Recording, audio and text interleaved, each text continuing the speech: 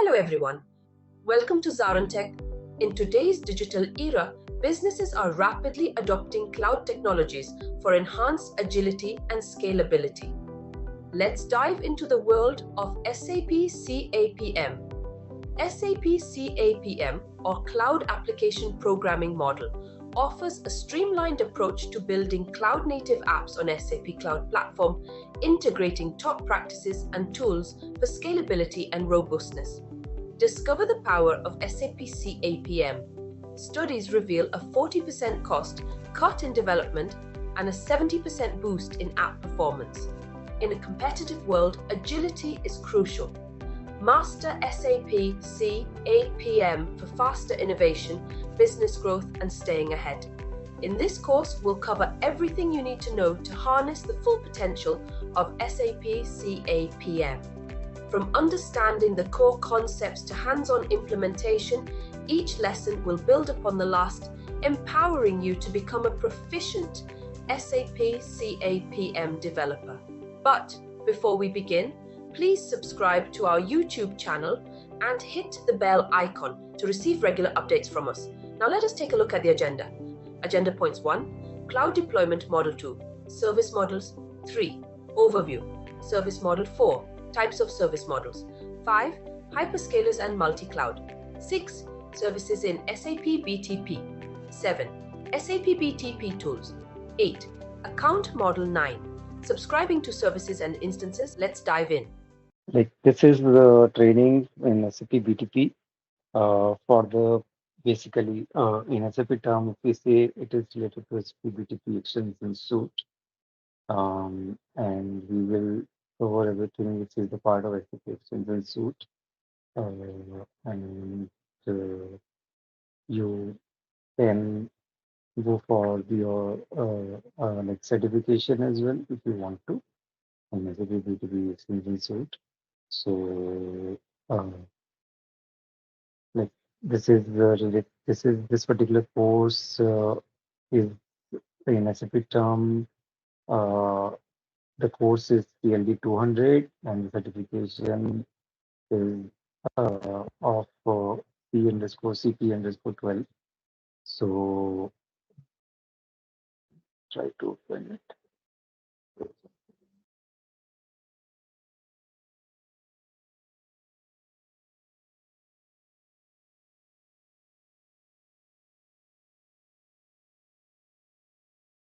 So this is CLD 200 course. It includes side-by-side extension and SPBTP tab. And this is the content which we will be working on for the next few days. So let's so who wants to appear for this certification, if anyone?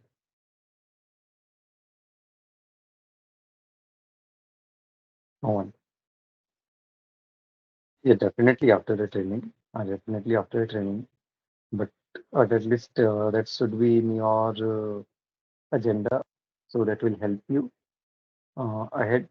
So I will be covering everything, and I will try to ask you whenever we get time the questions and answers related to the certification. So like you will get used to the kind of question what comes in the certification.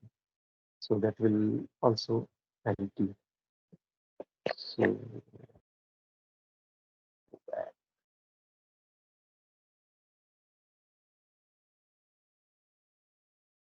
this is the disclaimer.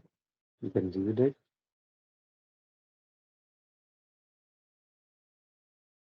So let's start with the cloud deployment model.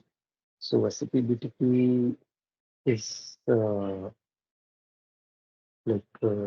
started with SAP Cloud Platform, like SCP. Now it is renamed to BTP, like Business Technology Platform. So basically, it's the in a simpler word, you can say it's basically cloud platform for SAP. So we need to know something about the cloud then, like what is a cloud, how it works, why cloud is needed. So, so what is the cloud deployment model? So cloud can be deployed in the four ways, like public cloud, private cloud, hybrid cloud, and multi-cloud. So we have the flexibility in the cloud. So if we go for a public cloud, then basically we have something like we need to share the same infrastructure with multiple persons, and and that basically helps in cost cutting. Private cloud, if you do not want to share, if you want uh, whatever you have uh, only with you, whatever infrastructure, then you can go for private cloud. Hybrid cloud is something it's a mixture of public and private. Some of the things you can share and use, and some of the things like data, which you do not want to be public, so you go for private part. So that can also be done. Then there is a multi-cloud. Multi-cloud is something which is like you are using different vendors for the cloud. So that is also possible. So cloud model refers to the type of cloud environment used to host application, data, and service. So in a simpler term, this is what is the cloud deployment model, and it is flexible to be deployed on CAPM is flexible to be deployed on any of these models. So we have two service models like software as a service, platform as a service, infrastructure as a service, and integration platform as a service. So, like, what is a service model? Service model, like every every user is different, need is different, company is different. So everyone has a different kind of need. So suppose for an example, like there is a person who need everything to be done, like suppose I went to some other city for a few days, so I need an hotel accommodation. So everything they will provide. I do not need to do anything. So that is one thing, one model which is possible. Another model is like I go for some apartment where the basic infrastructure is provided, and the remaining things like food and everything, those things I need to uh, take care of. And there could be possibility like the third choice is like I just you like I just rent a house or something where nothing is provided, unfurnished, and mm, I I just get that place, and remaining everything uh, I need to buy or I need to rent out. So in similar way the service model works. So how it works is like the first thing is infrastructure as a service, IaaS. Yeah, you might be getting confused. All are written as SaaS, but no. Infrastructure as a service is IaaS. Platform as a service is PaaS. Software as a service is SaaS, and integration platform as a service is IPaaS. So we basically mm, infrastructure as a service is something which is used by the network engineers. So mm, we have heard about AWS, Azure, Microsoft Azure, Amazon Web Services, or Google Cloud Platform. So these are cloud platforms which are providing us the infrastructure. Um, so, like where like it's kind of like they have provided you mm, what you can say. Infrastructure means you can say your operating system kind of thing. So that is one thing, infrastructure as a service. Another thing is your platform as a service. So platform as a service you can uh, consider as something which is what you say, which is for the developers. Like developer will use that service as a platform to develop. And they do not need to download any tool. Like generally we download Eclipse or Visual Studio to do something. So we do not need to do anything. And like we generally need to install software such as Java or Node.js and their libraries and everything to make it work. We need to deploy it, we need a server. So all those things are not required in platform as a service. Platform as a service provide everything for you. You just need to develop and deploy it there only. Mm. So everything is provided the by that particular model. So it allows building of custom cloud application on the top of SAP's in-memory EAS called SAP Cloud Platform. So for SAP, it is SAP Cloud Platform or SAP, what do you say, BTP. SAP BTP is mostly a platform as a service where we use it to build our applications. So it's not just a platform as a service, but mostly you can say. Also, like abstracts infrastructure complexity, so developers can focus on application logic. So, as I told you, they provide you everything you need. You just need to concentrate on your logic and you need to deploy it. That's it. Build and deploy basically. So that is a platform as a service. Then you have a software as a service. Software as a service, it's a simple term like we generally what we use software in our desktop. Like suppose Microsoft Word. So that is also a kind of software. So any application which we use is a software.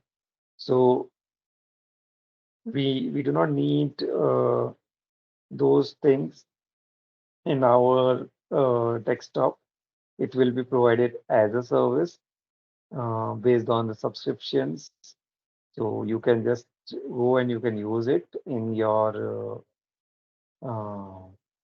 platform service by your platform service provider. In our case, is SAP. So they provide you with the relevant software, you directly use it. So it could be any software. So one example given here is SAP S/4HANA Cloud, or it could be like SAP um, other offerings like SuccessFactors or Ariba or something else. So those can also be used as a service. We just need to subscribe it and we can use it directly there. So SAP provides ready-to-use cloud application that organizes that organizations can use over the internet. So simple, you need to have an internet connection and you can just go to that particular URL. In our case, it will be BTP. You need to go to the BTP and you can use the that software. That's it. What else? The integration platform as a service. It means like uh, basically it's facilitating integrating on-premise and cloud landscape. As I told you, like we generally nowadays use a hybrid approach where some of the things are on-premise, some of the things are on cloud, and we integrate them. So it's basically the mixture of both, or it could be cloud to cloud, like some of the thing we are using from Amazon, some of the thing we are using from Microsoft Azure, and like we are integrating it. Uh, so everything is possible. So these are the few service models. If anyone has any questions, they can just ask. So, SAS is basically for out-of-box SAP applications, I told you. And like platform as a service, you can call a CAPM as a platform as a service. Basically, Cloud Foundry is a platform as a service. Uh, in terms of SAP BTP, we will go in more detail about what is Cloud Foundry and everything. But mm, in simpler terms, that is a platform as a service. And we have IaaS for infrastructure needs. So in SAP term, we do not have our own infrastructure. So we use the infrastructure, or you can say servers of the leading cloud provider like Microsoft Azure or Google or Amazon Web Services. There are more, but these three are mostly used. And IPAS is for the integration across environment. So we already know this. Where there is some examples of what is what. I already told you, like the different service models. So if you see infrastructure as a service only includes visualization, servers, storage, networking, that's it. And platform as a service includes runtime, middleware, OS, visualization, servers, storage, networking, everything. So uh, the infrastructure or the service example will be your HANA infrastructure, AWS, as I told you, and platform as a service example is our SP HANA Cloud Platform, like SP BTP, where we do the custom development, integration. So, so what we will need for a platform as a service, we will need a runtime, we will need an OS, we will need a middleware. Runtime means like you can say JRE for Java runtime environment. For Node.js, we will need npm packages. So all these things are basically provided by the SAP only. If you're using the platform as a service, and if you're using software as a service, then the application and data. So as I already gave you the example of Arriva, Vector, then we have Fieldglass, Concur. So all these softwares are provided by SAP, which you can use directly. So it depends on the clients, what they want to use, how they want to use. Uh, so yeah, let's go ahead. Infrastructure as a service is a cloud model in which an organization outsources the equipment used to support operations, including storage, hardware, servers, and networking components. So it includes your soft storage, like your what do you say, hard disk or something. So it helps you to keep your storage.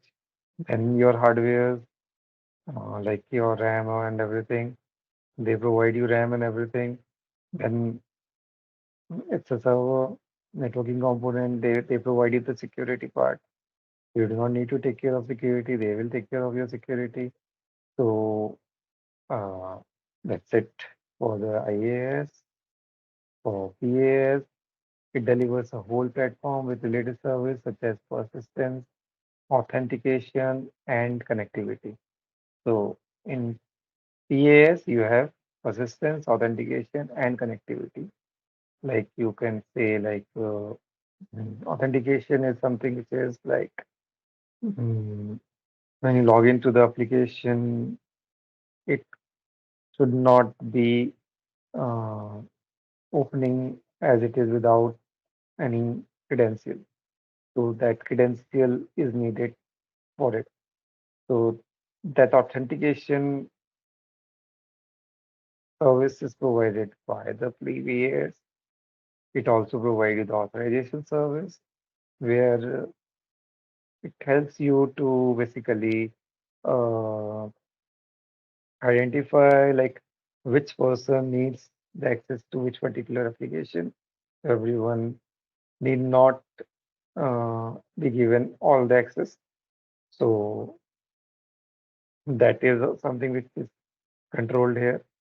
Apart from that, connectivity means like what you say, uh, connectivity between different third-party systems or the SAP systems.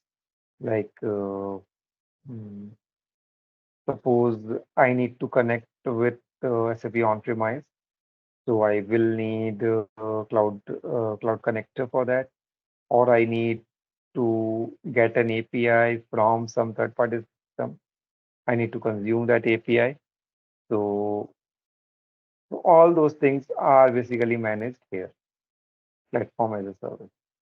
What else? Software as a service, it's on-demand software, and its software and associated data are centrally hosted on the cloud. This is clear only. I think we already spoke about it. Let's go ahead. So cloud computing has these few of the capabilities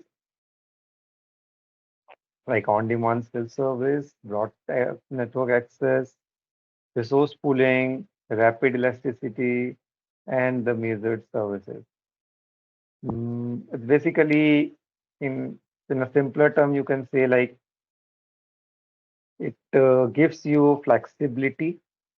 What kind of flexibility? Like suppose you are a small company, you do not need a lot of hardware and software. So why to invest in an infrastructure of your own? Just go to a cloud service provider, take their infrastructure and work. So they give you a host of services, like they tell you like what you need to do is like suppose I just want to use um, it 15 days a month, or I just want to use 2 hours daily. So it gives you that kind of flexibility that whatever you use, whenever you use, you just paid for that. No need to pay for the complete like month. It's like if you're using it 2 hours daily, then just pay for 2 hours daily. So it's like on demand, whatever you want. So suppose I am small today, I have less traffic today, but it could be possible like uh, in the months where there's festivals, I suddenly have a spike in demand, and at that time I would need more hardware to support it. So So cloud give you the flexibility to elasticize it, to have it like you can basically increase your um RAM or your memory size for that particular period, and it and then again go back to the normal. So those kind of things can be possible here. Then you can subscribe to different services here. Like I told you, like. If like if you want a particular service, like you want a service like authentication service, you can use it. If you want something like HANA DB or database, you can use that service. So any service on demand you can use for whatever time you want. Then you can unsubscribe it. So everything is flexible here. So whatever you use, you pay for it. So that kind of flexibility it gives, and so that is and definitely if it is a cloud, it improves your performance also. So all in all, that is how cloud works. Hyperscalers and multi-cloud. So SAP's hyperscalers refer to the major cloud infrastructure provider that SAP has partnered with to deliver its cloud solutions globally. So as I told you, SAP does not have its own infrastructure. And they do not have their own data center. They use the data center of Amazon, Microsoft, or Google. So they are the leading cloud providers. So SAP basically uses their infrastructure as a service and provide us the service. Like they had their new environment, but now that is phasing out. So that is why, like it's just uh, um, they use infrastructure as a service for from these leading service provider. So SAP makes its solution like S/4HANA Cloud, B4HANA, Ariba, etc. available via these hyperscaler data center and regions, as I told you. So okay, let's go to multi-cloud. Multi-cloud, what is a multi-cloud? We already told you what is a multi-cloud. So when we are using different, what is it? Different cloud infrastructure provider, and we have an option to use multiple of them. It's like it can be like we use both AWS and Azure as our service provider for different offerings. So that is possible. So it has a multi-cloud capability. And hyperscaler is something which is like you can scale, as I told you, like suppose today you have less traffic, so you use the basic infrastructure. Then tomorrow, if it spikes, it can increase within a minute to we can increase our infrastructure. Just we need to pay for that time where we got a spike. The SAP BTP is SAP's own EAS service offering.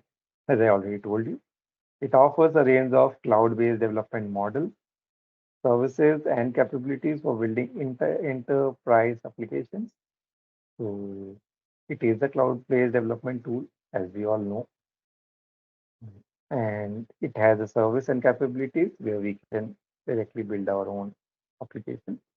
BTP is a platform that integrates with SAP solutions. So it's not just SAP, but also non-SAP applications. So we can integrate with both SAP and non-SAP applications through BTP.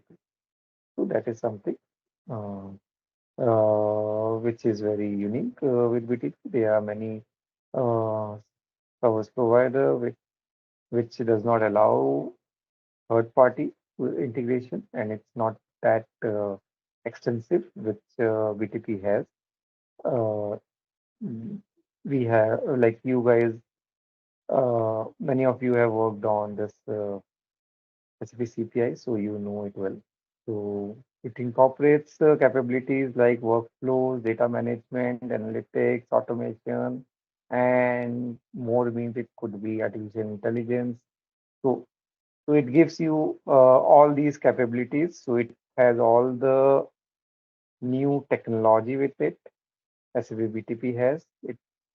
So you can use this platform to build a workflow, to to have your database there, to, to do analytics to the SAP Analytics Cloud, and you can automate your process. You can have generative AI on this. So BTP offers a lot of things. Mm, these are just few of them. Uh, this I already covered. Multi-cloud capability. Let's go ahead. So a multi-cloud strategy allows company to leverage different cloud services based on their specific need. As I told you, if you have a need to use like something is good in Amazon Web Service, something is used in Microsoft Azure, so you can have both for those things. So so that is possible. Then pick ideal platform and services. We can maximize multiple hyperscaler benefit. We can minimize single vendor risk. So this is also one of the thing where why people use multi-cloud strategies so that we do not need to depend on single vendor, use multiple vendor, then ensures high availability. Uh, as you know, like in cloud, you do not have just one data center. You have multiple data center across different um, regions in globe. So what cloud service providers generally do is uh, they have a backup of whatever you have in your original data center at some other place at some other reason. So in case if something goes wrong in your data center from which it is coming, data or whatever, so like you can use the disaster recovery, and you can use that particular data center, another one. So that helps to like minimize the downtime and gives a high availability.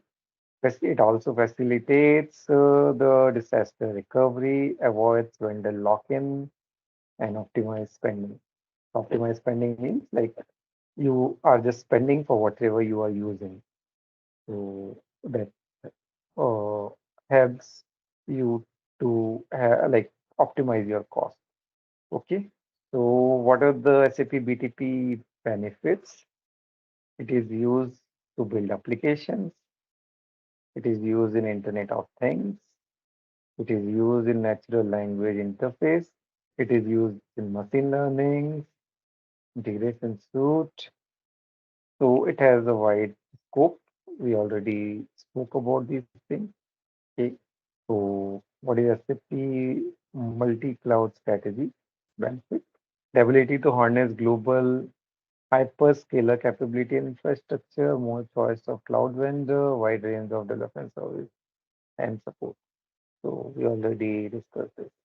So what is SAP's multi-cloud strategy? It's scattered best of breed functionality, business continuity, and hybrid landscape. Hybrid landscape is something uh, which now most of the customers clients are going for. So they basically are looking for hybrid landscape where we are utilizing something from this and something from that. So we are, it's not just about the AWS or Azure. It could be like some software we are using from Oracle, some we are using of SAP, and we want to integrate it. So that is also possible. It's not just like everything. If you are on SAP BTP, then you have to use everything of SAP. So you can have everything hybrid. Whatever you think is best for your business, go for it.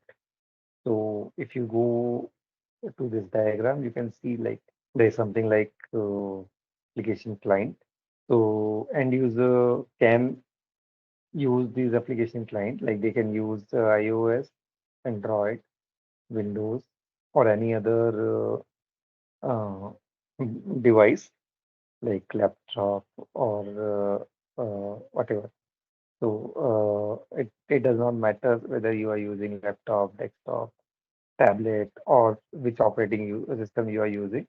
So anything you can use uh, to connect to your BTP platform. BTP platform you see here, like it has the two instances of AWS Cloud Foundry, and they are connecting to SAP data center, like SAP on-premise system to the cloud connector. So if you want to connect to SAP, you need to use Cloud Connector. That is the connectivity service which is provided via the secure tunnel. Next, what are the service type in BTP? Like we told you, like BTP offers services, but there are two kind of services which SAP BTP offers. One is instance, another one is subscription. So what is the difference between them? So instance is something, what do you say? Mm, It provides interface-based access to capability. Like it is a set of capabilities which get consumed via APIs or binding. So some service also require an additional environment like Cloud Foundry or Kaima to work properly. Depending on the service, you can utilize a graphical application. In this case, definitely an additional environment is required because service instance does not have their own runtime built in. So instance is basically your API. It we connect to these API yeah, like to these instances based on their API, like it has some credentials, and we just connect to those services based on the credentials. Like they have their auth configurations, and we just connect to them. If something you could not understand, you can ask, and details we will be showing you everything whenever we are on BTP. So that should not be an issue. But still, if you want to ask, we can ask. So instance is something which we use to connect to different services. And if we suppose, let's have an example. I need to have an authentication service. So so what I can do, I can use the instance of that authentication in my project, and I can consume it. So it will take care of my authentication part. Similarly, there could be an instance of different other things which we will be going through. And like subscription is a standalone and runs without the need of additional runtime. So instances had the need for a runtime. Subscription does not need an additional runtime.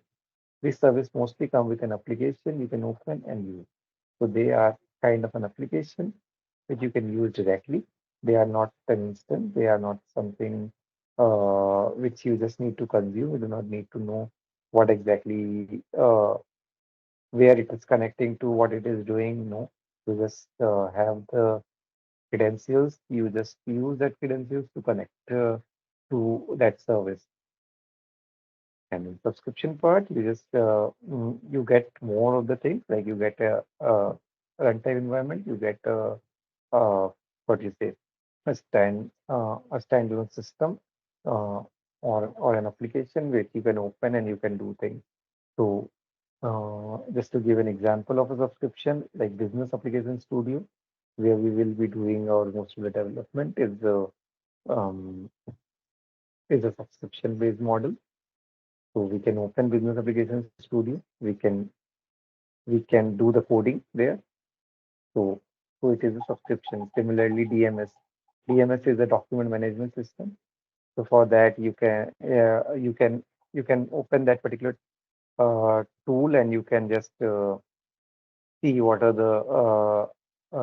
documents which are saved there.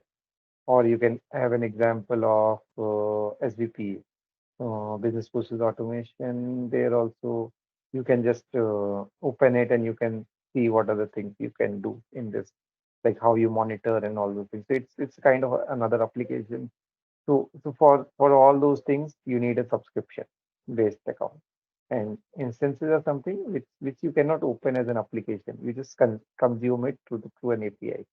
So I think I could able to explain it, but yes, we will go in more detail. You will see when you are seeing it in BTP, and you will know it more definitely. Let's go to the next slide. So if you see here, what are the services which are in BTP? So development, deployment, and runtime. It's a kind of tool where we do development for Java, or for uh, right now for app applications we use Eclipse and all. So it's a similar kind of tool, similar to Eclipse, uh, or like Visual Studio. So you just go there and you do your development. So it will take care of everything related to development. So this particular subscription is basically taking care of your deployment part to different environment. Uh, so you just like whenever you are in uh, checking in something in the Git repository, like you need to commit your code. So as soon as you commit, there is something configurations and all which are maintained. And as soon as you commit, it basically deploy your application directly as an automated process to your sandbox or to your development environment. And you also have an options to then send it across to different landscape. like to your quality or to productions. So that is basically taken care by this continuous integration delivery service. Apart from that, there is a runtime. So Cloud Foundry runtime is something which we use here. We also have what we say Kaima environment. So that is also one of the runtime. But here in this training, we will use Cloud Foundry as our runtime. So Cloud Foundry, what is the Cloud Foundry? It's basically take care of everything like mm, um, related to your runtime. Like it has several packages related to your Node.js. It has several packages related to your Python. It has several packages related to your Java. So you do not need to install them or do anything related to that. Like those runtime environments are already there in Cloud Foundry. It also has the um, servers. Uh, it has the capability to scale. So it has a lot of features. And what is the polyglot application means? Polyglot application is something like the Cloud Foundry supports your development in different languages, you can say. Like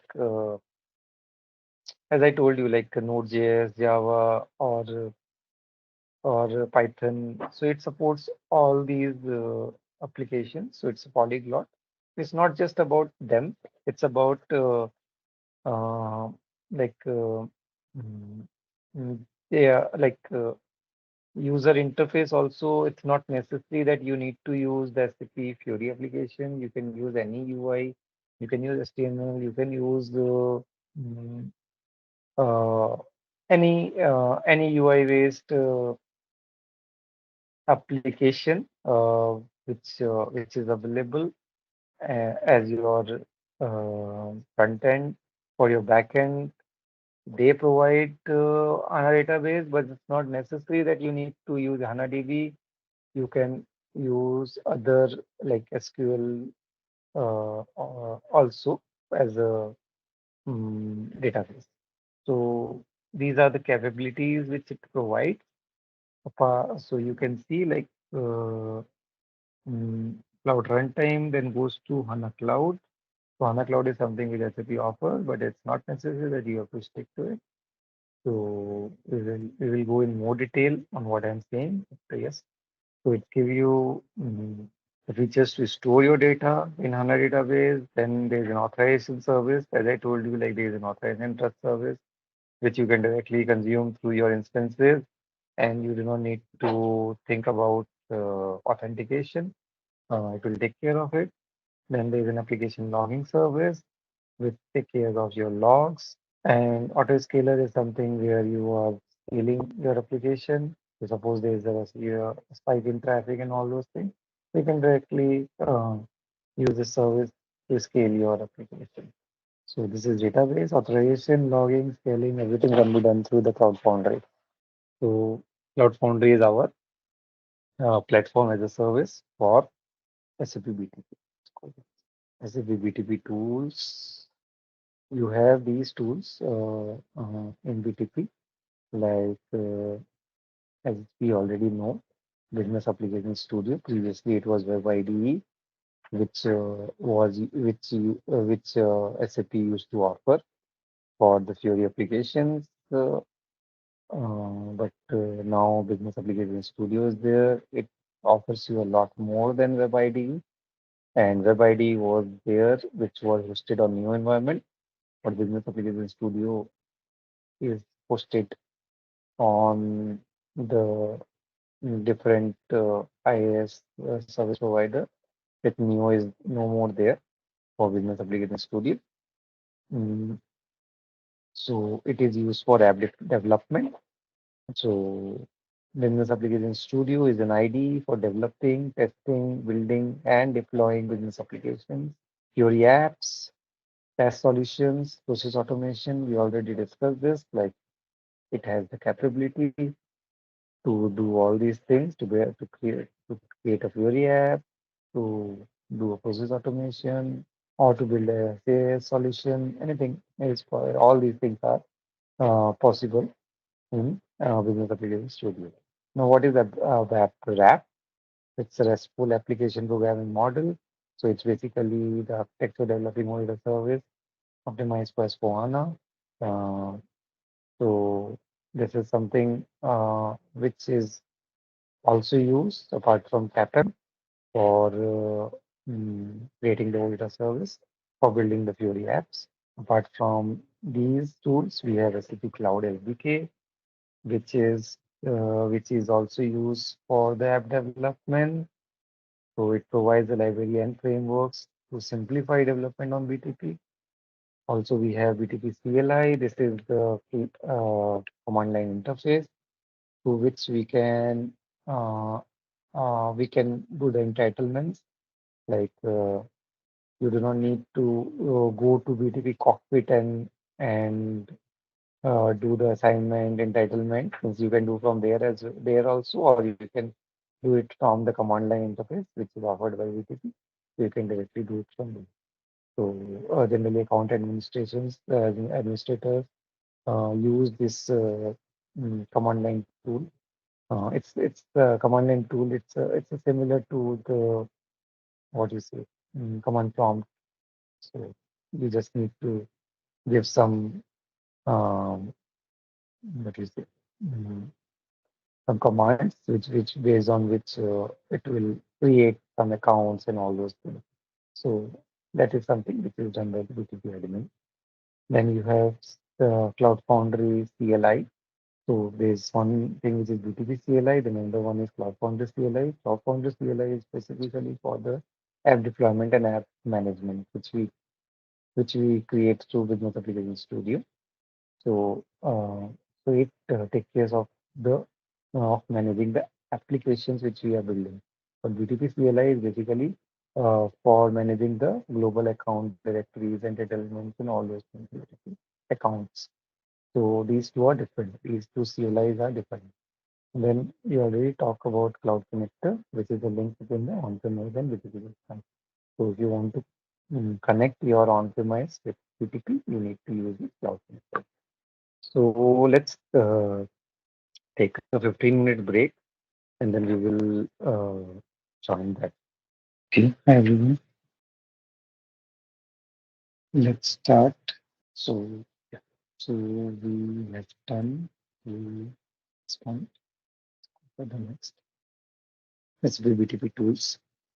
So we already discussed about few tools in SAP BTP, like Business Application Studio.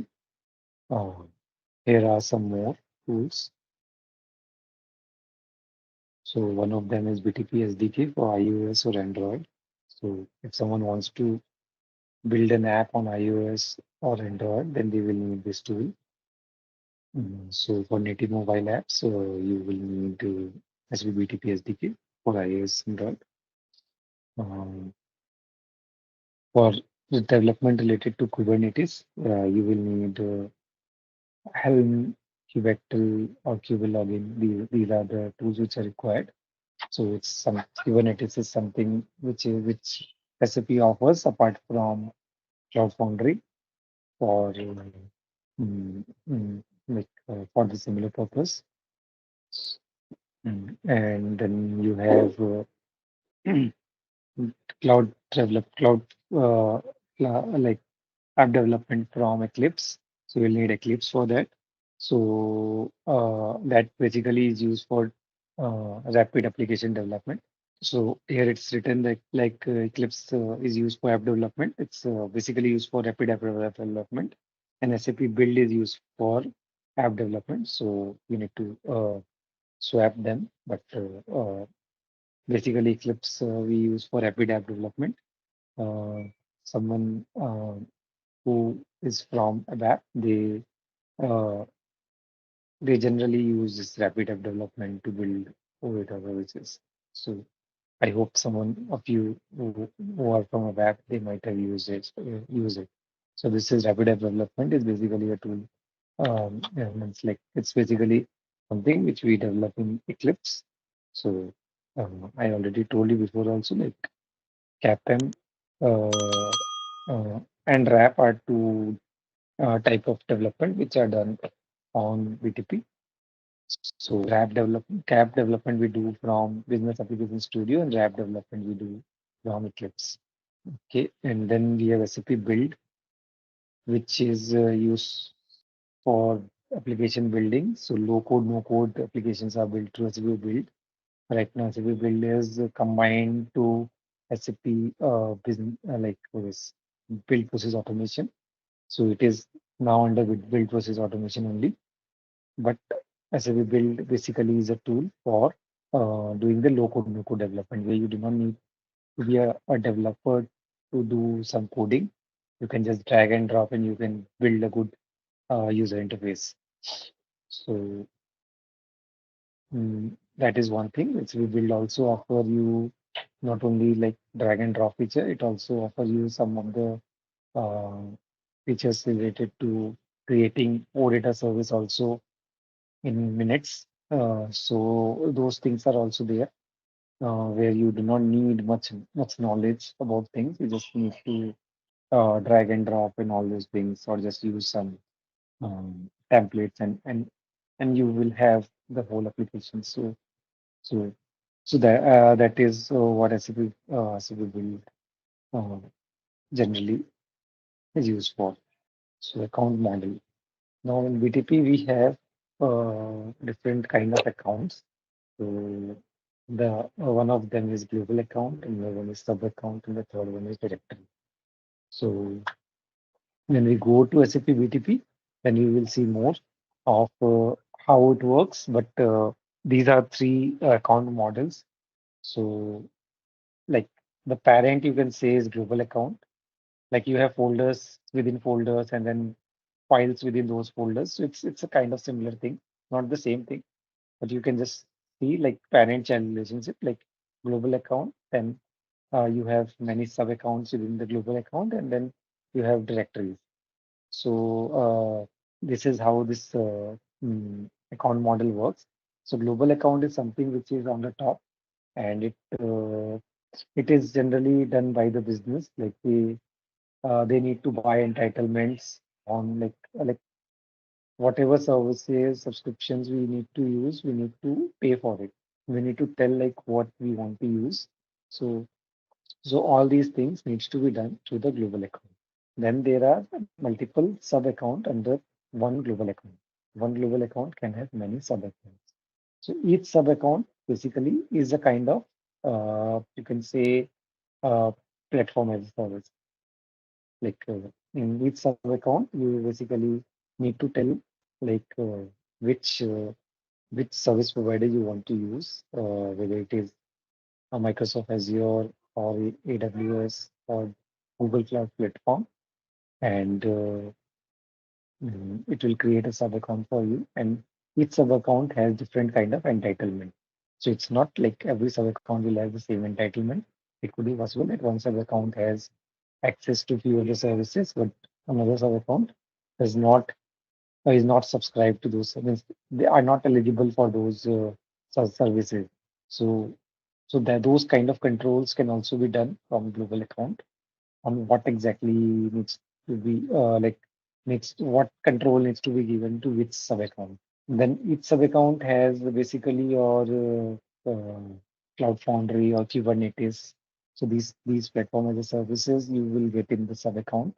And within sub accounts, you have directories like mm, what you say, like basically directories are folders where you mm, like for the same sub account you can have a different what you say mm, like what to say, mm, different units are there in your organization, like HR is there, then you have IT department and maybe many. So so each can have one directory. Or in SAP term, you have SDMM, all those modules are there. So for each team, you can have a directory. So directory is basically just a folder.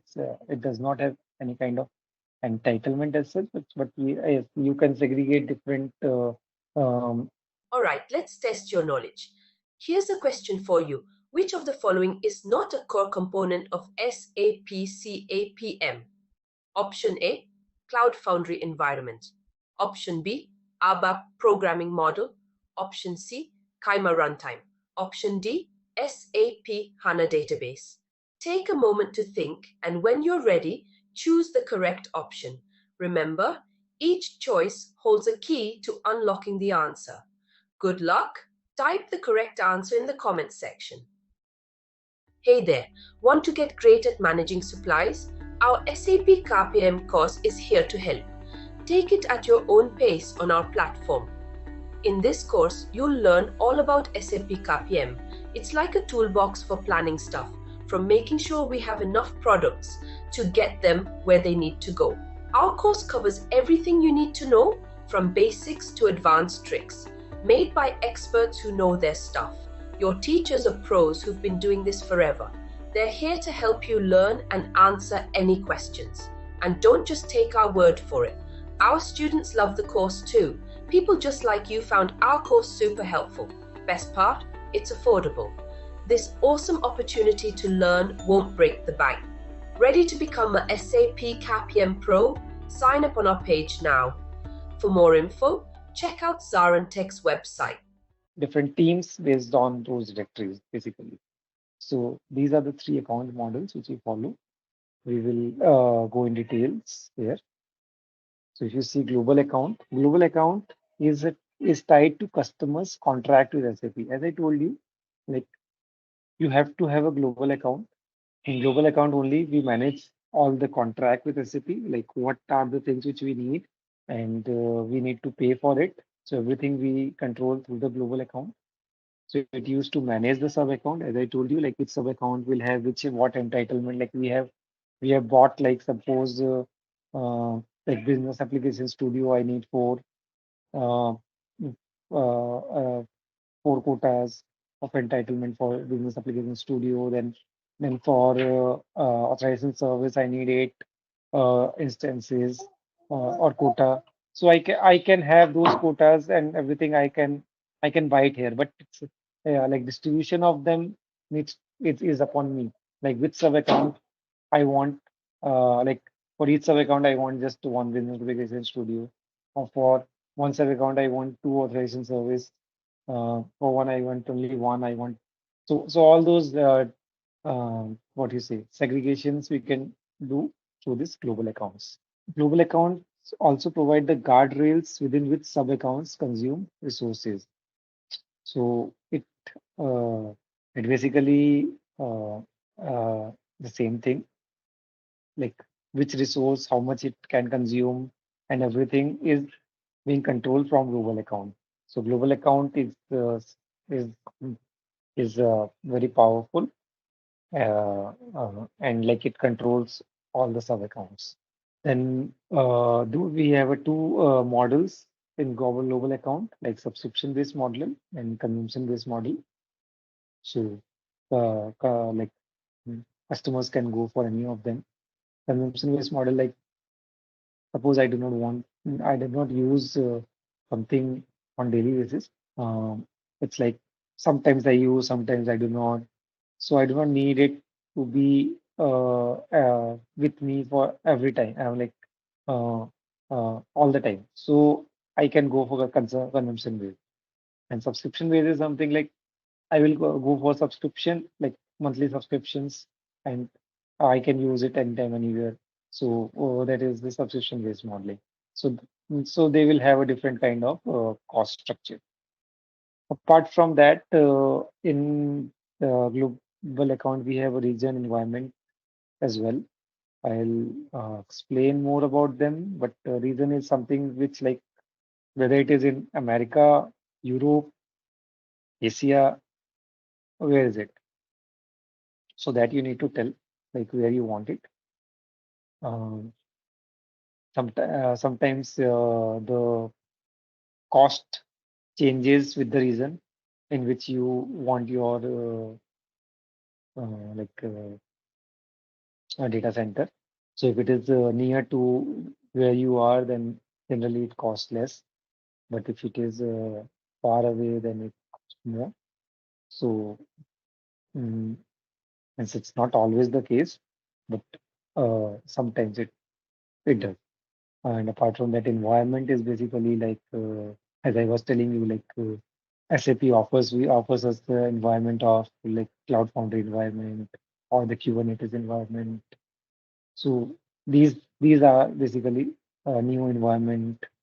So those are some of the environment which SAP offers. New environment is uh, like basically something which SAP used to offer, and now it's phasing out.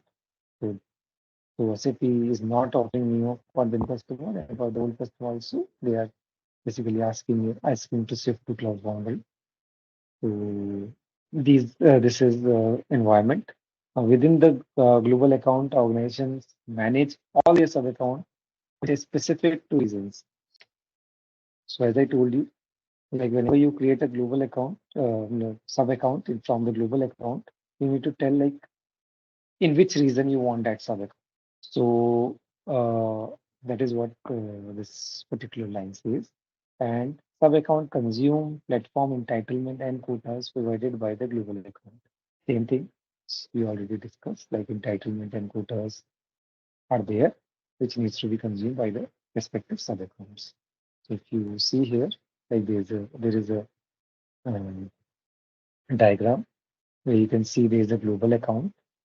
And within that global account, you have three reasons. Reason X, Y, Z.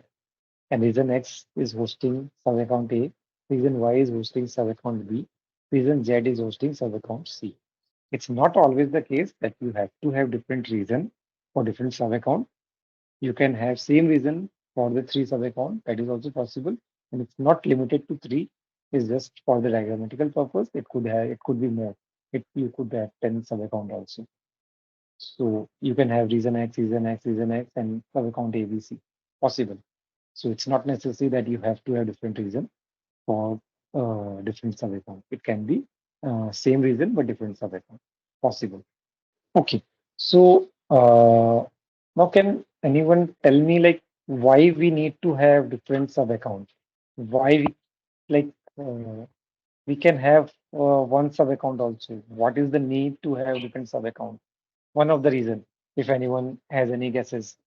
That's correct. You can segregate different in like environment like development, quality, production, sandbox, test. You can have different sub account for different purpose, but that's not like it's just limited to that. You can in dev also you can have multiple sub account for multiple reason.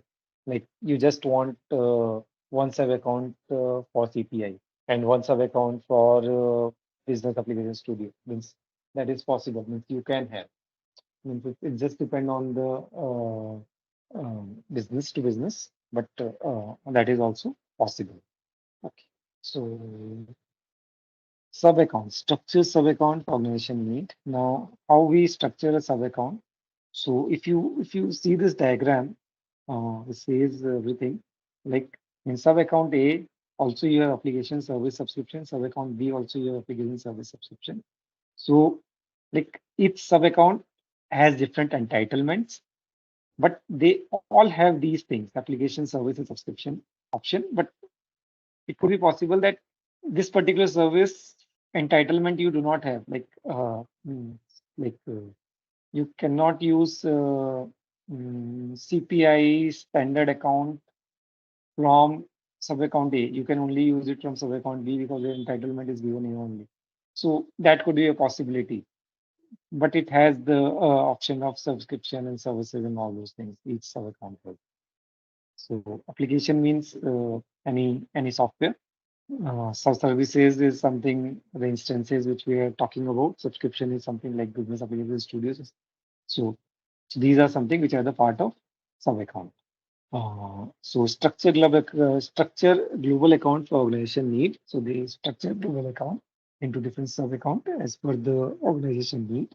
So for application deployment or for service consumption, they can have a different sub accounts. Then it is associated to reasons. So like each sub account need to have a region. It's like every sub account only has one region. So you need to tell whenever you are creating a sub account, you need to tell like which region you want that sub account to be hosted in. Then then there's something like entitlement and quota, which we already spoke about. Then it isolate security members and data. So that isolation is done in sub account. Then it is separate from individual users account. Individual user account is different. Mm. So directory was told you like directory is something which is a folder kind of thing. So you can see here like you have a sub account in a global account. Then you have a directory. Inside that directory, you have a sub account and a directory. Similarly, to this directory, you have two sub account and one directory. The directory. So like you can segregate your organization structure uh, with this directory. Like this is something which will remain in this directory. Like what you say. Uh, there is a university. So university has a sub account. Like suppose this is a global university, it has a sub account. In that university, you have many colleges. So you can have a different directory for different colleges. So each of them will have some of the sub account, maybe one, maybe many. Then each colleges can have different department. Like they can have a IT department, they can have a electronics department. So for them, we can have a different sub account. So this is how it goes. So it can have up to 7 levels. So sub account is at the lowest level, and we can have these hierarchy with the help of directories. Grouping with directory is optional. You do not need to have a directory always, but some organizations prefer directory concept. So like we have an option of directory as well. But you all means it's not necessary to have a directory. So grouping it with directory is optional. Sub account can reset directly under the global account. Global account is always at the highest level. Sub account is always at the lowest level. Can have up to 5 layers of directory between global and sub account. Between a global and a sub account, there can be 5 level of directories. And total it can be a 7 layers. Now again, what is an instance, which we already spoke about, but let's see what is given here. Each subscription allows you to run one single instance of software for the subscription period. So whenever you subscribe to an instance, you need to, it will give you one single instance for that particular, but it's not necessary that that instance is always like you can only have one instance. Like suppose I am developing 4 or 5 application, and each application need an instance for the access UA, like user authentication. So I need to have a different instances for them for each application. But yes, everything comes with a cost, and it's not necessary that every time you are allowed to have multiple instances. Like it could be like if you're using a free account, then you can maximum use one instance of that particular service just to try out. And when you are buying it, then you need to tell like how many instances you want. So that is how it works. An instance is a single copy of software running on a single physical or virtual server. So as I told you, like it's a kind of if you know the object-oriented programming, then a class can have a multiple object. It's the same thing, instances or the class. So it's a single copy of that particular software. So uh, a software is there, and you can have a multiple instances for that. So each instance is a single copy of that software running on virtual server. So each instance will have some memory also. Like some some memory is given for each instance, like 1 MB or RAM may be given to one instance. If you want more memory, then you need to have more instances. So those kind of things. are there. If you run two copies of software on the same virtual or physical server, then it is counted as two instances. So you can have multiple instances of same software in your sub account, but it depends on the entitlements which are given to you for that particular sub account. Okay. So uh, the service instance operations area in cloud service management console views and manages subscriptions and service instances. Subscriptions originate from requests initiated in marketplace portal service catalog. So it's always like you need to whatever service you want, you need to buy it or subscribe it from the marketplace. Once subscription request is approved, service instance created reflecting service requirement details. So once your subscription is request is approved and you are subscribed to a particular service, then you can create an instance for that. And once you create that instance, it will show you all the information related to that particular instances. Like I told you before, like you need to have an API. So API is something which needs to have a URL and it needs to have some um, authentication details like username, password. And service instances provide specifics like IP addresses provisions for the network component. So it provides IP addresses also. And based on pre-configured service offering design and consumer requirement, we have instances. Ultimately, whatever we require, we subscribe to only those instances as per the requirement of our design like design or the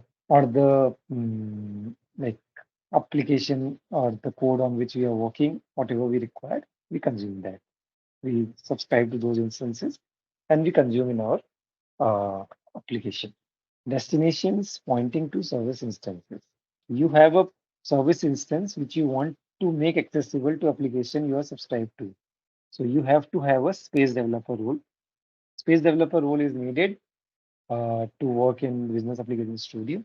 And there is something like space also in your BTP cockpit. So what is that space? Space is something which is for the developer, and the space is something which is the place where you deploy your applications. If you are creating something in your Business Application Studio, if you are building an application, then you need to deploy it to server. Then only it can be given to end user for testing, right? Or for using it, whatever. So to deploy it, you need a space. Without a space, you cannot do it. So that space needs to be created as well as a space developer role needs to be given so that you can basically deploy your application and just not just deploy, you can run your application inside that space. You can check the like it has many more information, like it has the application logs. Suppose you are using your application and it fails somewhere, so you can check the application log and see where it fails, why it fails, what is the error, so that you can see for each application you have something like API. So like it's possible that the application which you are building uh, is an auditor service. And it's not necessary that you always build something which is the which has to have a UI. So you are just building an auditor service, and that auditor service needs to be consumed by someone outside SAP to some third party system. So you need to provide them the URL by which they can consume that particular service. So that URL you can get from that space. Apart from the URL, you need to give them the authentication part. Like to consume any API, you need to have the auth credential. So so that part also you need to give it to that particular team, which is maybe SAP, maybe non-SAP, who are consuming it. So so that they can use it in their project and consume your auditor service which you have created. So all these things are done and see all these information you can get from space. You have a service instance which you want to make accessible to applications you are subscribed to. You have logged into Cockpit and open the destination editor on sub account level. There is something like destinations in the cockpit. So what is the destination? Destination is something like, suppose today, like as I was giving an example, API or OData service, whatever, which you have created and you have given it to some other team and that team is consuming it. But it is possible that you need to consume an API from third party system or from SAP, maybe from on-premise or somewhere. So that configuration or the details of the URL and the authentication needs to be given in the destinations. So there is something like destination in the cockpit where you need to create a destination with respect to that particular OData service or the API. And after you give all the details, then you can consume that destination from your application. So we will go into details of everything what I am telling you, but this is just a high level overview which I am giving you just to make you acquainted with these terms on what these things are. So in future, when I will show you things, then you will just relate to it. So how you create a destination, that is what is given here. So choose new destination. There is something like destination. You need to create a new destination. There you need to uh, enter the. Wait a minute. So this is what like here what is given is it's related to just consuming a API which is from your instance, but it's not necessary that you are just consuming the API of the instance which you have created. It could be like third party API also you can consume. So anything for consuming anything, you need to have a destination. Okay, so instances. Sometimes need destination, sometimes you can directly consume it in your application. So it depends on which kind of instances you want to consume. But as I told you, instances are also kind of API, and the third party which API which you want to consume, it's also an API. So everything needs to have a URL. Everything needs to have some client ID, client secrets, everything like OAuth credential. So you need to have those things, and you need to basically configure it in your destination. Once you configure it in the destination and save it, your destination is created, and now you can use that destination for your application, uh, like in your coding. Okay, so this is now what we will do is I want you to create a BTP trial account. So this is a trial account which SAP has given for its developer uh, to do some like to create some applications without paying anything, just to practice, you can say.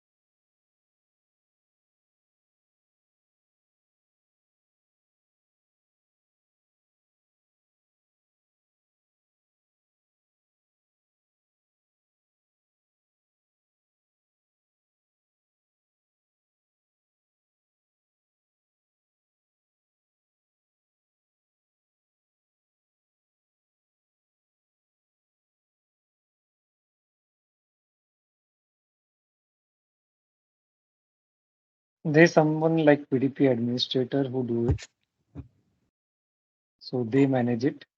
And like generally, the global account is managed by the client only, and the sub accounts are managed by the PDP administrator. So you can tell, like you can call it a security or anyone. Like it's like here it called as BTP administrator basically. Similar to basis, yes, but yeah. So they you can say basis do it here as they act here as a administrator. So here you also have security part. So generally both the things are like here you do not have basis and security separately. Generally, an administrator do both the things.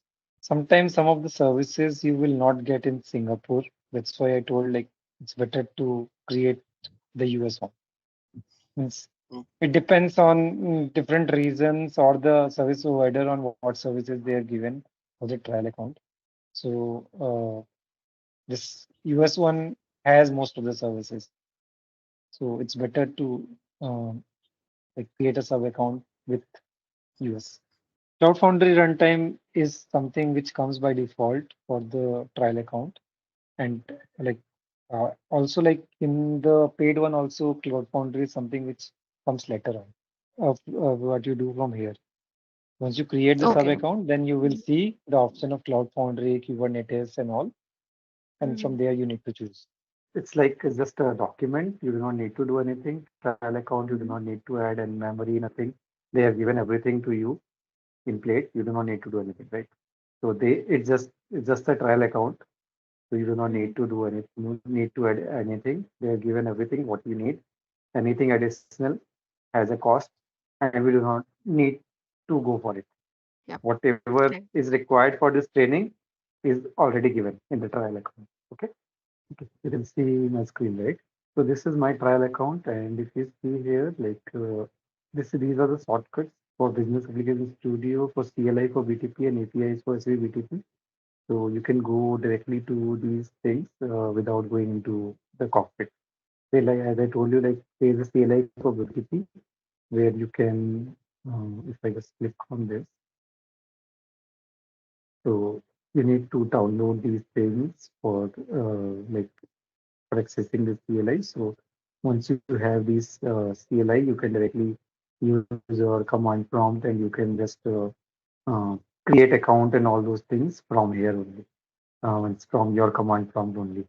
So that is something which generally the admin do, but we do not need to do all those things. But just for your information, like this CLI is something where you do not need to log in and you need to do. If you suppose you need to give access to hundreds of users and all, so it's easy to do it through the command from CLI and it will just do it fast. Just you need to use some commands and everything will be created and all those things. We do not need to follow all these steps here. So that is one way. Today we will just see what is inside this trial account. Okay. So you have this account explorer here, which has this directories and sub account and sub account. As I was told telling you, that you can create a directory also, and you can create a sub account directory also. Here, I have a sub account which is of Amazon Web Services exist, which is already created by me. But you can create a new directory also, and within that you can have a sub account. You have the options to create directory, and within that you can have sub account. So that is one thing. Mm. Mm. Booster is something like uh, what are the service you need? You can like use this booster for them. Like I want to prepare an account for my web trial. I can just start from here, and it will automatically do everything for me. Like mm, like subscribing to services, giving the roles, and everything. It will do for me. So I do not need to do all those things individually. Similarly for other things, it will do everything from here only. But like you can do it from your sub account as well. This is the entitlement where you assign the entities and services for your basically global account. If you see like this is the service, uh, this is the name of the technique. This is the technical name of the service. This is the plan, and this is the quota assignment. So since this is a trial account, so only one quota is given. Alert notification is limited. So everything is limited here. So these are the things which are these 54 services are already provided by the SAP for the trial account. But if it is the paid account, then these things needs to be subscribed and paid. Right now, these things are given by default by SAP, and you can use them, and nothing more, nothing less. So you only whatever is given, maximum you can use that.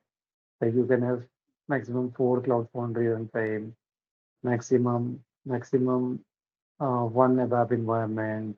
So all these quotas are given, and you need to follow this quota. So we were talking about the quota. So see, mobile service is also one quota, and PostgreSQL one quota. So you can maximum have these in your trial account. They have done Okay. everything for you, and you do Okay. not need to do anything. It's already assigned, it's already given, just you need to use it. But in client environment, things are not same, it's different. There you need to subscribe to all the services which you want, and you need to pay for it in the global account. You need to tell like which sub account to use it, and accordingly that sub account will be able to use that. Yeah, in trial account it's not like that. If everything is given to your sub account. Okay, but only you need to follow this quota. You cannot exceed your quota. Exceed your quota, you cannot change your plan. Like in your paid version, you could have more number of plans. Like here, mostly whatever is given is light or free plans. But there you could have standard plan or some other plans which has more memories, more usage, depending on more usage. In try like whenever we do it for our purpose, for development purpose, we do not need more memory and all those things. It's just a simple. We need to make a simple applications, not a complex application, and we need to see how it works. So for that purpose, they are given this trial account. Okay. So yeah, this is global account. Let's go to the sub account.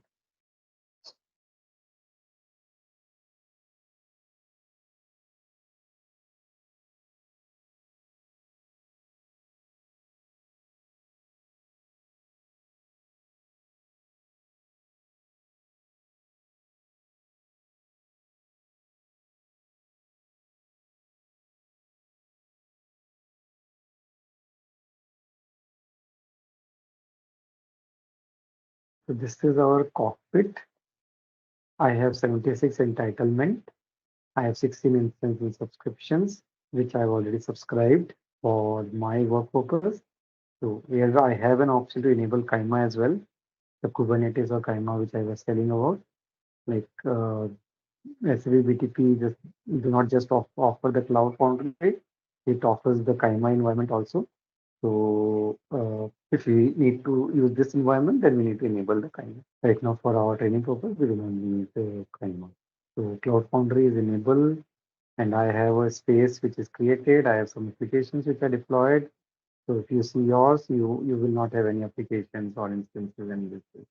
But I have, so it's showing. Okay. What else? Okay. So if you see in Cloud Foundry environment, you need to have a API endpoint. You need to have organization name, organization ID. The limit of this memory is 4 GB. And there is an option to disable the Cloud Foundry as well. So we need these details whenever we log into the Cloud Foundry from our Business Application Studio. Like whenever we need to deploy our application, like we have built our application now, and we need to deploy it. So at that time we need Cloud Foundry to deploy, because it whatever application we built, it needs to be deployed to Cloud Foundry. Cloud Foundry take care of everything, as I told you, like the um, all the packages which generally the runtime environment provides. So everything runtime environment and all the packages are already available in the Cloud Foundry. So you do not need to install anything in Cloud Foundry. It's already installed. It's already there. You just need to tell what are the things you need to use, and it will use that in Cloud Foundry. So that is the short introduction of Cloud Foundry. It has space quotas, and the members. And you have service. I was telling you about service marketplace. This is from where you need to subscribe to an instance or subscription. Like you need to subscribe. Like I want this particular service or instance. So I need to go here and I need to create. So it will create that service instance. Similarly, like if you see here, you have a lot of things which SAP is providing, lots of services. Like for AI, they have given you this business entity recognition, data attribute, data document information extraction, then document translation into multiple language. Document extraction, what it basically it reads your it can read your PDF or Word or anything like that, or your basically JPG file. It can read all those things and it can store in the table as well. So those kind of thing it can do. So all those features of artificial intelligence uh, we can use through these services. And if you go down, then you can see that for application development and automation, they have provided us an ABAP environment, mobile services, build process automation. Similarly, Business Application Studio and UI Theme Designer for data and analytics, they have given us the audit log management. Also, like these are the database, PostgreSQL. Like if you do not want to use HANA DB, you can use this PostgreSQL. It is the cheaper option. Then Redis is also one of the database we use to store cache and all. HANA Cloud is there. We already know about it. Build work zone is something which is there. It's I think everybody knows about the BTP Launchpad, as we all are from SAP background. So SAP Launchpad is BTP Build work zone here.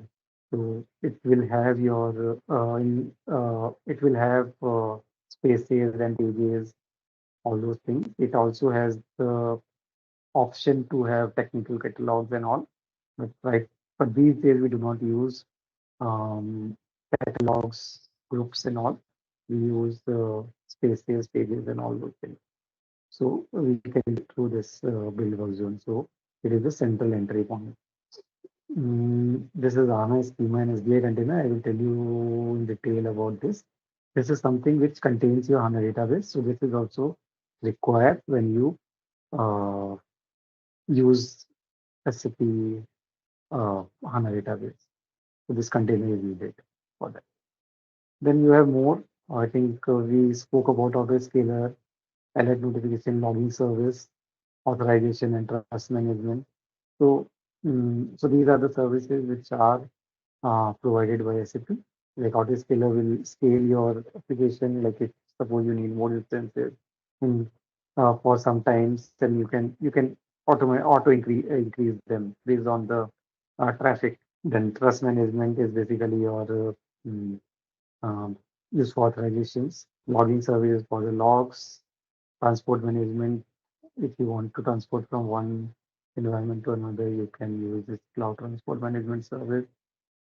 Continuous integration delivery, we saw it in the slide. It tells us about it helps us to do automatic deployment whenever we commit something in Git. It automatically deploys based on certain configurations which we have done. So that is one thing. And there is a job scheduling service. It's similar to your in your ABAP, you have something like background service, BDC and all. So it's similar to that job scheduling service. CAPM environment, I already told you. And then for CPI, you can use these things, KPI management and all. So this is related to CPI event mass and all. So yeah, these are few of the services which are there. There are more, but those are not the part of trial. So for trial, they have given these services for us to use and explore. Let's go to instances and subscription. So if you see, like a few of the things are added in 4 subscriptions I have and 11 instances I have. So what is the difference between them? We already discussed this, but if I'll show you here, then you will understand it more. Like I told you, like these subscription things are basically the tools which we use where we can go and we can do certain things. Like in Business Application Studio, we can go and we can build our application. It's similar to Eclipse or Visual Studio. Then build work zone is something which is launchpad where we we go and we assign spaces, create spaces, create pages, we assign those spaces to pages and all those things we do. So we need a tool to do all these things. So that is why we need this build work zone. Build process automation is for the workflow. Like whatever workflow, like it will go from this to this to this to this, from this user to this user, approval and rejections and all those things. So that is the part of build process automation. We also saw SAP build in our slide. That SAP build is basically for no code, low code development. So that is now the part of SAP build process automation. Previously, we had separate services or subscription for uh, this build process. Previously, it was not build process automation. Previously, it was workflow management and it was SAP build. Now they combine both and they make it as SAP build automation. So like it has the same features which they had, but it has additional features as well. So these are the subscriptions which are needed, and the instances is something like for HANA Cloud we need an instance because these instances are needed in my application which I built. It's because that application cannot run without these services. Why these services are needed? Like as I told you, I am creating an application, but it needs to have an authentication and authorization mechanism. So I need to have this authorization service. Otherwise, I cannot do that. Then I need to connect to HANA, but I cannot connect to HANA unless I am subscribed to this instance, SAP HANA Cloud instance. Similarly, what else is there? Similarly, there is a destination service. If I need to connect to a destination, then I need to have this service. Similarly, there are more like for connecting to build process automation, I need to have this. So let me show you in detail what exactly is this. I'll click on this. If you see, it has a service key. Whenever I create something, it automatically create a service key. If I click on the service key, it will show me the details of this particular service instance. What is in this detail? It has the details regarding the credentials which I will need to access this service. So it has a client ID, it has a client secret, it has a URL. I will need these things whenever I need to communicate to these instances. So, like in my application, I I need to basically bind to these service instances. Then only my application will work, or it will do the purpose what I want. Suppose I want to do the authentication services, authentication and all. Like it should be this application needs to be accessed only via these few users and not anyone else. And I need this service. Otherwise, I cannot do that. Similarly, there are multiple functionality of this UAA. I just told you one. When we will do the development, then we will see more of it. But yes, this is how this instances work. So you can view credentials from here as well. It's the same thing. So either it means like you can use it, you can give it to some third party, they can use it. Means this is the credential to access this particular service. It's like that. So it's not just the service can be means used from one place. It can be used from someone else as well. But they need to have these credentials basically. So for anything and everything, you need a credential. Otherwise, you cannot. So if you want to use any service, you need to have a credential. So for need you so to have a credential, you need to subscribe to the service. And if you want to subscribe to a service, you need to pay for it. Everything is not free. So that is how it works.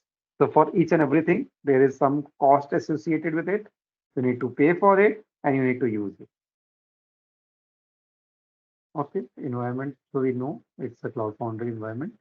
Cloud Foundry environment is a multi cloud environment. Spaces is something where I told you it's the place where you do the development, like you deploy your development basically. I'll just show you something which I have created, so you will have more idea. These are some test applications which I have created. So if you see here, like what to say, these applications are stopped now because I do not need it now, so I have stopped it. But I can run it through this start.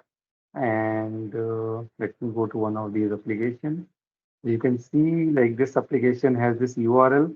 If I click on this URL, it will take me to that particular application. It's not necessary that this application URL is only for the UI. Like I have a service URL as well for OData service. So this is the service URL for my OData service. So suppose I have developed some service, OData service, as we do it in a app also. We develop an OData service and we give it to a Fiori developer and they consume that service. So similarly, this OData service, we can give it to someone who is either a Fiori developer or someone else, means it's a kind of API. So you can give this API to someone else, since you definitely need to add this slash something something something after this, like your entity name and all those things, service name, entity name, and then like it can be consumed. But this is the URL for it. And if you see the environment variables here, you will see the detail of the credentials. Because for any API to be consumed from outside or inside, you need this credential. So if you go here, you will see the credentials, same client ID, client secret, and everything for this particular test service. See? It's given test and this. This is the access happening. For this, I have a client ID, I have a client secret, I have an URL. So I need these things always to consume an API. So now I'm not talking about it. Let me look for logs. So right now I do not have any logs, but this is the place where you can see the logs and you can see if something is wrong or something is not working. And you can come here and you can see uh, why that error is coming. So this is the place where you need to go.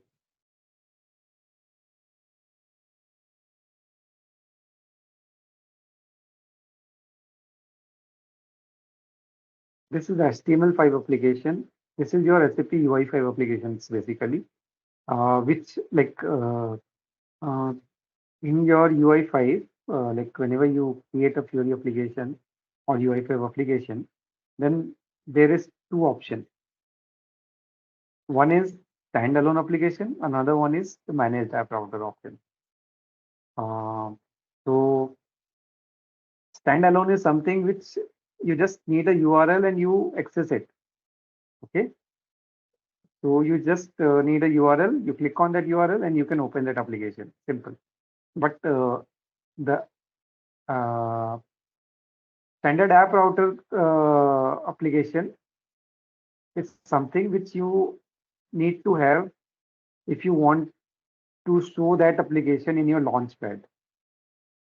Like in launchpad, if you want this application to be shown without giving the URL, like if you go to the SAP, we will go to it later on. Then you will understand more. But in SAP Build Work Zone, you need to create a tile for a particular UI5 application or Fiori application. And if it is a standalone application, then you will not see that application there. And if it is a app router application, then you like this, you can see it's a managed app router provided by SAP Build Work Zone Standard Edition. So if you see that, like if you have created a application with managed app router, then only you will see those application here in this application names, and like I have one here. So then only like I can see this application here as well as in SAP Build Work Zone. and I can have a tile for that. So that is the purpose of managed app router. If anyone has any confusion, questions, you can ask. We will be doing everything in detail, but still, destinations. I was telling you about a destination. Like you have to create a destinations for anything and everything which you want to consume outside SAP, even inside SAP. So I'll tell you what are the things which you need to build inside SAP and means destination for that. Like if you see instances which we have created, we do not need a destination for that. But we have created few destinations here, like one for this accessing the authentication API or authentication. Another one is SAP.com, something. Then maybe it's like there could be some third party URL also. These are just related to SAP, but there could be a third party URL also which we want to consume. We have the API, like I showed you the API which was there inside this spaces, and we can give it to someone else. Someone else has also created some API in their environment, some third party who is not an SAP, and they can provide that API, and we can use that API to create the destination. So if you create a destination, it will ask for a name for that destination. You need to give a name. You need to give a description. Means what is that destination for? You need to give the URL. Okay. Now on authentication, they have provided us first of all. Let's go to proxy type. Proxy type, we have internet, on-premise, and private link. These three options are there. If you want to consume something from SAP on-premise, you need to select this option.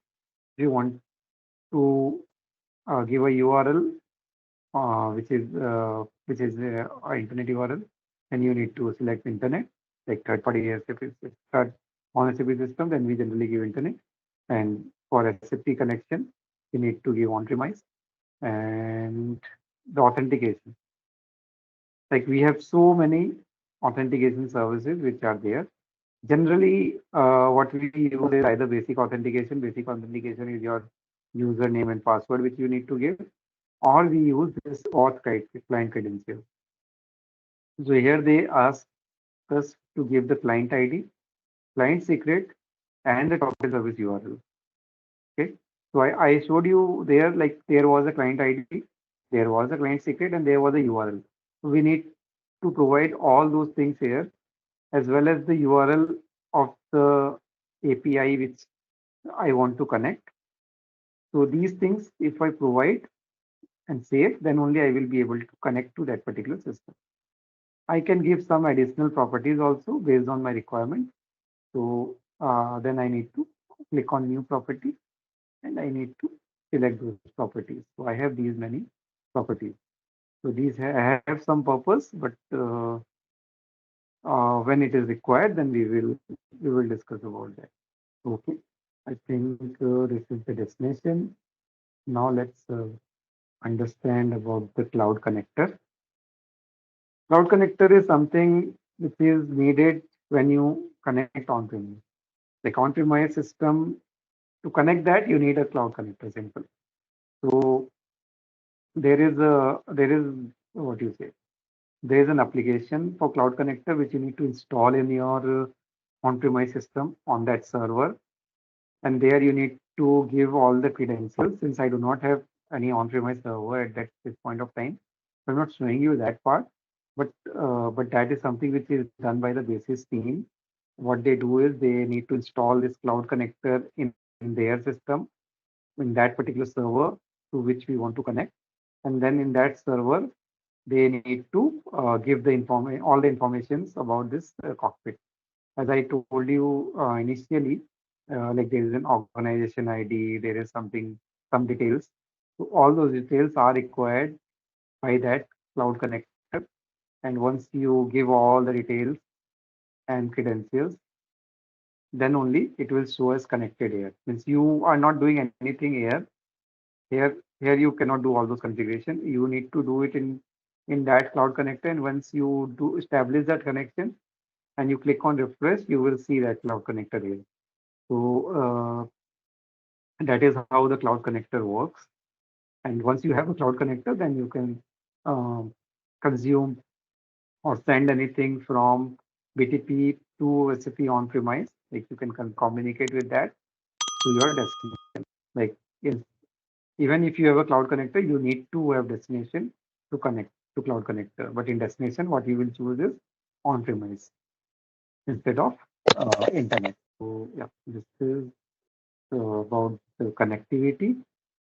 So this is how we connect to outside world or inside world. Now let's go to security.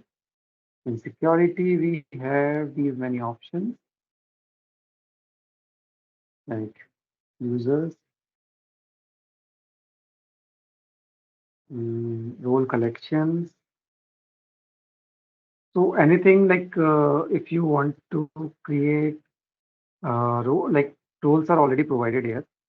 For business application studio, you have an administrator, developer, or the cloud connector, launchpad admin, process admin, HANA Cloud. So for any services which I have consumed, it will have a corresponding role. If that role is not assigned to me, I will not be able to access that service in spite of uh, creating that service. So creation of service is one thing, but you need to have the role also for that service. Okay. So for process automation, you need to have automation developer role or admin role based on what you need. Then for cloud administrator, you need to have this role. Uh, for cloud viewer, you need to have this role. So there are many roles which are created for particular purpose. Like business application studio developer is also there, administrator is also there. So they have some purpose. Like administrator is to manage user data, and a developer is able to develop the application. So we have more roles. This is just the roles of the services which I have already subscribed. And for the remaining which I have not subscribed, I cannot see those roles there.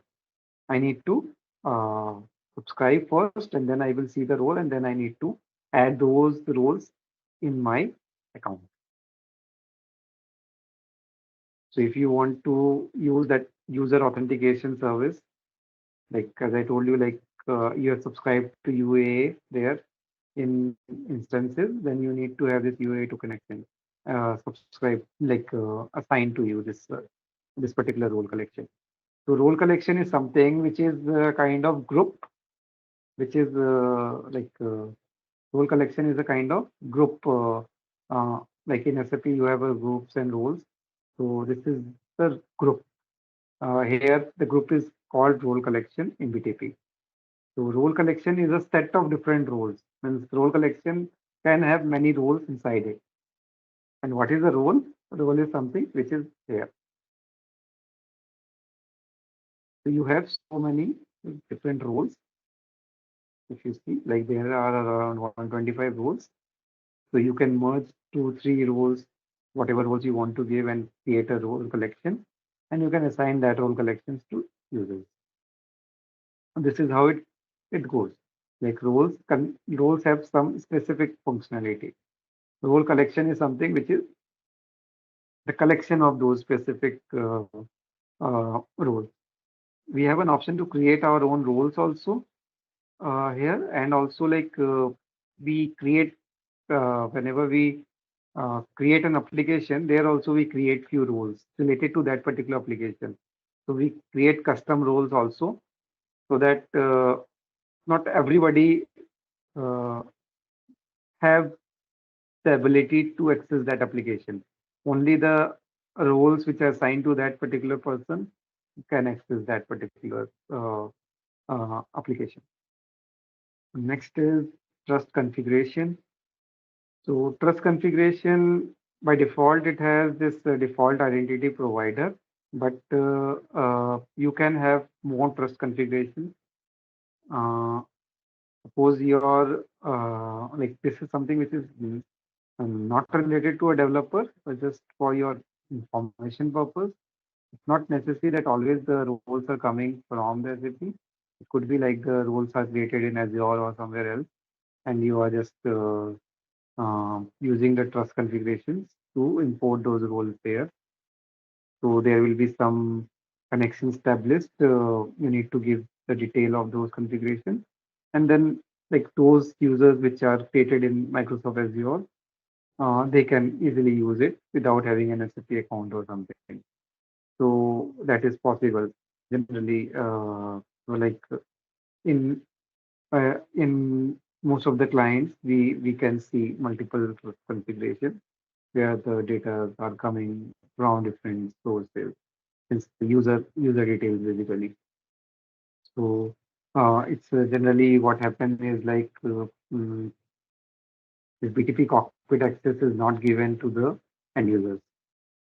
So how they access the application? They have the URL, like they are just given the access to the build work zone. That URL they will click on that URL and they will see the launchpad. In launchpad they will see all the tiles and they can just click on that and they can use it. So so that particular access and all are controlled through this trust configuration. Then you can see the entitlements which are given for your particular sub account. If you see here, like uh, I have consumed one above environment here, so now I have remaining global quota is 0. I have not consumed the alert notifications, so it's 1 only. So all the entitlement which are related to this particular sub account, I can see here. In global account, I could see all. Here, I can see only the one which are given to me for my sub account. So there can be multiple sub accounts and there could be different quotas for different sub account, different services, maybe for that purpose. Mm.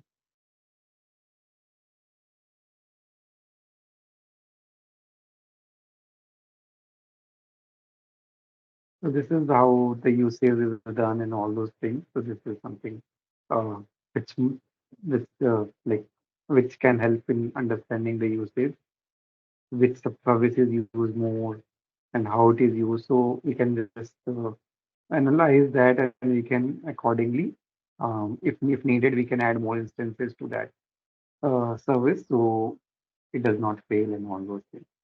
So this is the usage analytics, what is used, how it is used, how much MB is used for what purpose on what day. So this gives us all those details.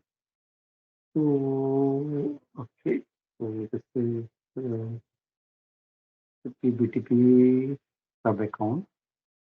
Now I will show you. Let's go to it. So like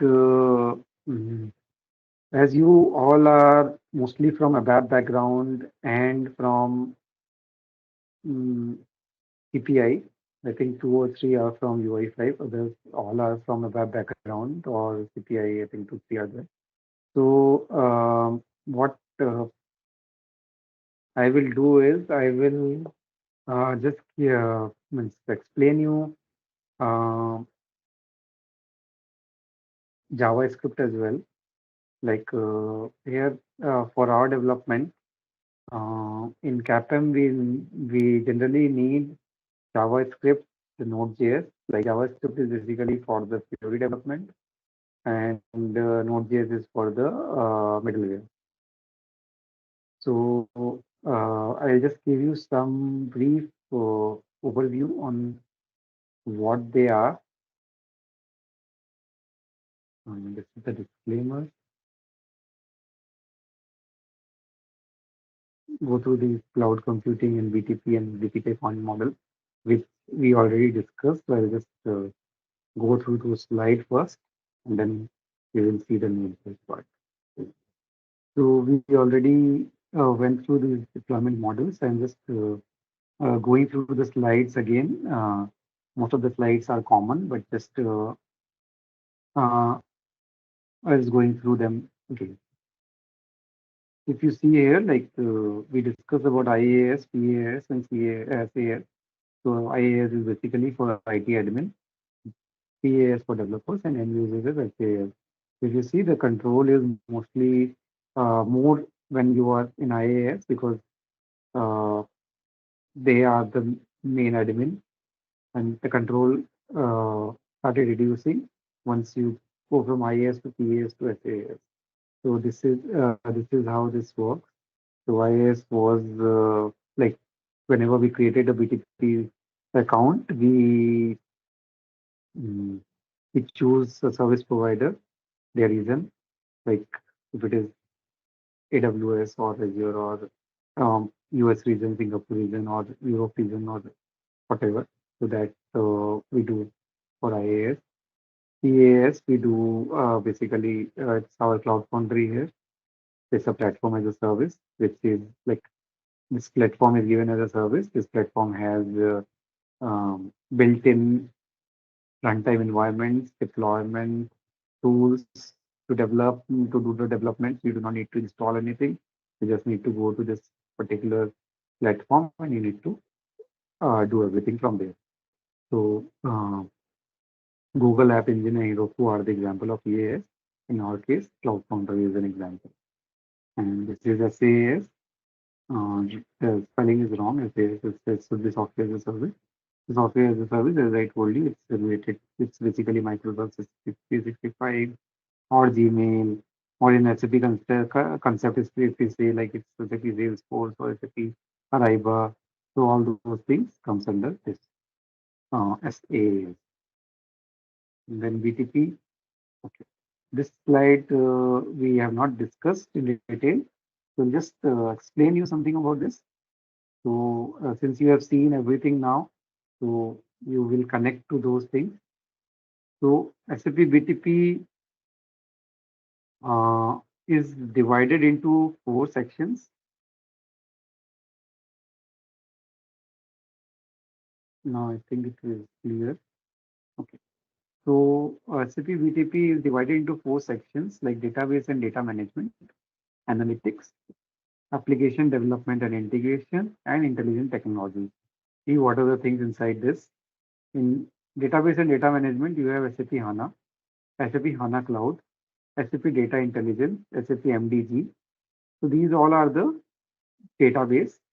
Apart from this, we also see that there is Redis also.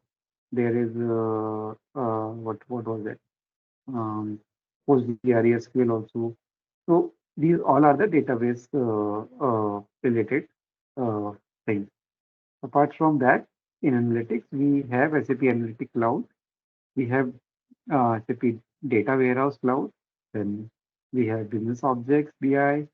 Then before HANA and etc. etc. For application development and integration, you have extension suite and integration suite. And the process orchestration. This process orchestration includes your SAP Business Process Automation. So business process automation, integration suite, and extension suite. The integration suite is your CPI, which helps in integrating two different third-party systems, uh, or SAP, SAP and non-SAP both uh, are integrated through integration suite. SAP process orchestration, yeah, or SAP process automation is basically for your build process automation, like for your workflows or to have a low code no code uh, application. We use SAP process orchestration. So this is another thing which come under the application development, and third thing is extension suite. So this in this training we will learn about this extension suite only. Extension suite is something which we covered as the part of this uh, uh, next few days, the training which we are going. Then we have intelligent technologies because SAP has to be with the current technology. Otherwise, it will means no client will basically go for SAP if it does not update itself with time, because these days all the clients generally ask for artificial intelligence. Like everyone wants to implement Gen AI in their system, or they have something in the pipeline. So that is generally needed. Automation, everyone wants uh, automation in their process, so that they could reduce their resources, and they can um, have a better what do you say performance. Because if it is human, then the chances of mistakes are more. If it is automation, then it is faster, and basically you can have more and more a number of processes at a time. So that will make the process fast. So AI business services, Internet of Things, everything comes under this. So this particular line, intelligent technologies. So SAP BTP is it supports Open Runtime, Open API, Open Runtime, as I told you, JRE or Node.js. So all those runtimes are supported here. Open environment. So previously in SAP, you could not have so many flexibilities like SAP ERP, you can say. Then it supports cloud, on-premise, hybrid, all these things. So we already uh, had the slides for that. So I'm not going in details, but yes, these are the capabilities which it has. Account model we just saw. I'm just going it through it again. These things we already saw.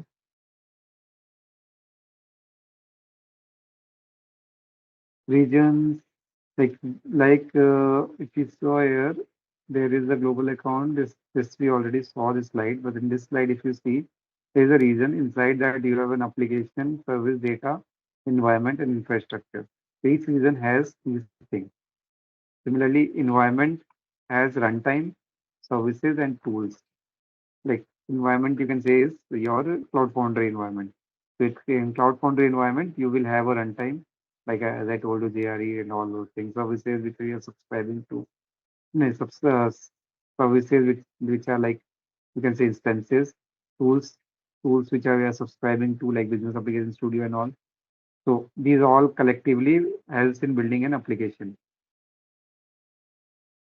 Then we have this. So this is very important. This diagram is very important uh, from the perspective of the exam also, because they ask like what is the relationship of what with what. So if you see here, like you can have 0 to n entitlements in a global account. Then you have again 0 to n billing information in this. Then you have a region, admins, and license type, which can be uh, maximum n and minimum 0. Then global account can have 0 directly. As I told you, like it's not necessary to have a directory. You can directly have a sub account also, but it's not necessary to have a sub account, but sub account also. So that's why it's given 0 to n. But you should have one sub account, because creating a global account will not solve the purpose. It has to have a sub account for solving some purpose. So yeah. So there's a directory. Within the directory, you can have sub account. Yeah, directory has entitlements. Sub account has quotas. These are 0 to n. So you can have these cardinality. Similarly, indirectly, you need to have minimum one admin. Maximum could be n. Then business user, it could be from 0 to 1. Then you have in sub account, you have admins, reason, and business user IDP. Business user IDP again 0 to n. And you have it will only have one reason. As you just created a sub account, you can see like uh, you have to select a region for which you want to create a sub account. So for each sub account, you can have different reason, but for one sub account, it has to have only one reason. So that is the reason. And admin, like minimum one admin is required. Maximum it can be an n number of admins. Then environment, it can have 1 to 3 environment. 1 to 3 is like uh, one is Cloud Foundry environment, number two is Kaima environment, and number three is the new environment. New environment is not there anymore, but these are means like it's there for very few clients which have not migrated till now. But for the new client, it is not there. So that is why these three, so 1 to 3. So either you can have one environment or you can have all the three for your purpose. So if you see here, we have these four environment: Cloud Foundry, Neo, Kaima, and ABAP. ABAP generally comes under Cloud Foundry only, but that is also kind of environment. So if it is asked like how many environment, then we can say it's four environment. But we generally what we do is in the Cloud Foundry we subscribe for the ABAP services. You will not see any separate environment for that. Neo to already phased out, so you will not see that also. That is why when you created a trial account, you see Cloud Foundry and Kaima there. The Cloud Foundry we just saw. It is a polyglot cloud application. Like in the exam, they ask whether it is a polyglot or monoglot or whatever. So it is a polyglot cloud application. Polyglot means it supports multiple languages. That is why it is a polyglot cloud application. It's an open source platform as a service because Cloud Foundry is not something which is specific to SAP. Cloud Foundry is something which non-SAP non-SAP or other service provider also use. So it's not related to just SAP. SAP use Cloud Foundry that we can say. So it comprises a set of specifications and tools around the whole system development lifecycle. So it helps us in doing the application development, deployment, service dependency management, security, and more. So all those things are comes under the Cloud Foundry. What else? Like we already discussed these things, so I'm just uh, reading it. If you have any question, you can ask. For interaction, Cloud Foundry offers command line interface, as I told you. Like we have a command line interface for BTP. We have a command line interface for Cloud Foundry. If you want to uh, create, like if you want to find, like you have created a service in your BTP, but you have to consume that service or bind that service with your application. So you cannot do it without this Cloud Foundry. So you need to bind those services with your Cloud Foundry, and also Cloud Foundry is used to deploy your application to the space which is provided in the Cloud Foundry. So for all these things, like Cloud Foundry is responsible.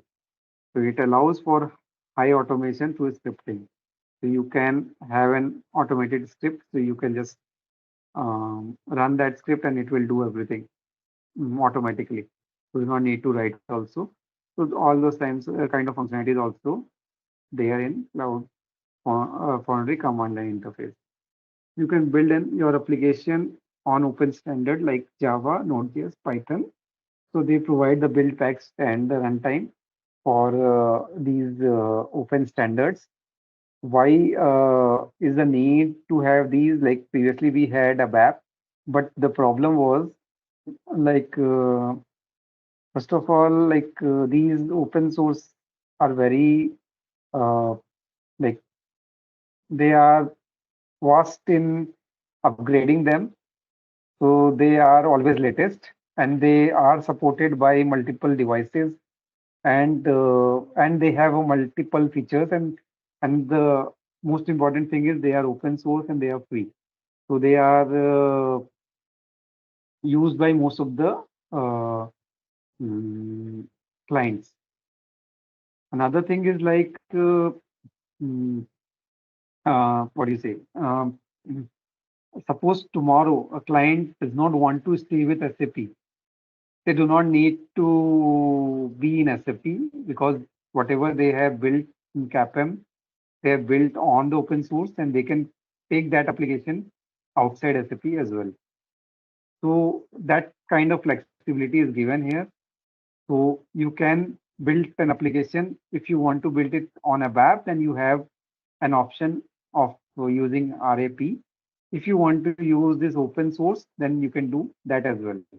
So SAP is providing his client the flexibility for everything so that they can use whatever is good for their business. They can use all the latest features which they want, yeah, and follow the hybrid process. Some they can take from SAP and some they can take from non-SAP. And uh, like the use of CAPM is like why we use CAPM is like whenever we use a WAP or a RAP model, it is something which is like closely binded. You cannot separate them from each other. Like you cannot separate database from your service layer. But here that separation can be done. You can easily use here everything is loosely binded in case of CAPM. So what you can do is you can tomorrow if you want to change your database, you can do it instantly without doing much changes. Previously, we used to, if the client want to change their database, they had to go through a lot of things, like 6 months of project for doing that. But right now, with this CAPM model, what they can do is they can do it instantly, maybe in a week or two. So it's that fast. So that is why the clients like SAP has created this CAPM model. Other things which are supported is PHP, Ruby, and Go also. Go is something which is the part of Google. So these are also supported in Cloud Foundry. Neo, as I told you, it's a data center of SAP, and the Neo environment historically was the first environment available on PTP, and at that time we had SAP Web IDE for doing the developments. Now they have phased out WebID as well as Neo. But it is the first thing which SAP had started. Also, while the other environment are supposed to run on infrastructure as a service like AWS, Google, Alibaba, or Azure, the Neo runs in the SAP data centers. Neo lets you develop HTML5, Java, and SAP HANA extended application services. But if you see in Cloud Foundry, it is wider. It has a wider scope. It's just not HTML5 Java. It can you can develop more languages there like Java, like Node.js, or you can like Python, and then more are getting added day by day. So so so it has more features in comparison to this new environment. Also, you can use the UI development toolkit for HTML5 to develop a rich user interface. SAP UI development can be done from new. So we use WebID for that purpose. Kaima environment. So we have not discussed more about Kaima, but I'll just tell you what exactly is Kaima, because we saw like we could enable Kaima as well. Kaima is also one of the environment where we can create an application. So it is also open source, similar to our Cloud Foundry, uh, and it also manages the application life cycle. But the advantage of Kaima is like it is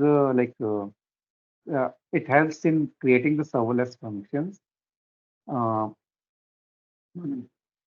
and it mainly focuses on containers and container orchestrability and all.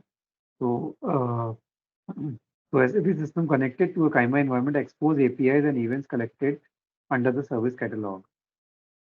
Okay, to extend the existing logic of these SAP server, you can use. So as I told you, you can build serverless functions called function in Kaima. So you can build that and expose it directly. So like that will be deployed, and you do not need to write much of the code. You can just build a function, do whatever you want to do to drag and drop and all those things, and you can deploy it. So those things are possible through Kaima. Like what is the serverless function? Serverless function is something like you already have something, some application which you are using for last 3 4 years. Now you want, it is very stable application. Now you want to add a functionality to it, but you do not want to do anything inside that application because it is very stable and it is being used by many of the clients. So what you do, you build a serverless function and you connect that serverless function to your application and you use it. It's like, so that application will have a new feature as well, and you do not do any changes in that application also. So in those kind of thing, like Kaima is mostly used. Then ABAP, most of you know what it is. This BTP also offers an ABAP environment. Like you can do RAP development from BTP. Like you cannot do it inside the BTP. You need to do in Eclipse, and you need to have a plugin for that, for ABAP plugin inside that, and you can use it. So ABAP environment mainly targeted on creating extension for ABAP-based product. So suppose you have already an application which is in ABAP, and um, you want to uh, like you want to use it in BTP, then you can just do it through RAP programming. So such as S/4HANA Cloud, but also lets you develop independent cloud applications. So so RAP is something which uh, like you can do for S/4HANA Cloud or also for the independent cloud application. Technically, a WAP environment lives within the Cloud Foundry environment. So as I told you, like a WAP environment is not something different. Like you do not have an option like you have the option for Cloud Foundry enablement or for the Kaima enable. So you cannot have something like enable a WAP environment. You will not see something like that. It's something which is inside the Cloud Foundry environment only, but you need to subscribe to that particular service, a web service. The web environment based on the latest web platform cloud releases. So it always keeps on updating. So you will always have a latest release of a web. And software stacks contains technology components that are familiar from the standalone application server web.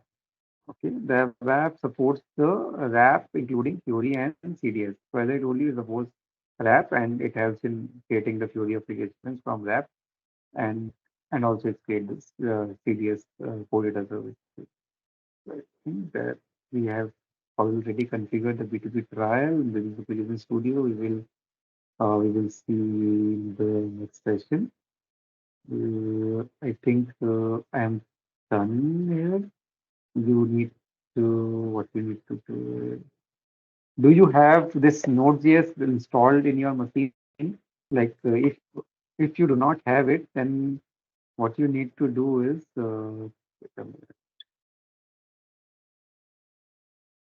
you need to go to nodejs.org and install the latest version. I don't know how your organization controls it, if you can download it directly, or they have some software Yeah, center from which you we can download. yeah. So you need to ask for it. So you need to get this down, this Node.js install. So I'll just show you where is nodejs.org. So if you see, like here you have the current latest release, so you can just download it. Means you cannot download here, but you need this thing for the Node.js. So you can raise a request or whatever is applied to you. Apart from that, you will also need this Visual Studio. I don't know if you have. If you don't have, then it's better to have it. So if I'll show you the Node.js, then you can do the practice also in this Visual Studio. Visual Studio is also something which is similar to Business Application Studio. Like Business Application Studio is made from Visual Studio only. And like 90% of the features of Business Application Studio is same as Visual Studio. Okay, so it's like if you want to do your development in Visual Studio instead of Business Application Studio, you can do that as well. Maybe you will not have all the functionality, but you can. So it's good to have Visual Studio also with you. So what I will suggest is you guys have these two installed in your machine by tomorrow, so we can do some hands-on on Node.js, as well as I'll just give you an overview of JavaScript as well. So that will help you in future classes. Okay, so that completes my session, and you can ask anything now. You, if you have any questions related to today's session. All right, let's test your knowledge. Here's a question for you. What is the programming language used in SAP CAPM for developing business logic? Option A, Java. Option B, Python. Option C, NodeJS. Option D, ABAP. Take a moment to think, and when you're ready, choose the correct option. Remember, each choice holds a key to unlocking the answer. Good luck. Type the correct answer in the comment section. Hey there, want to get great at managing supplies? Our SAP CAPM course is here to help. Take it at your own pace on our platform. In this course, you'll learn all about SAP CAPM. It's like a toolbox for planning stuff, from making sure we have enough products to get them where they need to go. Our course covers everything you need to know, from basics to advanced tricks, made by experts who know their stuff. Your teachers are pros who've been doing this forever. They're here to help you learn and answer any questions. And don't just take our word for it. Our students love the course too. People just like you found our course super helpful. Best part, it's affordable. This awesome opportunity to learn won't break the bank. Ready to become a SAP CAPM Pro? Sign up on our page now. For more info, check out ZaranTech's website. So let's have an interactive session, and let's what do you understand by the client and server? Like, what is the difference between them? Client side and server side. So yes, that's true. It's a kind of request response thing where a client is sending a request and server is sending a response back based on what is requested. Suppose I want to access a website, so I send the URL to the server, and the server in turn send me the content.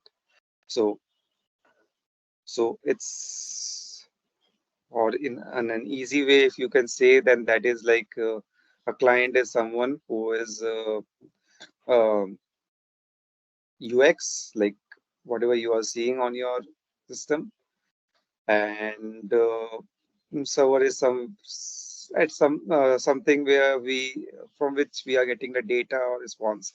Okay, so in client side, you can have the validations like checking the mandatory fields and all those stuff. But in server side, you can have business logics, order database.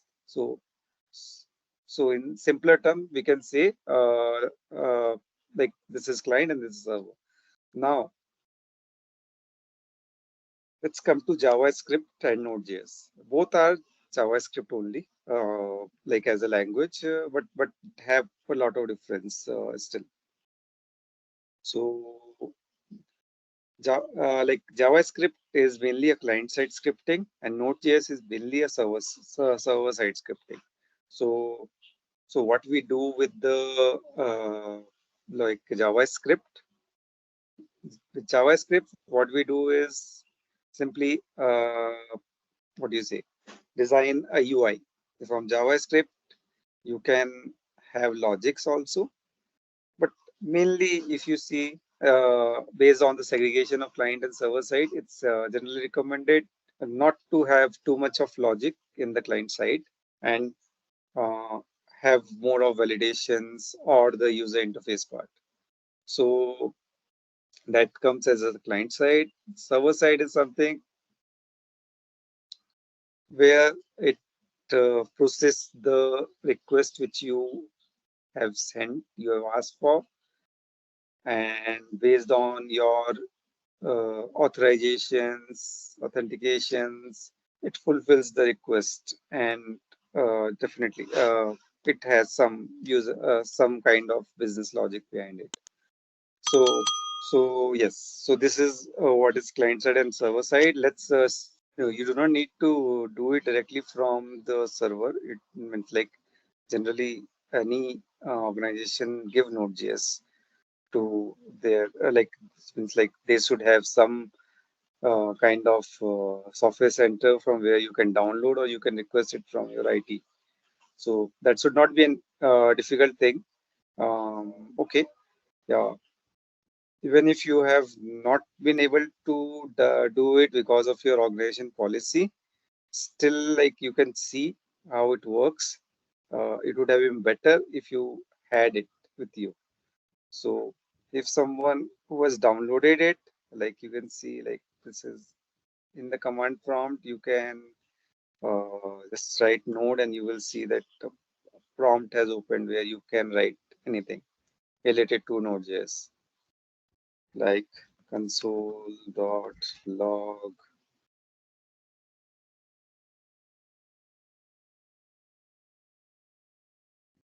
So you see, it's giving the answer as hello world.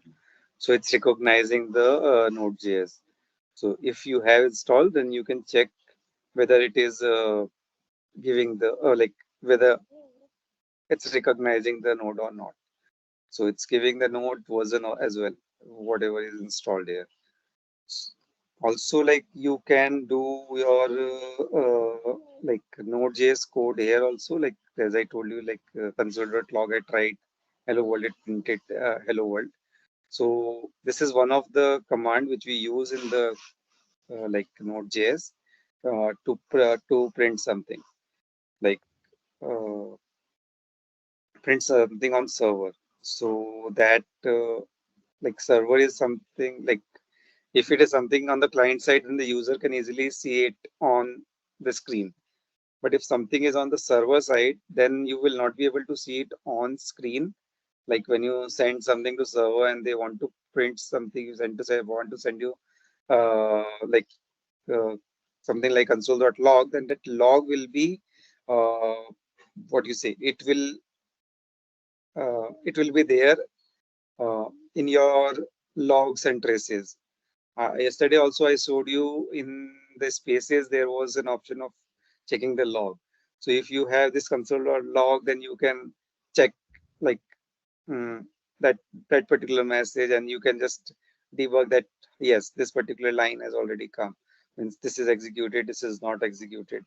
So that uh, mm, helps in debugging if something goes wrong on the server side. So this is one of the first command where which we use for Node.js. But to work on the like Node.js, you need to have Visual Studio Code, or you can do it in your Notepad as well. Like you can write your program in Notepad, and you can easily run it on the command prompt. Let me try to do it. So let's see if it works in Notepad, and then I will show you how it works in Visual Studio. Generally, we use it in Visual Studio because that is more easier option. But if someone does not have that, then they can try with this Notepad as well. But yes, you need to have this Node.js installed in your system to work with me here. So in Node.js or in JavaScript, we have something like var, let, and const. These are the three things which we have. We do not have anything like int, string, or like float. We generally have these things in different languages. So here we have only like var, let, and const, and it identifies the variables based on what is given. Like if I give it as like where uh, I is equals to hello, so it recognizes that this is a string because I have given it in the double quotes. Similarly, if I give something like where j equals to in double quotes, I'll just say 10. So it will recognize it as an integer. So you do not need to worry about it. Means you do not need to say like what is the data type for this particular variable.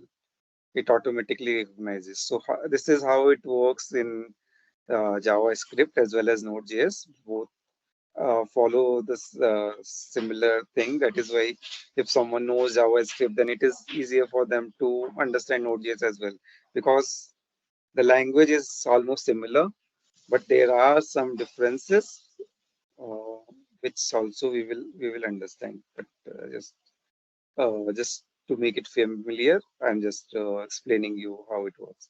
So we have where we have let mm, let p equals to something something something. So we have let and we have something like const. So these three are the things which we have. So const, as the name suggests, it's a constant. So if I make something as constant, like suppose I have made r as constant, then I cannot change it later on. It will remain constant throughout. You cannot change it. Sometimes we by mistake change something, some variables, and we do not want to change it. So that's why we use const, so that it helps us to like um, remain to remain as it is and do not, and we can't change it. Like now, what is a where and let? Where and let are both the same similar thing. Like they are variables, like they store variables, but there is a small difference in them. Like uh, variable is something like I've written where I equals to hello, then there is something like scoping. Scoping is within some uh, you can say within a scope, like within these curly braces. If I have written something like where j equals to 2, so now in the console dot log I will write print the j, not console dot okay, console dot log I will try to print j and see how it works. Okay, so we will understand how it works. Let's save it, save as.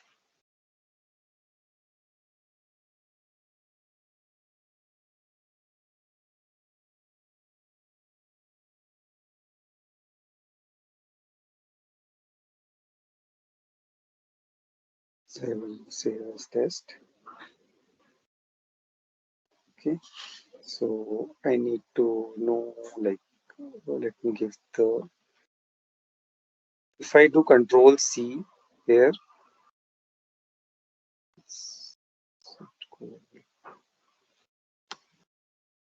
so you can see, like, if I press control C, it will exit, or like I need to write dot exit. Anything is fine to exit. So I'm just doing control C to exit. Now what I will do,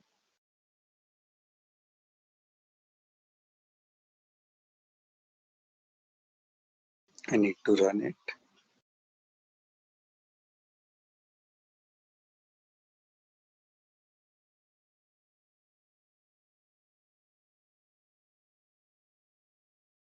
This is under users, right?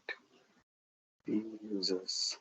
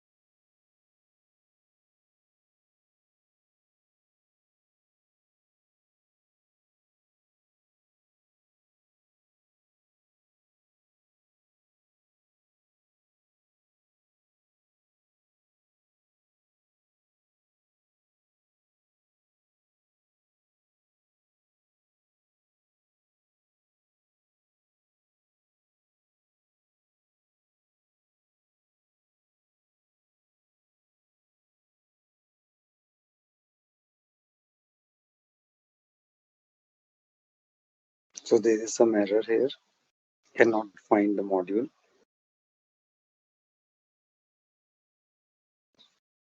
It is there. No, it doesn't find it.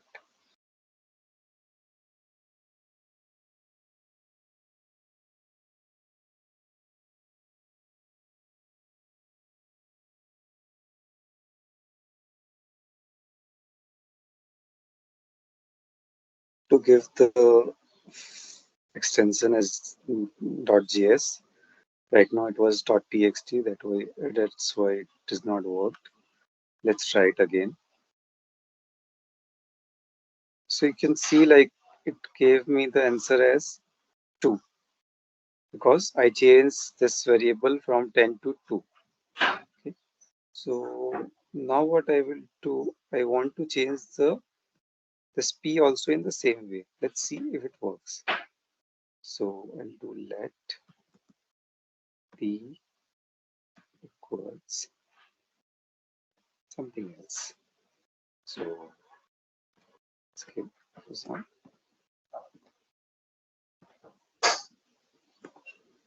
Right. So I'll save it.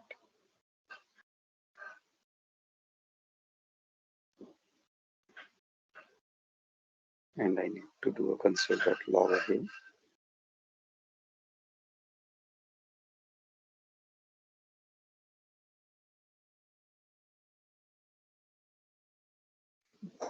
So here if you see, I did not get the answer as Sasank, I get the answer as world I because the scope of this P is inside this curly braces.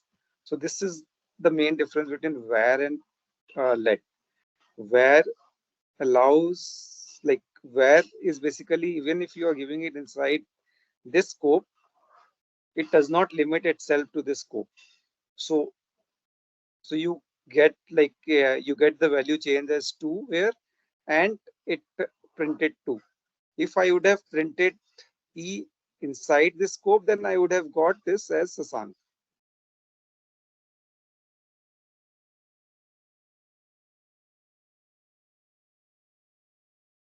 See, I got Sasank as the answer. But outside this scope, it does not recognize it. So this is how this where and let works. This is the main difference. Otherwise, both are variable and const is the constant. So is it clear?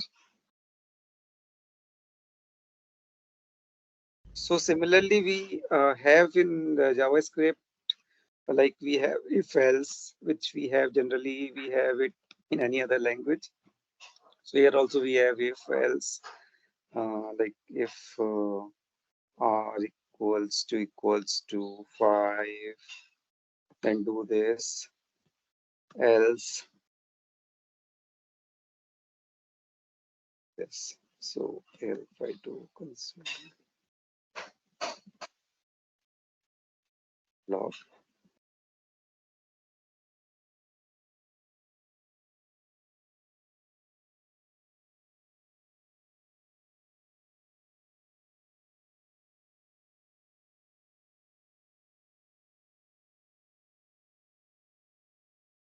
okay, so I got high because our value was 7, not 5. So it went to else and it gives high. So this is how it works. If else, generally we all are programmers, so we know if else and all those things. Only the syntax might change from one language to another. Like here also, like there is one more concept of this. Suppose I put rs and I save it. Now let's see if it works. What do you think? What will be the answer?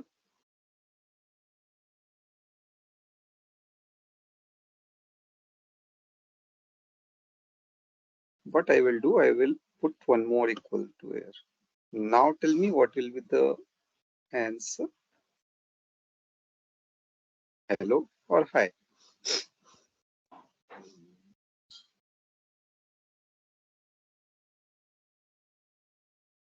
So the answer is high. Why the answer is high now? And there's no syntax error because equals to, just check the value. Like it was 5, both matches, it gave hello. But when we gave it as 3 equals to, then it also checks the data type. Here the data type is string, and here the data type is integer. So string integer does not match. That's why it went to else and it gave up. So this is where it is slight different from other languages, because like in other languages you have something like this is this, like this is integer, this is float, this is string. But in JavaScript you do not have something like that. We just have where, or we just have like those things. So so for that purpose we have this concept where it compares your data type when you give 3 equals to, and means data type as well, the value as well as the data type. But if you are just giving equal to, it will not check the data type. So generally it is recommended to always give 3 equals to, so it gives the proper correct result. Okay, so I'm not going in much detail here. Like you also have for loop and all those things. So it is similar as you have for other language. So it's JavaScript, Node.js, everything works in the similar way. So I'm not going into details. It's just to show you how it works, just to make it familiar. Uh, I just showed you a simple example of these things. Let me go a bit down. So what is a Node.js? Node.js is an open source server environment. Okay, yes, it is an open source server environment. As I told you yesterday also, like SAP is going for the open source technology so that it can be used anywhere by anyone with no additional cost. Anyone can download and use, so it's simple. And so that is why it's an open source environment, Node.js. It runs on Windows, Linux, Unix, Mac OS, as well as on any browser. Not browser specific, it's not platform specific. It works across everything. So that is why it is very much in use. It is a backend JavaScript runtime environment. It's not a language. It is a runtime environment. So Node.js is a backend JavaScript runtime environment. Why it is a runtime environment? It's because it basically runs on the V8 JavaScript engine. Previously, like when the Node.js was created, it was created in Chrome. Like Chrome basically works on V8 Java engine, and like what they did is like to make what they did is like there was a JavaScript code. That JavaScript code was basically converted to C++ in V8 engine, and then run. So what they are doing, they have a class like internally. There is C++, and they convert the JavaScript like Node.js, whatever is there. They convert it into the C++ and then they run. So internally that is what happens, but externally what we can see is like Java, like we are programming in JavaScript and all, but internally it when at the time of compiling it change it into that, and then it basically proceeds. If you see here, like initially it started with Chrome, so your JavaScript code goes to V8 and the result is given by the V8. Similarly, Node also, it works in the similar way, but it is written in V8 is basically written in C++. So that is how this Node works. But like the main reason of introducing Node is like most of the people know JavaScript because they are a UI developer. So not to learn something different, just to have JavaScript at both front end as well as at the back end. This Node.js was very convenient for the developer. So Node.js is something which is non-blocking or synchronous runtime environment. What is non-blocking? Uh, like what do you say? Non-blocking is basically like it's a single thread, which is suppose I ask Node.js to do something and like to bring something from the server, and it's taking some time to bring it to from that server. Okay, so in the meantime, I gave Node to do some other task as well. So what it will do, it will not wait for that task to respond back. Like what it will do. Suppose it takes like 5 seconds or something, or one second. So in the meantime, it will perform all the other tasks. Once it get the call back from that server, like you have the data ready, then it will show it. But it will not wait for it. So that is why it is non-blocking asynchronous. So it keeps on doing work with other tasks as well simultaneously.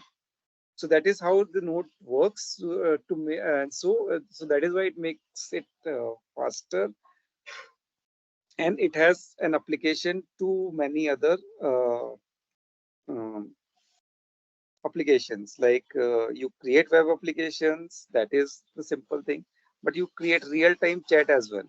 What is a real-time chat? Like um, chat is something which two people do from different places. Uh, Whether it could be anything, it could be WhatsApp, it could be anything. So you whenever you are sending something, other person is doing something. So it's basically means they are sending their message. In the meantime, like there could be 50 people in the chat. So what I do, it is only one thread, and like whoever is sending it first, it's showing the message of that particular person. So it works in that way. So that is why it helps in real-time chat. It helps in REST API. Like yesterday also we saw that we can create an API in CAPM. So CAPM is basically built on Node.js. Like it can like CAPM can be coded in Java as well. But here we will learn about Node.js. So CAPM in Node.js helps in creating the API-based application. So we will see how it generates an API-based application. Yesterday I gave you some idea on what is the API. It's a similar thing as the OData service, which you guys are familiar with more. Then it helps in Internet of Things, data streaming. Data streaming is something like Netflix or any other streaming giant. So they also use Node.js for their streaming purposes because of its single-threaded and non-blocking nature. Also, the single-page applications, complex single-page applications can be created with Node.js. So yeah, so these are the few applications, like few places where we can apply this Node.js. Installing, we already have done basics of Node.js. I have explained basic. Let's go for the library. Like Node.js is basically a set of libraries. So it has given us few libraries. You just need to do is you need to apply those library. Like you need to use that library, and that's it. So how to use the libraries? For that, like now, what we will do, we will not do the this in the notepad. What we will do it in the Visual Studio. So this is my Visual Studio. Let me show you. So this is something which I have already created for the purpose of simplicity and for the time, for saving the time. So if you see here, like you can open the file. Right now we have created a file, we can open it from here. uh, by going to that particular folder. So these are the file which I have already created for our session to explain you how Node works. So before this file, one important thing is like terminal. We were doing this node space the test. So this thing we need to do somewhere, right? To get the output. Like this is the kind of CLI. So we need to have that to run our code. So what we will do, we will go to file, not file. We will go to this demo, or we will what we'll go here. There is something like open integrated terminal. So we need this terminal to run our Node.js command. So this is important. This terminal is very important. So this is very important. Now what will happen is I need to run, but before running anything, I need to write a code. I have written a code. Let's open it and see how it works. So this is the function. Function is something uh, which is for like we already must be familiar with the functions. It is like it is a specific what do you say like for a specific purpose we create something like function where which we can call from anywhere and get the data. Basically it executes that data. Like in this case, if you see, like we have created a function add to adds two numbers a and b.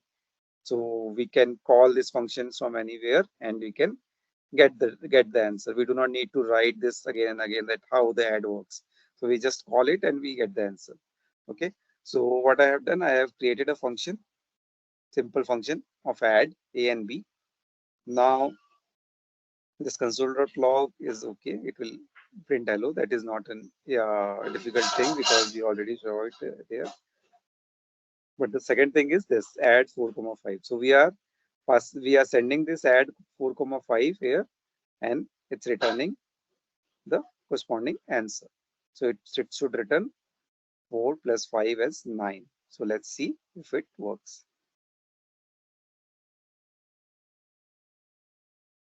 Not 10, sorry. Not. Then test. Let's try. Okay. So it's printing hello, as well as it's giving me the output of 4 and 5, of the output after adding 4 and 5 as 9. So this is how it works. Simple thing. Like this is a simple thing which we did with the functions. Do you want to try it by yourself? Just try it for next 5 minutes and tell me if you get the same output or if you are facing any issue.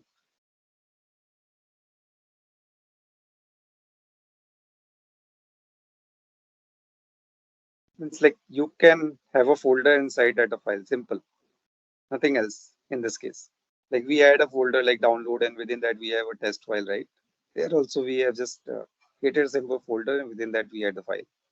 We need to have that file with the extension JS, otherwise it will not work. It needs to be a JavaScript file. You just need to right now you need to get the output till 6 if it is working. 7th line I will explain what it is. If you don't have Node.js, that's okay. Like it would have been But better if you had it. actually, Sasank, Yes. from ZaranTech, I think one system has provided, but in that system, Node.js is not there. So we tried to install, but it is asking for some admin username and password. Okay. So yeah, maybe you need to contact ZaranTech team. And they will be installing it for you because you might not have the admin access to install it. Yeah. But this is something which is not mandatory to have your Node.js, because once we go to Business Application Studio, it will have everything as we already told you, right? like SAP, in SAP Cloud Foundry, we have everything. So we do not need to have anything installed in our system. This is just to explain you how it works. So even if you are not doing it, you do not have Node.js, that's fine. But it would have been better if you had it. Okay. Or you can check with the team in the break if you could able to install. Okay, thank you. Yeah. So okay. So I think most of us have got the answer as 9. Now you were asking like what is this module.export? Module.export is something like I have created this add function. Now I want to use this add function in my other JavaScript file, other Node.js project. So what I will do, I will just use this module.export equals to add so that anyone can use this add in their file and get the total, like they can get the total of 2 number. There is not need to write it again. So that is why we have done this module.export. This export is needed, like to tell like this particular thing I want to expose it to outside.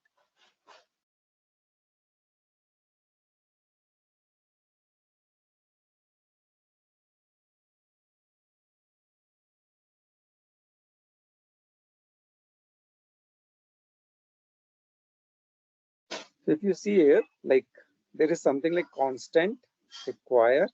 Then what we are doing, like this is another file, and here this file we are basically telling like from where we want something. So we have created add.js, not add. Let's make it test.js. Okay. So let's save it. Whenever you are doing some change, just save it. Otherwise, it will not reflect. So I have saved it. We had something like add, so it should work. Let's see if it gave us the result as 8.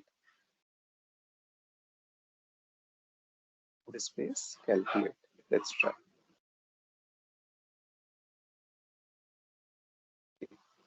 So I got the same result, hello and 9. From this calculate as well, because what we are doing is no, it should have been hello and 8. Wait a minute. Why is it so?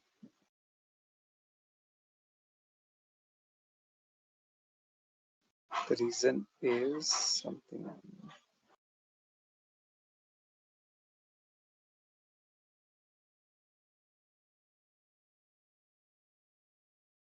Let's try it now. Okay, so I got the result as 8. This hello and 9 is basically which is something which was already there in this. So that is why it came, because we are telling that we want this file. So to export, we need this module.export. To import, we need this require command. So we can import anything from that file. This is how it works. You can try it in your machine and see if it works. Then we will proceed ahead. This is how you can create a function at one place or a variable at one place, and you can use it in another file. We know once it is done, it's simple. Okay, here I have explained you about the require command. I have also written something like dot slash. What is this dot slash? This dot slash is something which is telling me like dot slash is the folder in which I am currently. I am currently in my demo folder. So dot slash will give you, see, if you see above, it automatically adds the full path of my folder, like C users, LV, this demo, and then the test.js which I have given, it has added that test also after that. So dot slash means current folder. So we can give a full path also, or we can give this dot slash or dot slash. So in that way, it will go to that particular place where that file is. So also one thing, Like if I remove this .js, then also it should work. Let me try. Means you do not need to give .js.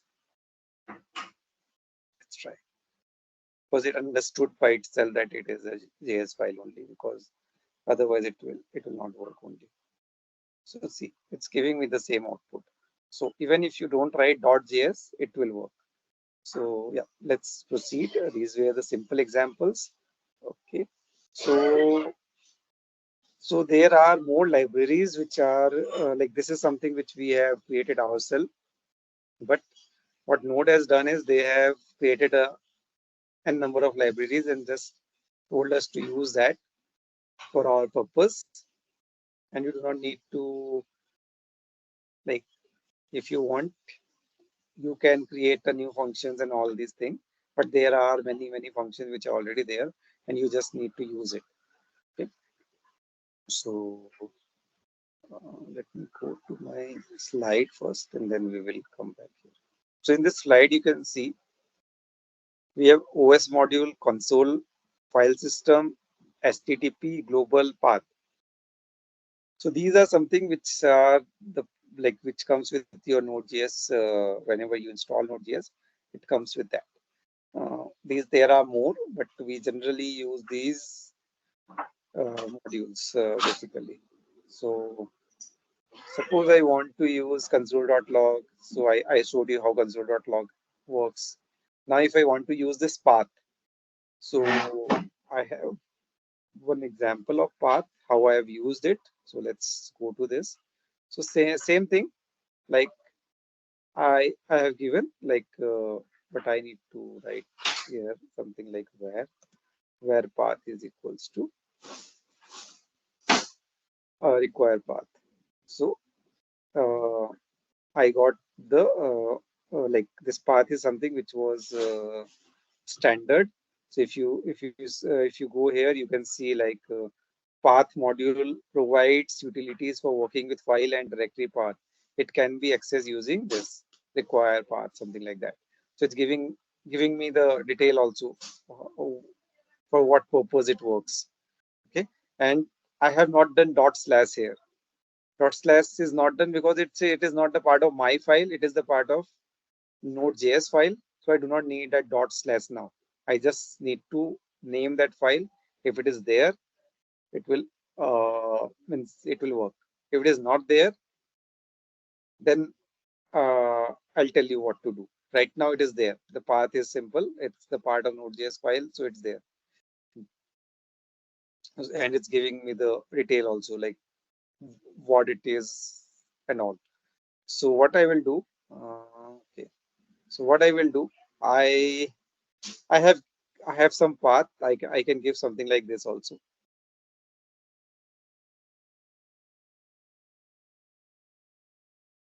So what it is saying, like path.ext name, path name. So this is my path name, and I just want the extension name for this path. What is the extension name for this path? It's JS. So .js should print.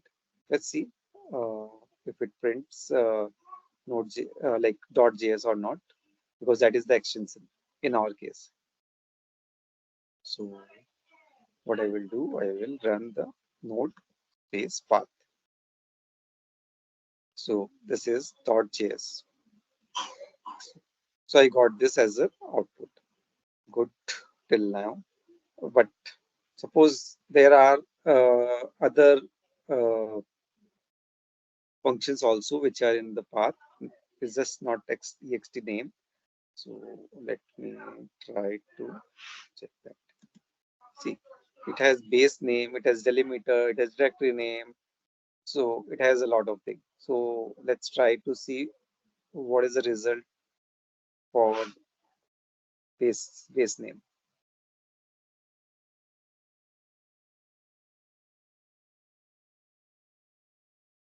So this is it's printing me this whole thing, my class.js. So this is the base, because this is the file which is most important. Now let's see the directory name. I'll just remove this base name and see Wait a minute. Directory name. That works. I need to always save, otherwise my changes will not get reflected. So you can see it's giving me C users test as my directory. So this is the directory, and this is my file, and this is my extension. So if I want something like that, I can use this path and get the result. So this is how the libraries work. This is one of the library path. We have some libraries like OS also, which give us the details of the operating system. So it's a similar thing, like we need to do const. We generally do not write var here, we write const here because we do not want it to change, because it's something which is coming from another library. So it's always good to always give const to something which we are bringing from outside. So that's why I've given this const then OS equals to require OS. So it's not necessary to have the constant name same as this, but we generally follow it as a convention. This path is something which Node.js provide. This is standard library. This is something which is there already. If you go to this Node.js, which I told you to download, right? JS.org. So you have some documents here. So here you can see like there are so many things which they are already providing. So you can see console here. You can see debugger here. You can see HTTP here, and how it works. Everything is there. Okay. So these are the standard file which is already provided. OS is there, path is there, right? So these are something which comes with this means whenever you are downloading Node.js. Simple. Okay.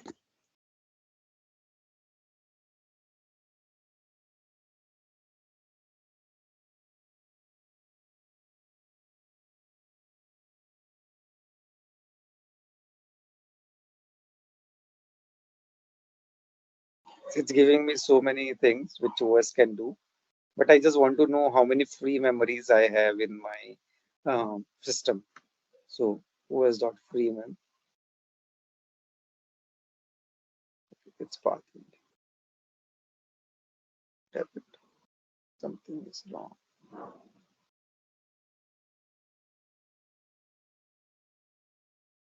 Okay, it's giving me the this memory is left. So this is the free memory which I have right now in my system. Similarly, there are so many things which are there. Total memory. So if I go for total memory, it will give me total memory, user info, and everything. Okay.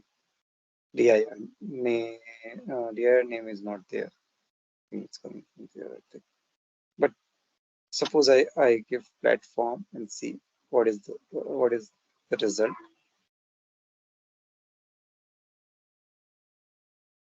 So you see this is Windows 32. So Win 32 platform.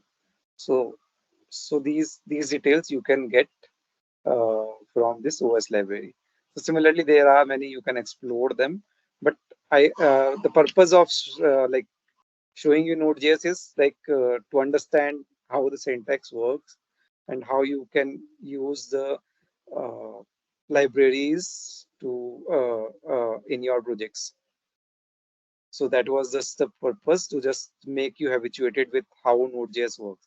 It's a simple tool. You just need to use the libraries and like it will work. Means you do not need to do much. You do not need to do much of the programming, because it's like most of the things are already provided. You just use it and that's it. But you need to know how to use it. Like you need to know like what is required. Okay, what is console.log. So that is why I was just explaining you this as a basic. So when we will go for CAPM, you will find it easier to understand the terms. So this is something done. Okay.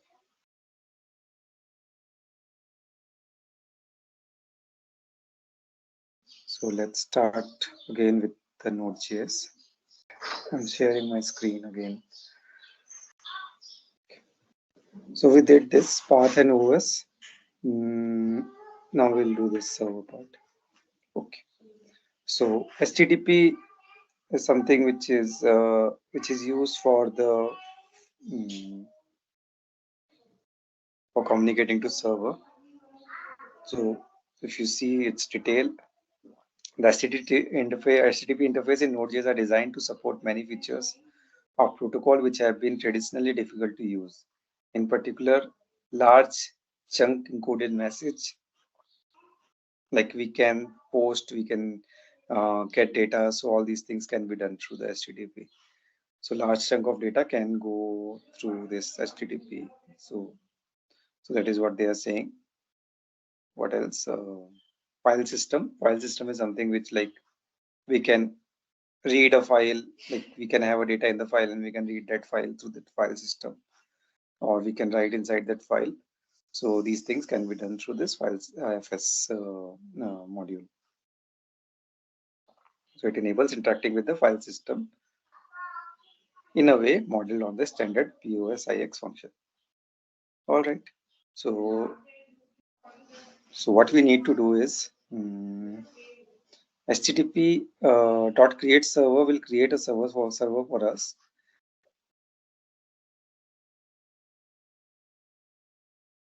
And then we need to listen that to that server through this port. So that is why like we need to have this port URL, as we are not in the actual server. So we have just given this as a default URL, default port 3000 in our case. If we are on the actual server, then it generally take the port from the environment variable. But right now it will take the 3000, it's like the hard coded value. And okay. So first we need to create a server. We have given the status code as 200. Generally the status code 200 means like whatever request we have sent is processed successfully and we got the response. So that is for the 200 status. So we have given the status code for this response. REQ is for request, RES for response. So response.status code is 200 that we have set, and this header we have set is like we are sending a text or HTML to the server. Request.url equals to slash, then I will get this as my output. This is the HTML output which I will get if this request.url is slash. I'll tell you what is the slash means, and if it is slash about, then I'll get this. So if this, else if, else this. So let's try to run this and see how it works. Then you guys try it out. So this is very important to listen to this port, because unless we listen to the port, then we will we cannot execute this. Like suppose I want to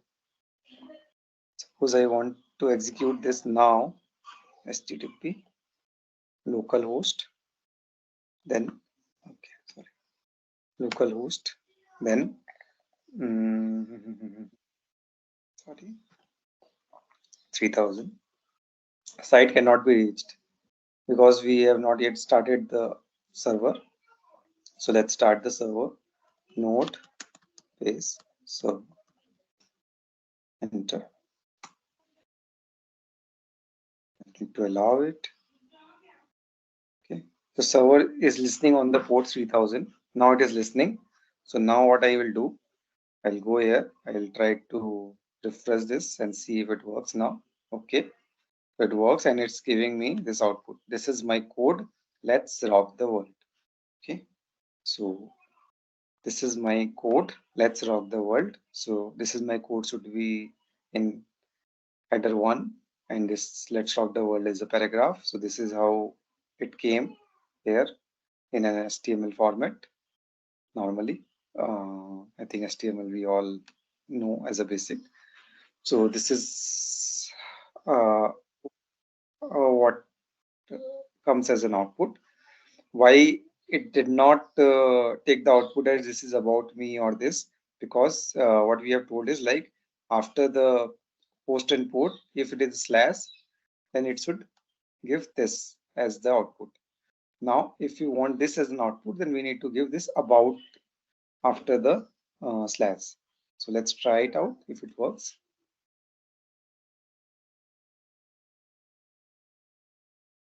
Slash, but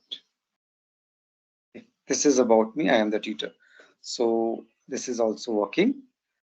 So similarly, we can have this else if for any number of pages which we are creating in this website. So this is a small example of how the websites are created. So similarly, if I give anything else apart from these, then I will get this as an output. What is this? What is this else doing?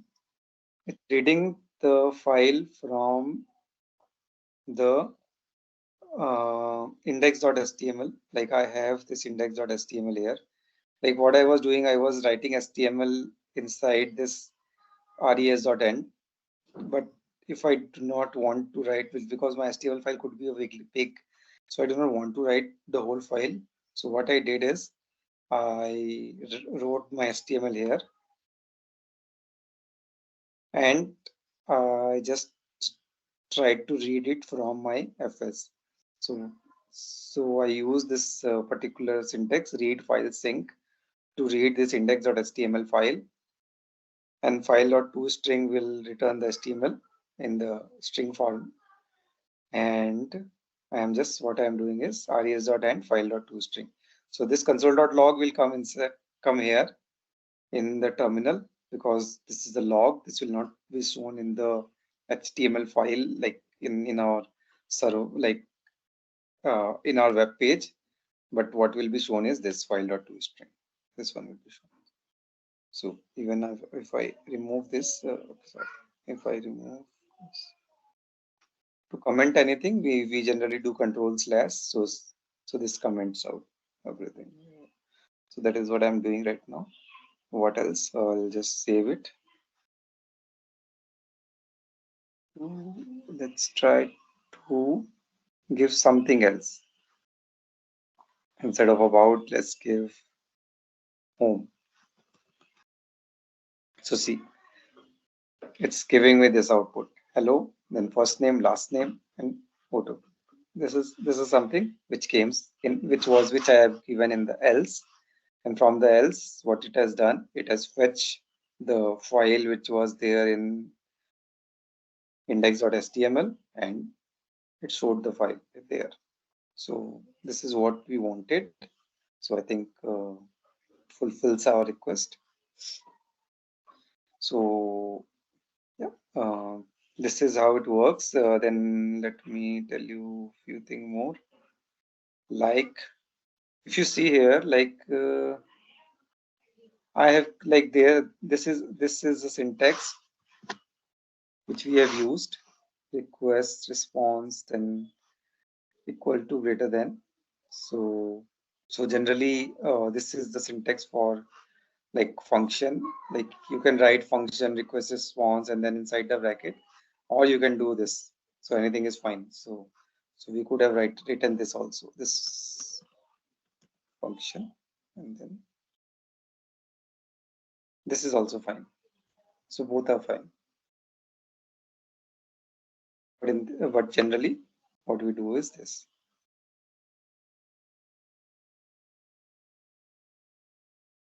Okay, so now you guys try this and see if you also could able to see the web page, and ask me if you face any issue. Not necessary to get the pop-up. That pop-up was basically for the to allow the firewall to execute this code. So you can see here, like I want this require and all those things. Okay, no problem. Would require this is okay. So I want to validate my email, whether this is an email or not. This is not an email, right? This is an URL. This is not an email. So it should return false. So let's see if it works or not. My demo.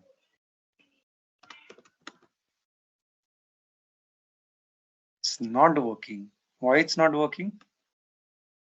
Any idea? Any answer? Why it is not working? Why it's telling that cannot find module? You have the error, cannot find module validator. It's not the part of Node.js, but it is there. Means it is one of the file, but it is not the part of Node.js. Okay, so where is it? It is the part of NPM. So now comes the concept of NPM. NPM is Node Package Manager, and Node Package Manager is something which has a lot more number of files, and we generally use NPM only in our day-to-day life, because like NPM makes our life more easier.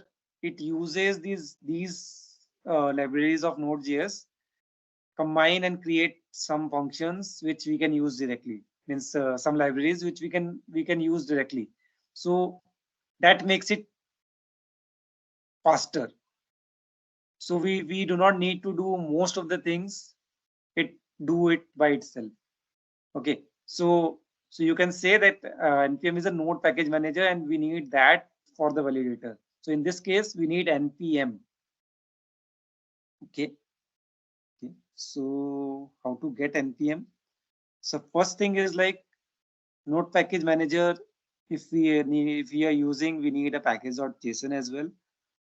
Package.json is something where we need to define like what are the dependencies I have. Okay.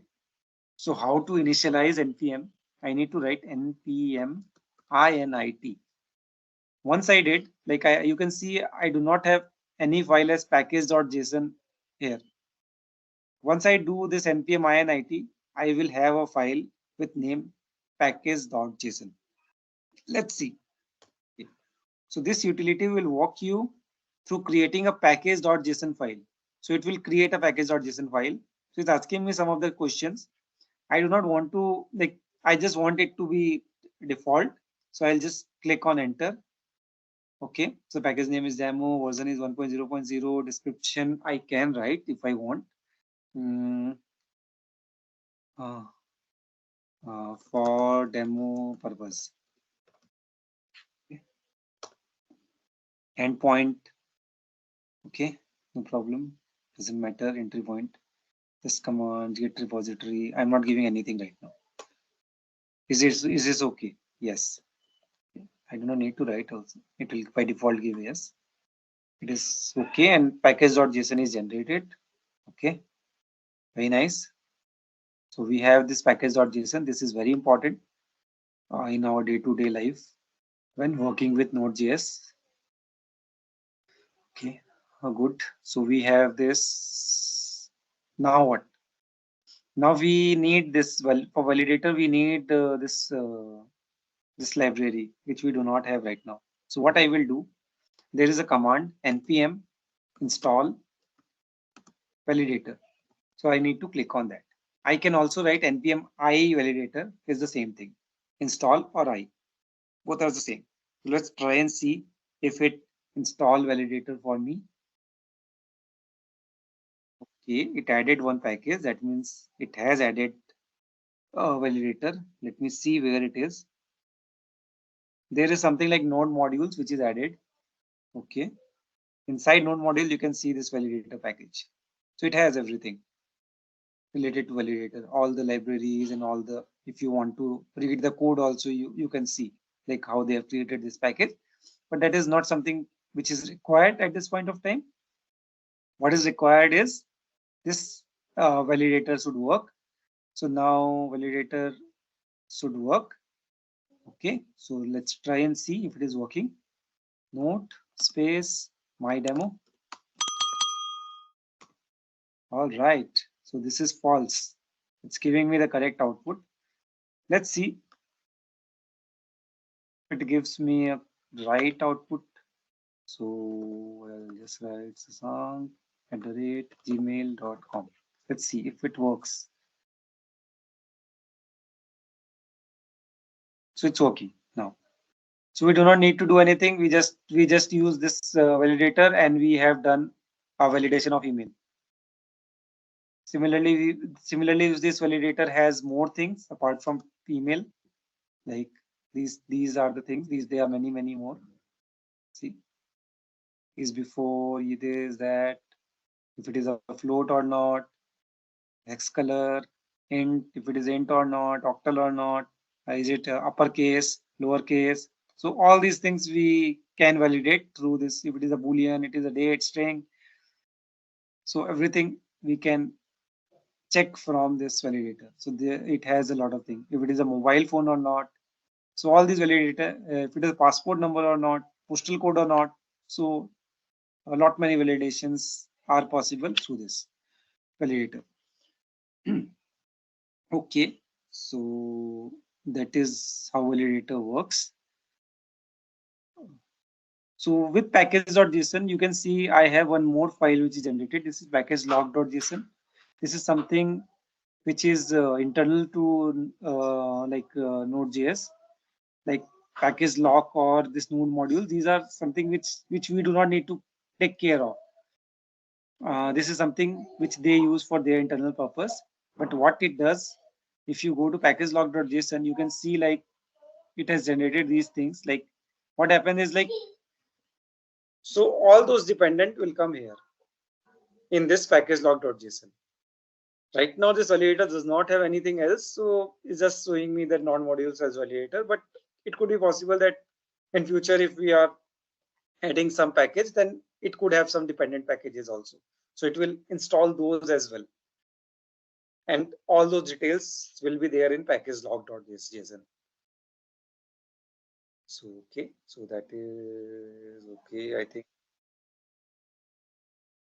we have done a lot of things. You should now know what is this. There's something like NodeMon in Node.js, where like with the NodeMon take care of like what it take care is like you do not need to do control S every time.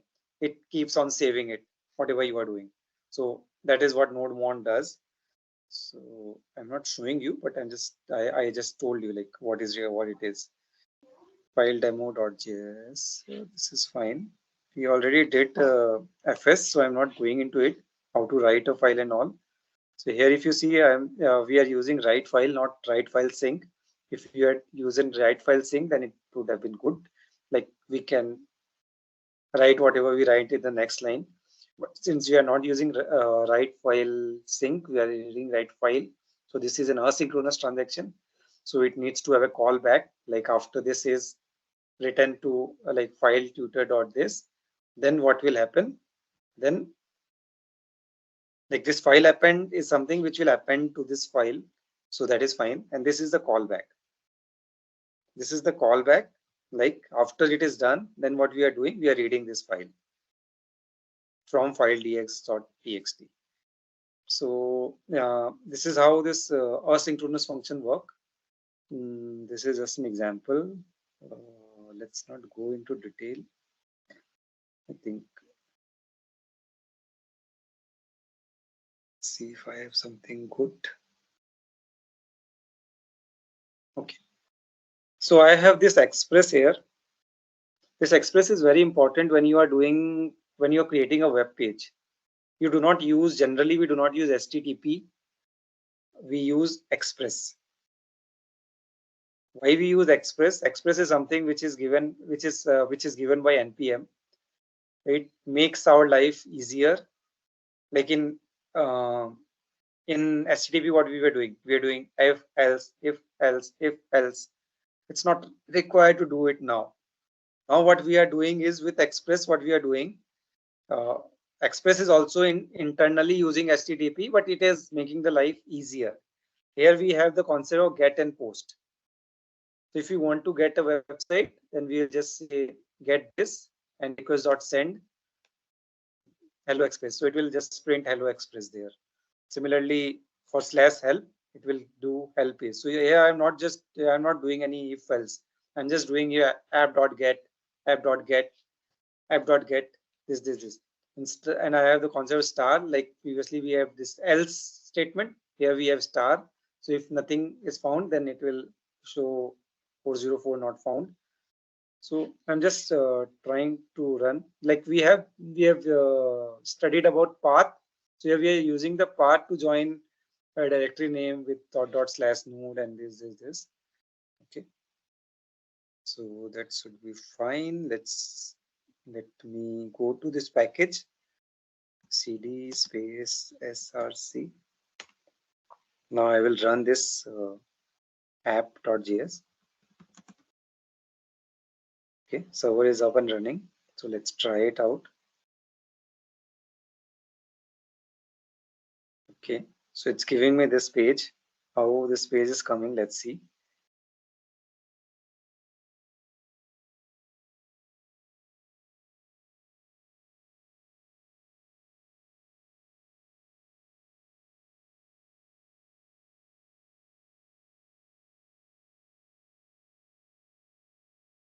Okay, help page is there.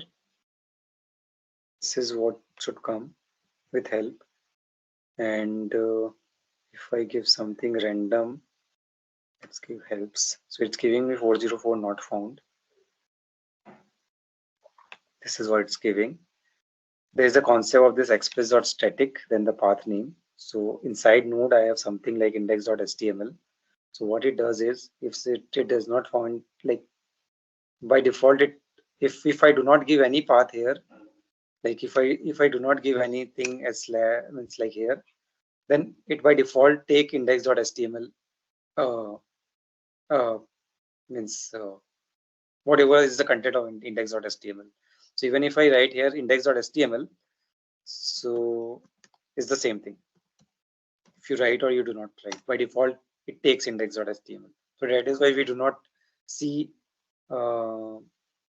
Hello Express, because it's not Hello Express which should come. It's index.html which should come. You can see it has something like first name, last name, go to about page.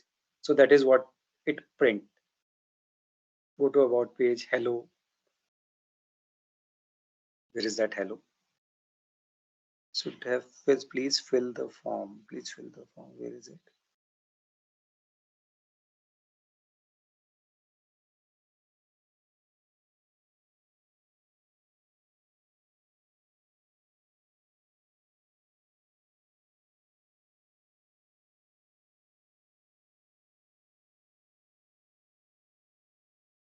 I think it's taking the index.html of this, not node.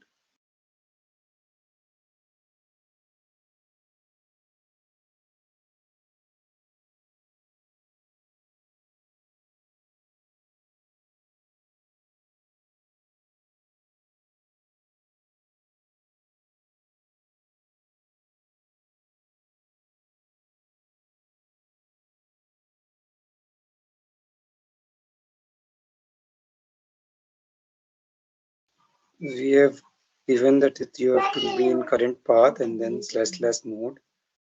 So it should have printed the index.html which is inside this node. Why it's not printing this?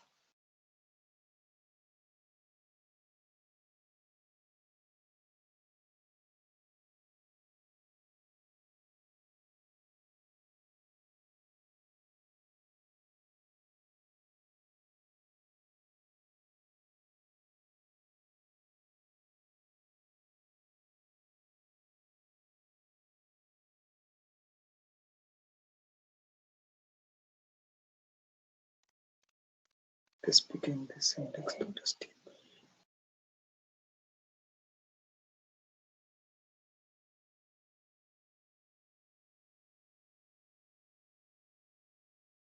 Try with abc.html. See, it's giving me hello inside ABC page. Where is it? Inside ABC. This is the one which is given. So I do not need to basically, even if I do not write, if you see here, even if I do not write this /help or get star, That is fine. If I have an HTML file, I do not need to do all these things. I just, what is important is this thing, app.use. We just need to tell, like, from here you need to pick up those HTML files. So whatever number of web page I want to create, I can just give the HTML file for them. So whenever I am doing /abc.html or /about.html or /index.html, it will just print that.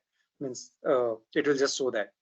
So that is how it works. So that makes the life easier, because you can have hundreds of page in your web page, and you do not need to write the code again and again. You just need to upload that HTML here, and it's done. You don't need to do anything else. So so what we will do now is, that ends the Node.js. If you want to try it yourself, then you can do. We have a break of 15 minutes. Either you take the break or you try it yourself of this particular express, because we do not have much time.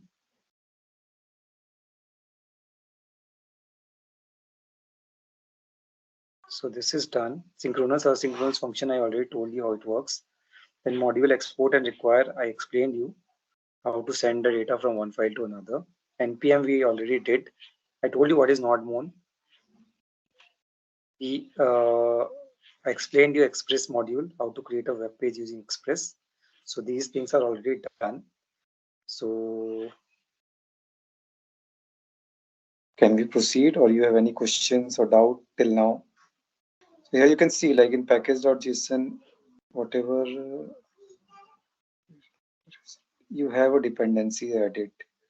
Similarly, for this Express, we have this node modules. So it has a package.json here. Here, if you see, where is it? So Express, NodeMon, these are things which are added here as a dependency. So whenever we are using some package from NPM, it creates a dependency here, and this dependency is required when we go for CAPM. Why? Because like here, what we are doing for everything, what we required, we are installing it, right? So whenever we are deploying our application, at that time, all those packages are required. So when we deploy it, it does not deploy the node modules and all. What it does is it just referred to this package JSON file, and here whatever dependency it sees, it deploy during the runtime. Like whenever we deploy it, at that point of time, it added all those things, because as I told you, like these packages are already there in Cloud Foundry, and it just needs to refer these packages basically. So that is why this is important, dependencies. Okay, so I'll just go to my slides. So this is done, Express. I'll just go through what you say, once more, like whatever we have done, I'll just go through them once more to just recap of what we have done before yesterday. So yesterday we learned about all the different kind of cloud. Like public cloud is for like it's something where you can save your money by sharing it with public. So whenever you are not using, someone else is using that particular OS or that particular environment, so that you both are sharing the same basically the hardware or whatever. So that is the public cloud. Private cloud is something where everything is in your control. Nobody is doing anything. Nobody is sharing anything with someone else. Like that data center, and that's just whatever amount of RAM and memory is given to you. It is your. And hybrid is a mixture of public and private. On-premise was basically something which we did, is like it's client system, and it is their data center on which it is deployed. Then we understood about IaaS, PaaS, and SaaS. IaaS was something which was related to infrastructure as a service, like it gives only the infrastructure, like your RAM, ROM, and all those things. So the example of IaaS is your Microsoft Azure or the Amazon Web Services. So they are the IaaS provider. They provide relative infrastructure or the data center. You do not need to buy your own hardware. You can just host it over those infrastructure. Then you have PaaS. PaaS is for the developers. They for development, they need tools, they need to deploy, they need packages. So everything is provided in PaaS. So in our example, like in SAP, we have a Cloud Foundry for that. It takes care of everything related to our platform as a service. Then we have SaaS. It is for the end user. It's a software, something similar to your Excel, which Microsoft provides. So you can use it directly. So something like that. In cloud also we have some softwares similar to that which we can use directly. We just need to pay for that software. So in SAP term, SAP Ariba or SAP, like SAP is offering many software as a service. So the more you go up, it will, like the control control is lesser at the top and more at the bottom. In BTP, we learned about these things, these 4 different modules. Like one is for database, where you have HANA, analytics, where you have analytics cloud. Then for the developers, you have integration suite and extension suite, and build process automation, which is your process orchestration. And you have this intelligent technology like artificial intelligence and like Internet of Things. How BTP account model works is basically through the global accounts. Global account is the parent. Here we have all the entitlements and quotas which are given to the sub accounts. But global account is something where the customer have a contract with SAP on what are the things they need, what are the services they need basically, and how many people will be using it, and all those details they need to provide, and accordingly they need to pay for it. Then we have sub accounts. So sub accounts, there could be multiple sub account for a global account. Sub account, suppose, so each sub account will have application, services, and subscription. We talked about services. Services are like the instances which we are using,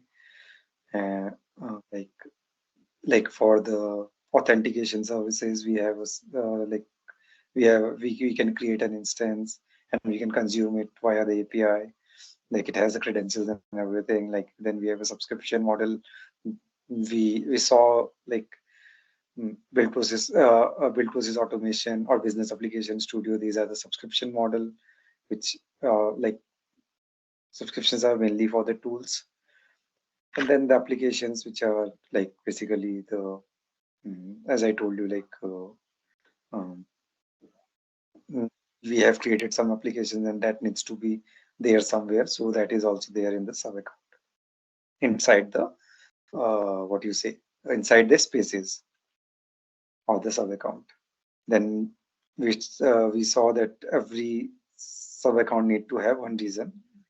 So that is mandatory, and that is mandatory. This reason is basically the data center where our sub account is site. So it has all the things like infrastructure, environment, services, data, and application. Similarly, in the environment, we have runtime like Cloud Foundry environment or the Kubernetes or Kaima environment. So those basically those environment are the thing which provide us the runtime services and tools for the applications to consume it.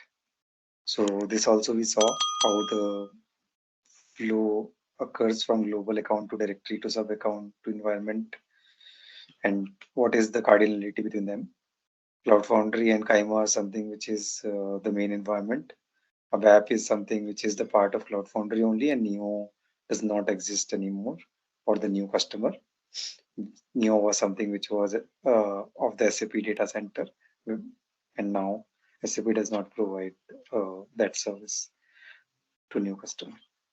So Cloud Foundry, we uh, we saw like it supports multiple languages to be built on top of it, to be deployed, or it has many packages like Node.js, Java, Python packages. It also works with PHP, Ruby. It has a command line interface, scripting purpose, like we just did for the inside the terminal. So the similar terminal we will have in the Cloud Foundry as well. Okay, so Kaima environment we already saw, like it is mainly for the serverless applications, serverless functions, create a serverless application for functions for the application and trigger them on the basis of an event or calling of the API and all those things. WAP is for building the rapid application programming model. We use a WAP. We have configured the SAP BTP trial. Now let's go for the business application studio.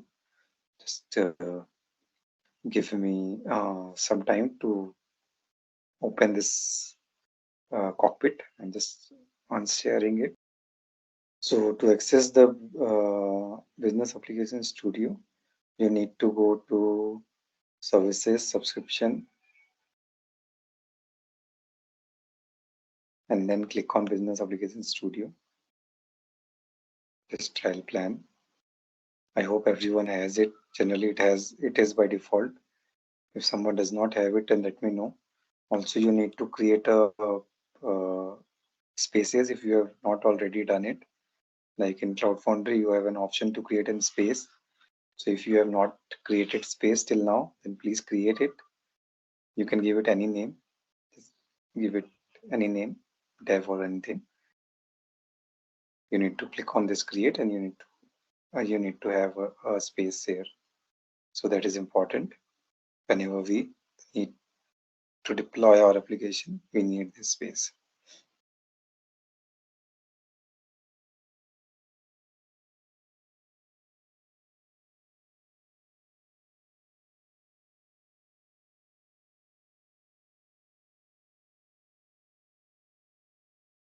On the next time, you can directly use this URL for Business Application Studio. You do not need to every time go to cockpit and you need to come to this application studio. You can directly go to it with this URL. You can just bookmark this and it's done.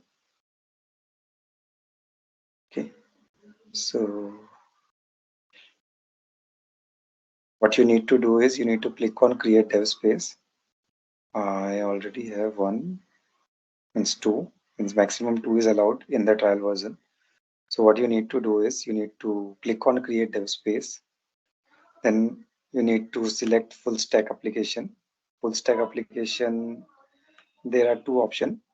You need to select the third one, like the second one. Full stack productivity tool, you do not need to select. There is one more, select that one. And then here what you need to do is you need to once you come to this screen, you need to mandatorily you need to select this SAP HANA tools. And other tools are optional. You can click on Launchpad module as well in this. So you can select them. If something you forget to select, you can do it later on also by coming here and editing it the way I am showing you. But after you do it, click on create, and that will create your dev space. So start doing it and let me know once you see it running. You can give any name to this full stack cloud application. For me, I have given it as dev full.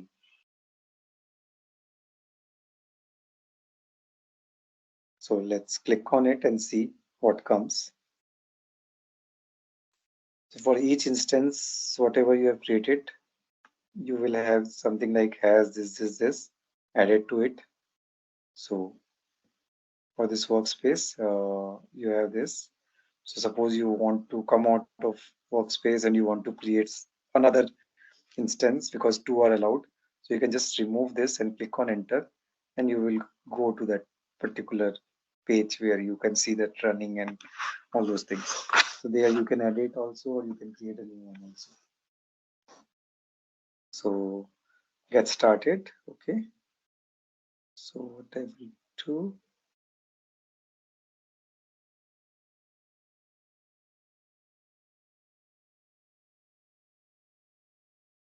we need to open a folder like for the project where everything will be there. For me right now, 2 projects are there already. For you, it should not be, means here it should be blank. Then what we will do, we need to go to new project from template. All right, let's test your knowledge. Here's a question for you. Which of the following is a key benefit of using SAP CAPM? Option A, faster time to market for cloud applications. Option B, vendor lock-in with SAP Cloud Platform. Option C, limited scalability options. Option D, lack of integration with other cloud platforms. Take a moment to think, and when you're ready, choose the correct option. Remember, each choice holds a key to unlocking the answer. Good luck. Type the correct answer in the comment section. Hey there, want to get great at managing supplies? Our SAP CAPM course is here to help. Take it at your own pace on our platform. In this course, you'll learn all about SAP CAPM. It's like a toolbox for planning stuff, from making sure we have enough products to get them where they need to go. Our course covers everything you need to know, from basics to advanced tricks, made by experts who know their stuff. Your teachers are pros who've been doing this forever. They're here to help you learn and answer any questions. And don't just take our word for it. Our students love the course too. People just like you found our course super helpful. Best part, it's affordable. This awesome opportunity to learn won't break the bank. Ready to become a SAP CAPM Pro? Sign up on our page now. For more info, check out ZaranTech's website. This you can see first on what I am doing, the steps, and then you do it. I'll give you that. I'll give you time to do that. So what we will do, we have 4 options here as a template: basic multi-target application, CAP project, Fiori application, or the HANA database project. What we will do, we will create a CAP project.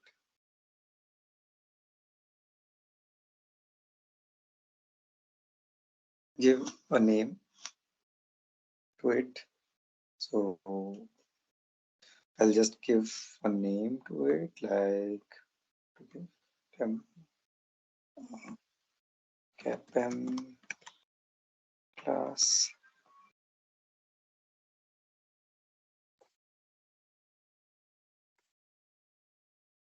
So runtime I will choose as Node.js. It also has an option to select Java, but we will work on Node.js. Now I'm not choosing anything here. I'll just choose application router. That is what something is important. That's it for now. I'm not choosing anything else. Let's finish.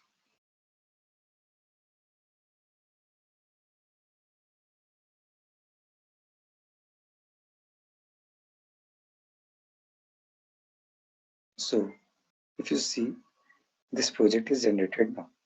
And here if you see, we have 3 options. One is app, another one is DB, and the third one is SRV. So these 3 options are for what? App is basically for the front end, like the UI part, since CAPM application which we develop is full stack application. So it comes with 3 options, 3 folders. One is app, another one is DB, another one is SRV. DB is basically the place where you save your database. SRV is for the data service, and app is for the UI, the Fiori application, which we will build. So now you can create a project from template, the similar one, and see if you get this. So we have this DB, SRV.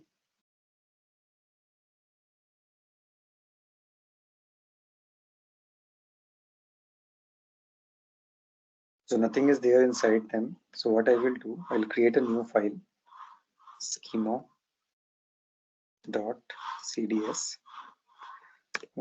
Here every time means we are creating a file, we are giving this CDS extension. The CDS is important. I'll tell you the reason of this CDS, but we need to give this extension schema.cds to create a database structure basically. Okay, this file is created. What I will do, I need to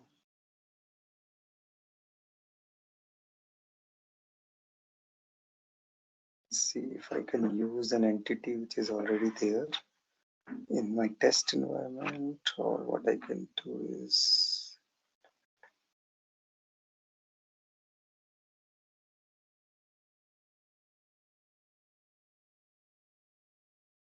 we need to give first we need to give a namespace. Namespace is not mandatory, but we generally give space. So just give it namespace.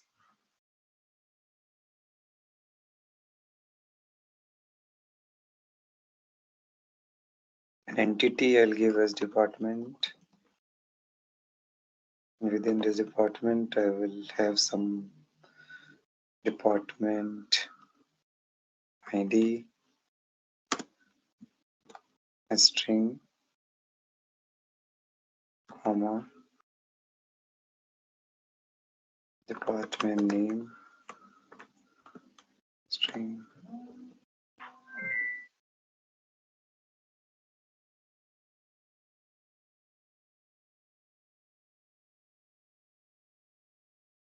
Okay, let's keep these two. Maybe we can give a description.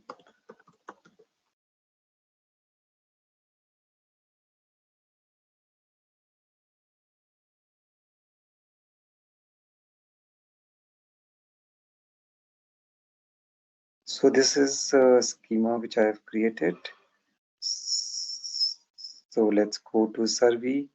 We need to create an OData service. So I'll create a new file. I'll give a name to it. Let's give it a name, service.cds, whatever.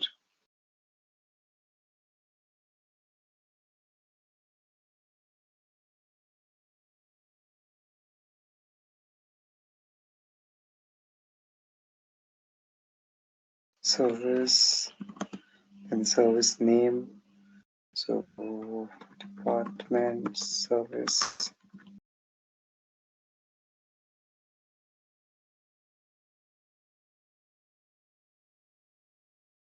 As department service, I'll give.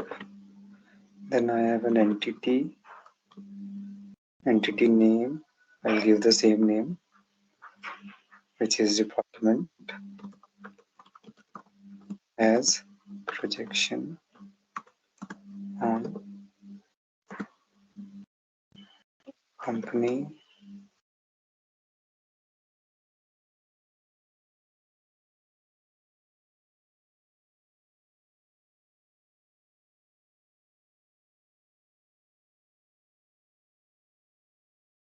using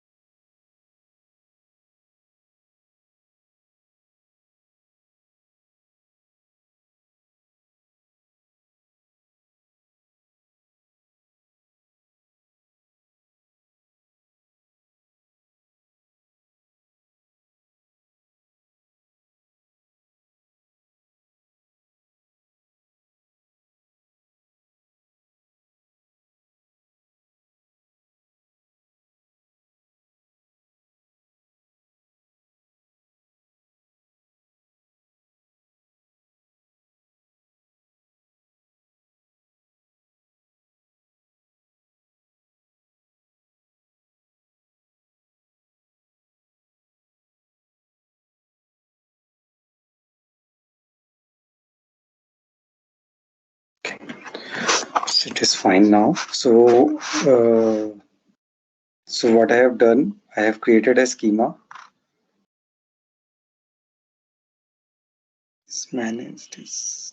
Let it manage is not used in this source file.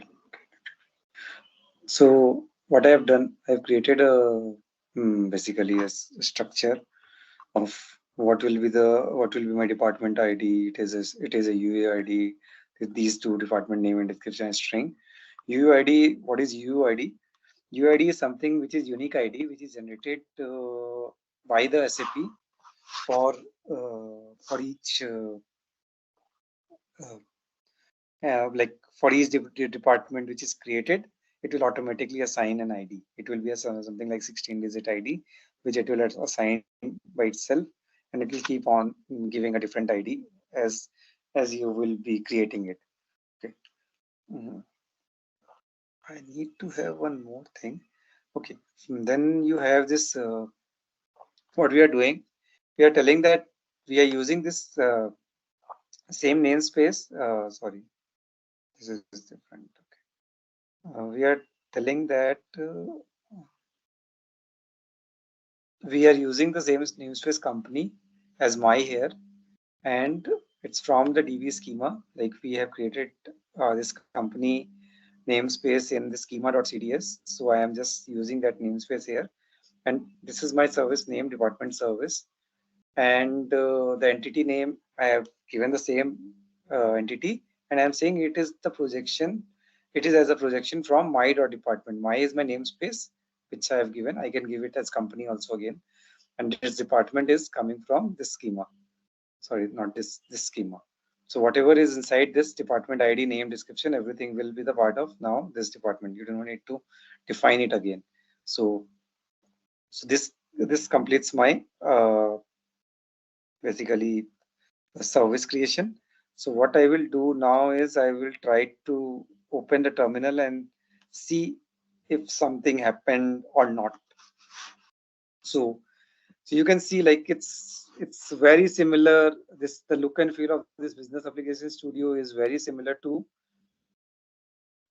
Visual Studio Code, because it is something which is made from Visual Studio only, and you have the terminal similar way what we have done there.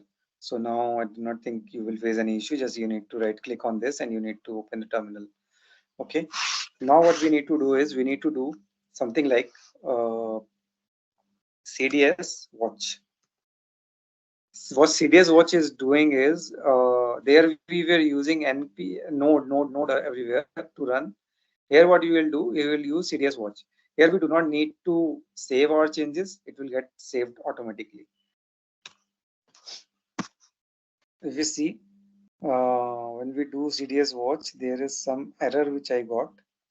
What is that error? Let's see. It is missing a node modules, which is @SAP CDDK. So what we will do, Control C, it is. I'll import from npmi this particular node module @SAP CDSDK.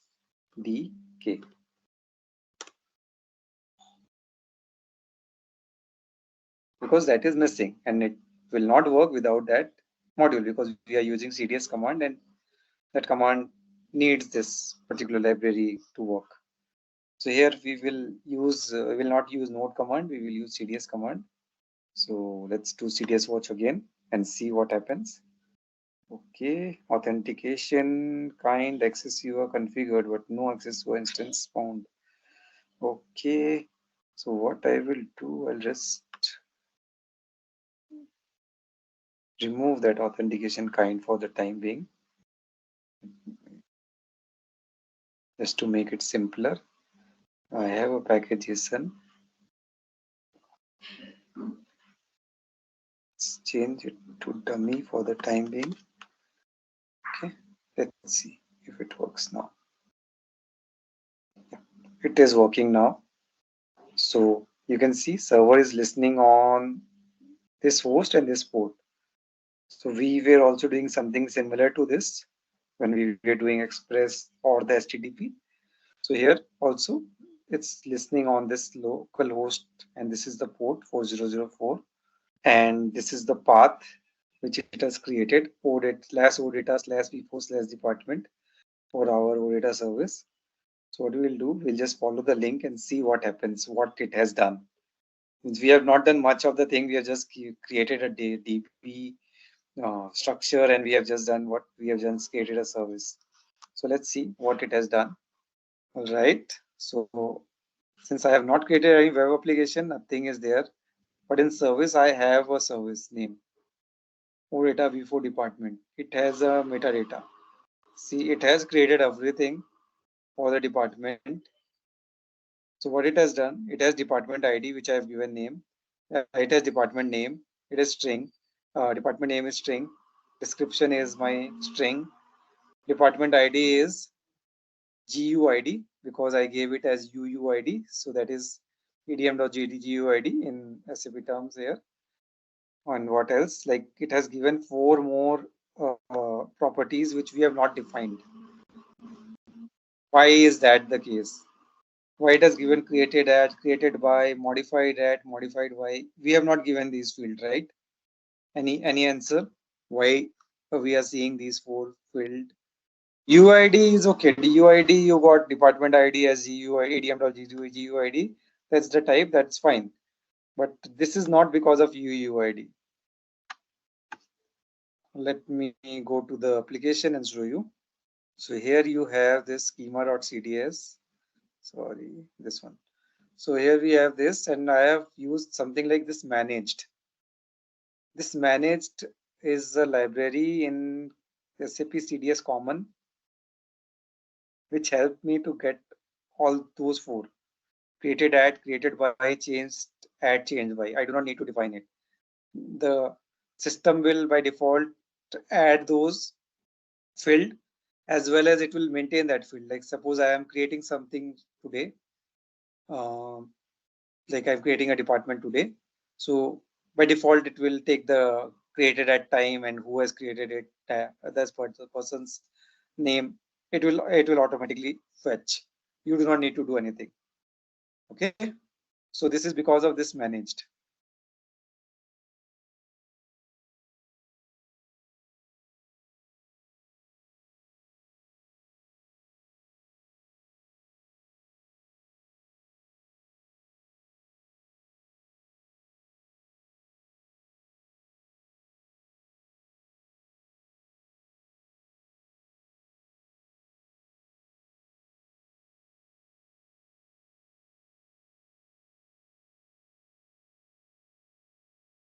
I will do, I'll just add this also.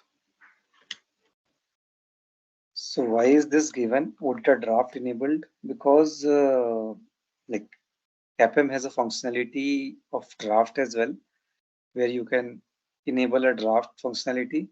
So why is that needed? Why we need a draft functionality?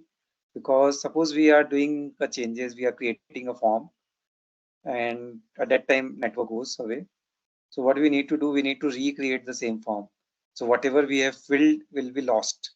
So to save that form by default without even clicking on save button, we have the concept of draft.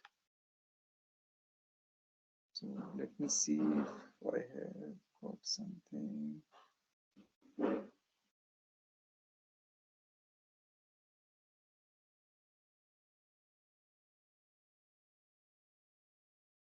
Right now we do not have any data, so it's not showing any data when I'm clicking on department. So I will tell you how to add the data that we will do. Today it was just to show like how it's working.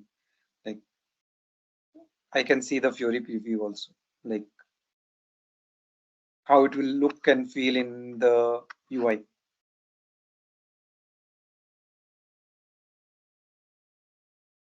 I do not have any data at this point of time, so maybe I could not see anything here.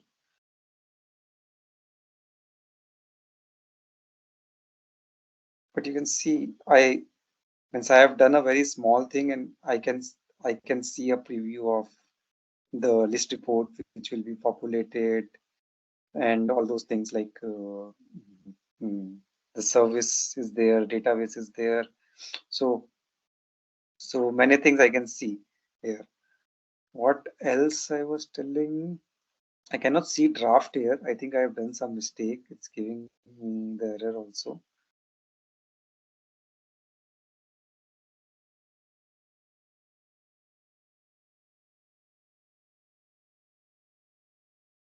There, one more filter will come for drafts.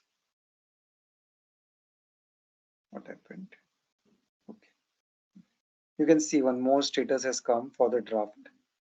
Your own draft, all this is something which came because of that option which you have given. OData draft enable. So yes, now what you do, you try to do the same thing which I have done.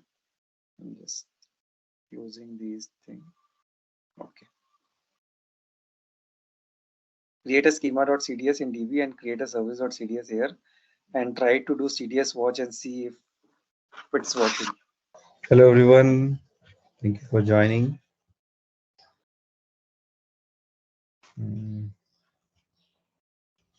So let us start, and if anyone has any questions related to the last session, you can ask.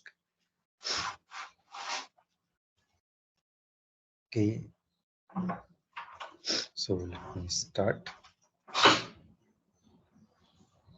I'm sharing my screen.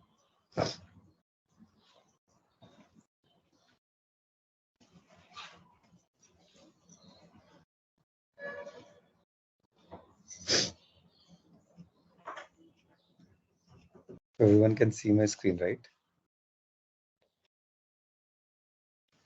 Yes. Okay. So last day, basically we learned about Node.js. What is Node.js? How it works? Why it is called an asynchronous non-blocking, and how it runs on the V8 engine and C++ and all those things we already done. What are the applications of Node.js that we did? Then how to install Node.js. Then basics of Node.js we have done, like how to import OS module or console or file system or path. Then what is synchronous function? What is asynchronous function? We did. Like for synchronous, it will work one after another. Like once a request is completed, and only it will go forward to the next request. But in case of asynchronous request, that is not the case. It is like simultaneously multiple requests can be achieved. Like if something is already in process, then it goes to the next request until this process finished. And once this process finished, if you want something, then you need to have a callback. Like if you want to execute something, so that is a callback function. Modules and requires, we did how to send one file from one place to another. What is NPM? NPM is Node Package Manager, which has a lot of other modules, and it has a different library. Also, NodeMon is something which is helps in like saving your Node.js code. You do not need to press on Control S every time. If you install Node.js, then you do not need if you install NodeMon, then you do not need to do it. Then we studied how Express helps us in creating a web page. Okay, so this is already done. These all things, so I'm not going into it. This is the first session. And then what we did is we studied about Business Application Studio, how to install it, and all those stuff. Like how to subscribe to Business Application Studio and how to have a space, then how to have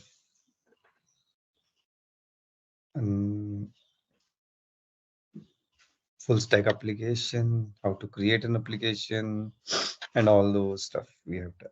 Okay, let's go ahead. So what is an OData? OData is a data access protocol built on core protocols like HTTP and commonly accepted methodologies like REST for the web.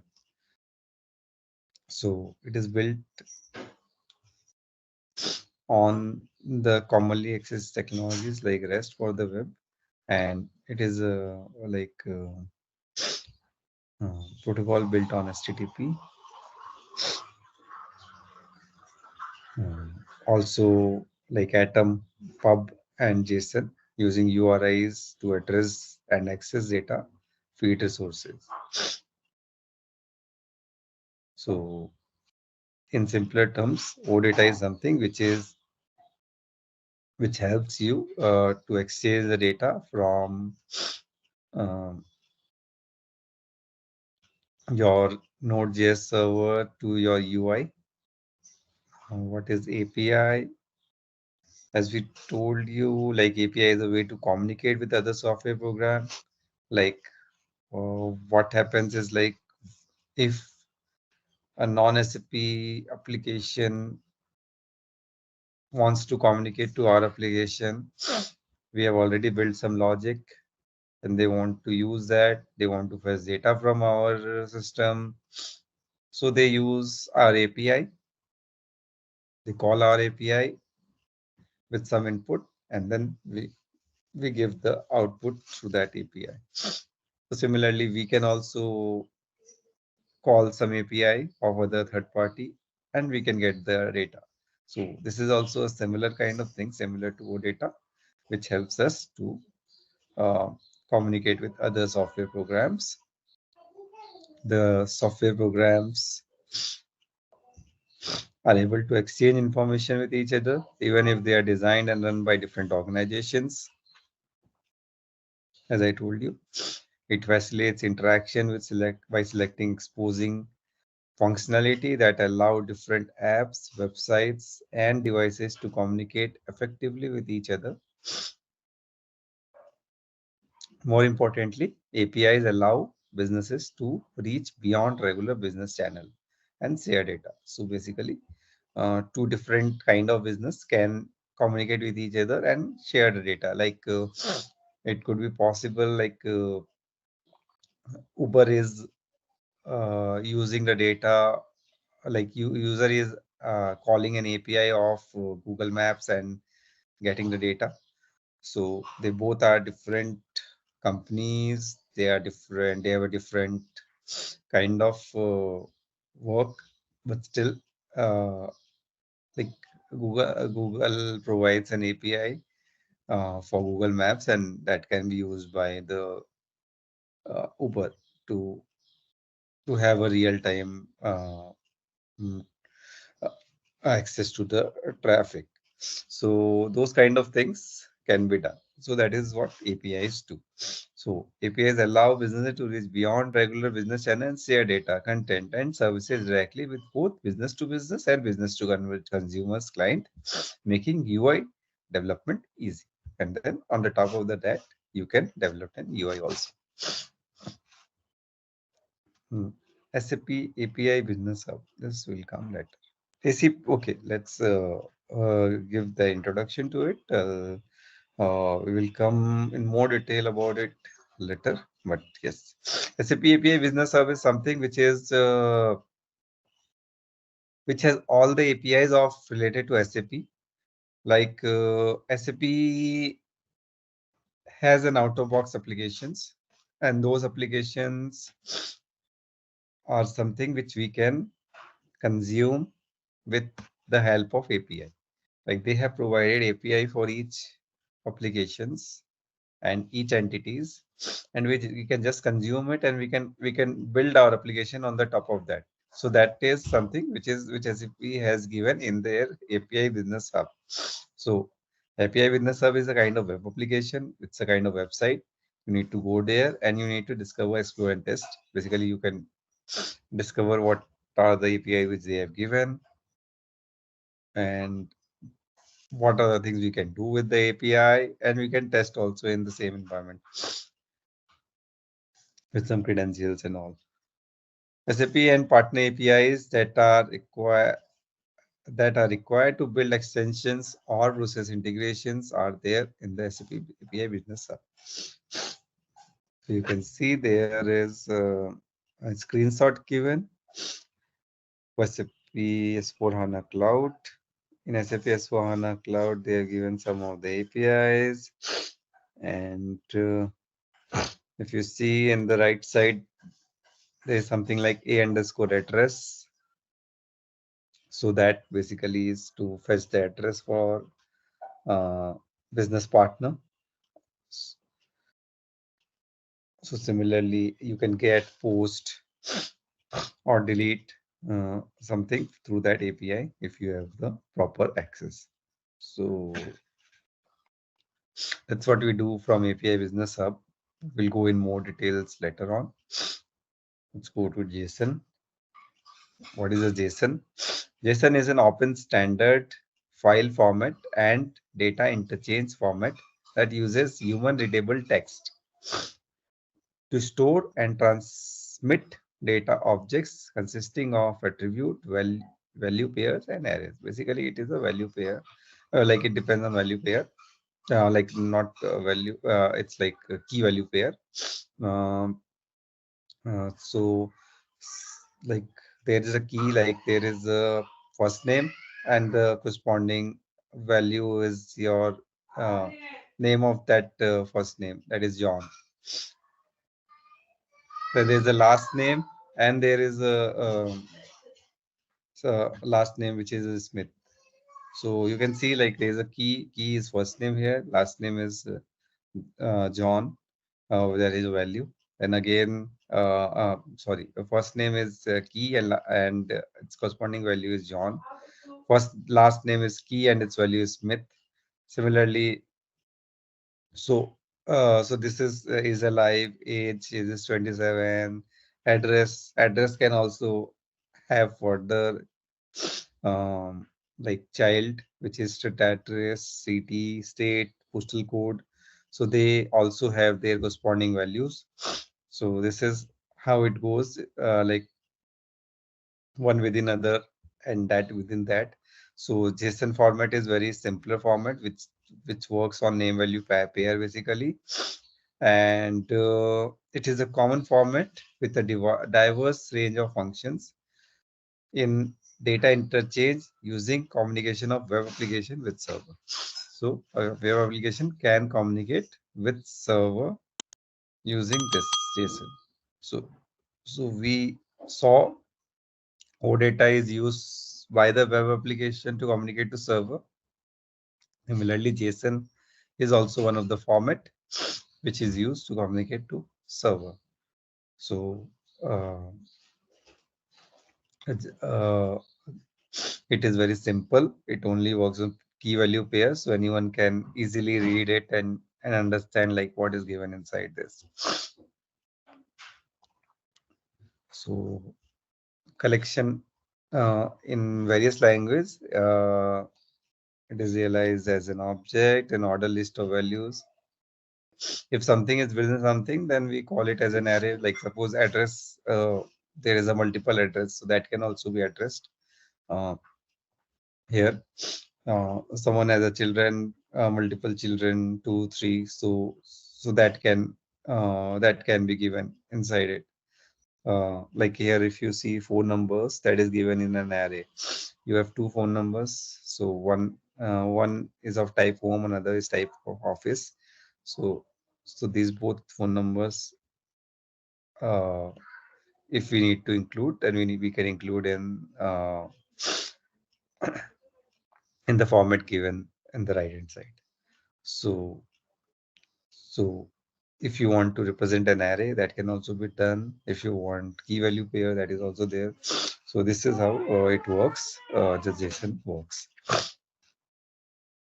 YAML. YAML is something which is human-friendly cross-language Unicode based data serialization language designed around the common native data types of agile programming languages. So for agile programming languages, we generally use YAML. YAML is a human-friendly language, and based on data serialization, it is broadly useful for programming needs ranging from, so it has a multiple use.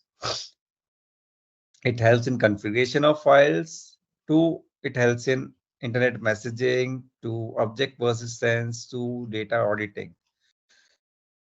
So if you see how YAML is written, so you can see here as an example, the Smiths, the three dots are basically representing three dot and has that this is commented code. And after that, you can see like there is a dot, not dot, dash. So that dash is basically telling that there is a name and value pair, like name is John Smith, age is 33. Then again, there is a name, Mary Smith, the age is 27. Previously, what was done is like it was given in the curly braces. In the second line, if you see like name is in one line, age is in another line. In the third, if you see like name and age are given together, and then Ray Smith and 4 is given together. So these are different ways to represent a YAML. So you can have a different YAML representation for different use case, but YAMLs are represented in these ways. Like, see, men can like if you want to name all the men together, then men, then inside the braces you have this John Smith and Will Jones, and you can give multiple names. Similarly for women, they have given. So if you want to give not give all the women name in the same line, then you can have it like hyphen Mary Smith. Then next line at the same place it should be Susan Williams. So this is how the YAML works. So YAML is basically the, you can say, parent of JSON. So JSON is a kind of child of YAML. Like yeah, what to say?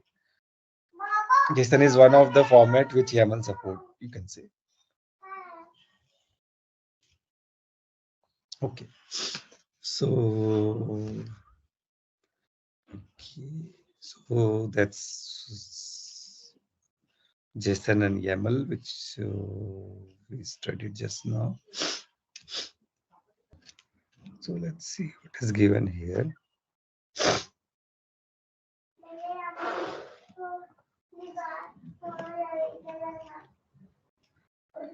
Okay, there is a disclaimer. So I'll just quickly go through these slides. So we have initialized CAP project using VS Code, or we can use basically either Visual Studio or the Business Application Studio. Anything can be used for that. And we need to use CAP commands to initialize the projects. Like we have used one of the CAP command, which is CDS build. No, not CDS build. CDS build we have not used. We have used only the CDS watch.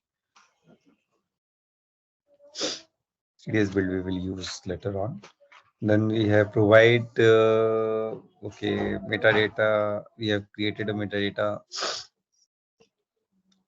Multi-target application was also created, but I have not explained to what was that. So we'll see to that. Then the connectivity which we have done in our this demo project was an SQLite. HDI part we will do later on.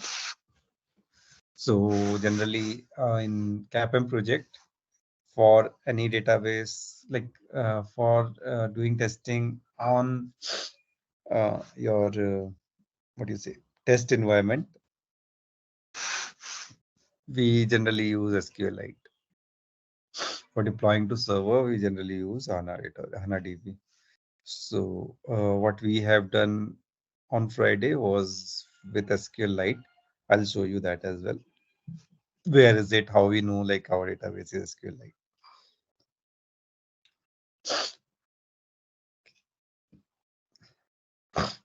So core services.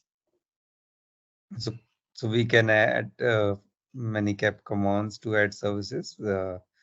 That is something which we can do with CAP. We can use connectivity service to connect with different other APIs.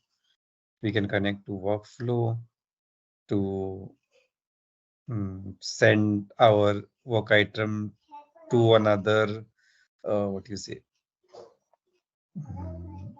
to someone's inbox or something. So that is also, it can also be done. Authorizations we already discussed.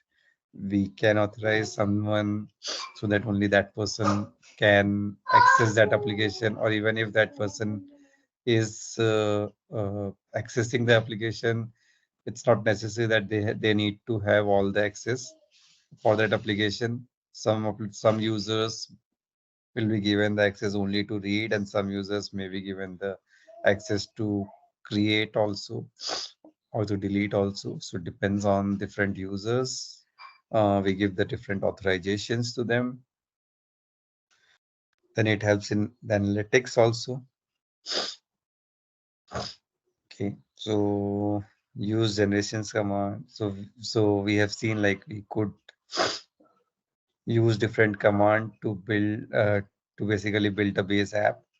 We have not used the command to build our like this full stack application. What we did is we use the template, but there are commands also to do the same thing, and which will give you a base app. Base app means like you have all the 3 folders like SRV, app, and DB folder.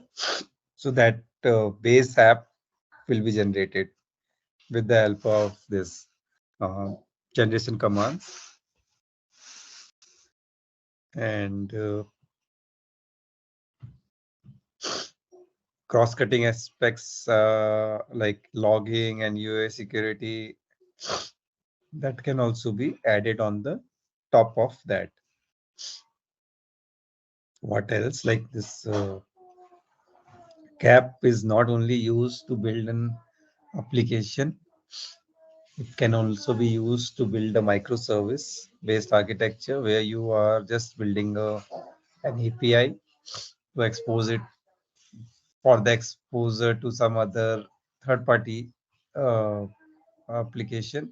Like they can use your API and do their work. So that is also possible. It's not necessary that you need to have a database, you need to have a UI. You can just have a Node.js. You can have a like Node.js application to create a logic and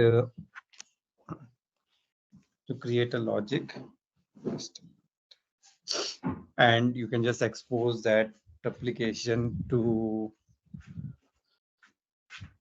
basically you can expose that Node.js application to your it's like any third-party application who can use it. So you do not need to have a UI or database for it. It has some setups which helps in deployment. Okay, so these things also we already know, like we can extend and Node data API services and UI as needed. And we can customize the app as per our need. Okay. APIs also we just learned. So this is in detail how to exchange information through API in a standardized ways. So it enables seamless integration between applications. Between different applications, you can seamlessly integrate, allows different systems to communicate effectively, because that two system can be a SAP system, it can be non-SAP and SAP system, anything possible. So those two systems can communicate effectively through the API, center data format and protocols. So it needs to have a standard format. That standard format can be anything. It can be OData, it could be JSON, anything. So that is why it's saying that it has to have some standard format. It's not necessary that it has to be this. Sometimes they use SOAP also. So that is also one of the prescribed format. So it depends on different application, on like which protocols they are built. It promotes interoperability between platforms, like different platforms are built with different database, with different what do you say, programming language. It could be possible that the other application which wants to consume my service or API, like my API is built on Node.js, but the other application may be in Java, or it could be in some other language, and they want to consume it. So they can consume it. So it promotes interoperability between different platforms, between different languages. So everything is possible. It is also possible, like I have exposed something in basically what you say in OData, and the other third-party application may want to consume it or may want to show it in SOAP or JSON, so that those things are also possible. It simplifies the data sharing across organization. So data sharing is simplified through the API. It facilitates the real-time information exchange. Real-time, you can exchange the informations, definitely. It powers automation through easy system connectivity. Like there are many APIs which helps us to automate our task. So we can just use those APIs and automate few tasks. So that is also easier. Apart from this, it abstracts complex system logic and interfaces. So you can write a logic on the top of that. You consume an API and then you write a logic, or or someone has written a complex logic, and you do not need to take care of that logic. You just send some input parameter. It has that API has a lot of logic. You do not take care of it. That is taken care of by third-party application, and you are just consuming the corresponding output. So that is also what API does. It promotes modular architecture and loose coupling. So as I told you previously also, like you have a modular architecture, like you have UX, you have Node.js, and you have a DB, but they are all loosely coupled. They are all like they are basically what you say, they are dependent on each other, and at the same time they are easy to separate also. It's not necessary that you always have to have a UI or you have to have a DB. As I told you, you can have a microservice also. And also if you have a UI and if you have a DB, then it's not necessary that always you should use a HANA DB, or you should use SAP Fiori. Instead of SAP Fiori as a UI, you can have a React.js, AngularJS. Up to you, like what UX you want to use. So that flexibility is also given. And suppose today I have some DS, like a DB which is HANA DB, and tomorrow I do not want to continue with HANA DB, like my client does not want to do it, and excuse me. So I do not want to remain with that database. Maybe I do not want to stay with SAP only. So anything is possible. So what I can do, I can just shift my database to some other database. Like I can go for some other database also, which is relatively cheaper maybe, or maybe because of some other reason. So that shifting of data is possible. You can easily shift to some other database with minimal effort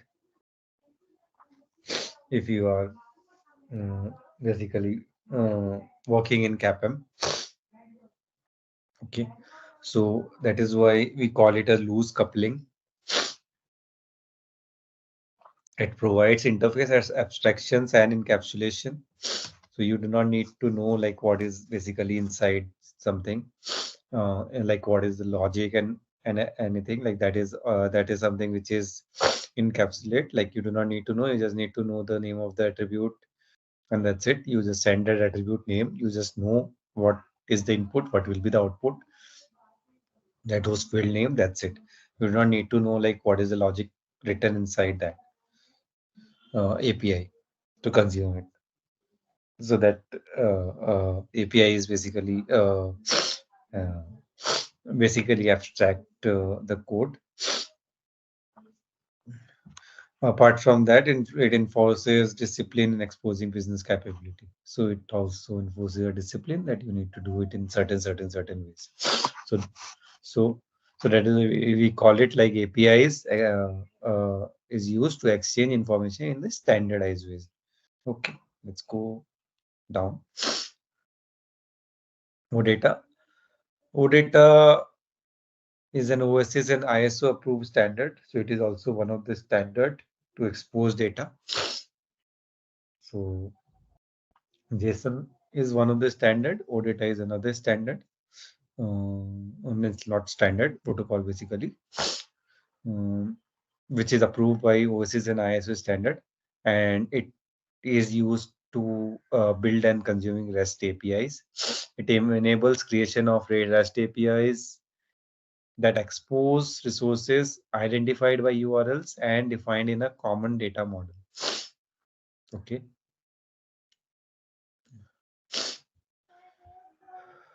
So that is what it do. So there is a URL. That URL is given, and you just need to consume that URL with some input parameter. That's it. Clients can interact with exposed resources using simple HTTP request. So they can expose their resources using this HTTP request. They don't need to do much. Then like provides guidance for aspects like HTTP header, status codes, methods, URL formats, media types, payload encoding, query option. Like status code is something like we already know, like there's something like 200. We saw it in when we were building web application. 200 is one of the status code, and like 201 was another which used to create, like when you post something, then you use 201 status code. If something is not found, and we use 404 status codes. So there is some guidance on like which status code is for what. So you know, like whenever if some data is not coming, you are getting 404 not found. But this is not there. Then method means like get, post, or update. So these are the methods which have like get helps to get the data, and post basically help to create a data in an entity. Like you want to add a row in a table, so you need to use this post. Update, if you want to edit a row in a table, you use update. If you want to delete a row, then you basically use delete command. So these are the methods which generally are used. We do not directly go and use a select query and do that. We do not hit the database directly. We hit through some API or OData service. Then you have URL formats, media types, like what are types. If you are sending some media, like some document, or you are sending some JPG file, so it has some types and all those things that you need to take care of. Then you have to have a payload if you want to post something, so you need to have a payload. That payload needs to say like what are the things you need to post, so it has some format. So yeah, so these all are the things which are the part of OData service. It standardizes how to track changes, define usable functions, actions, send batch request. So how you can track your changes, or how you can send multiple requests at the same time. When you send multiple requests at the same time, then it is generally called a batch request. And actions and functions are also defined in OData. So there's something like actions and function. Like on the click of this button, this should happen. Something like that can also be done through OData. OData allows apps to focus on business logic without worrying about the API creation details. So you just write a logic and an OData service will be created without doing much. So it helps you to do that. It facilitates creation of, like yesterday also, on Friday also, what we did is we created an OData service without doing much. We just did we just in SRV folder we just created a service, and we extend that service like from the database model. And what we did CDS watch and it works. So that is what it is a simpler way. You do not need to take care of much to have like do not need to take care of much to create a OData service. It's just a simpler way. You just need to concentrate on the logic, how it is written. Okay.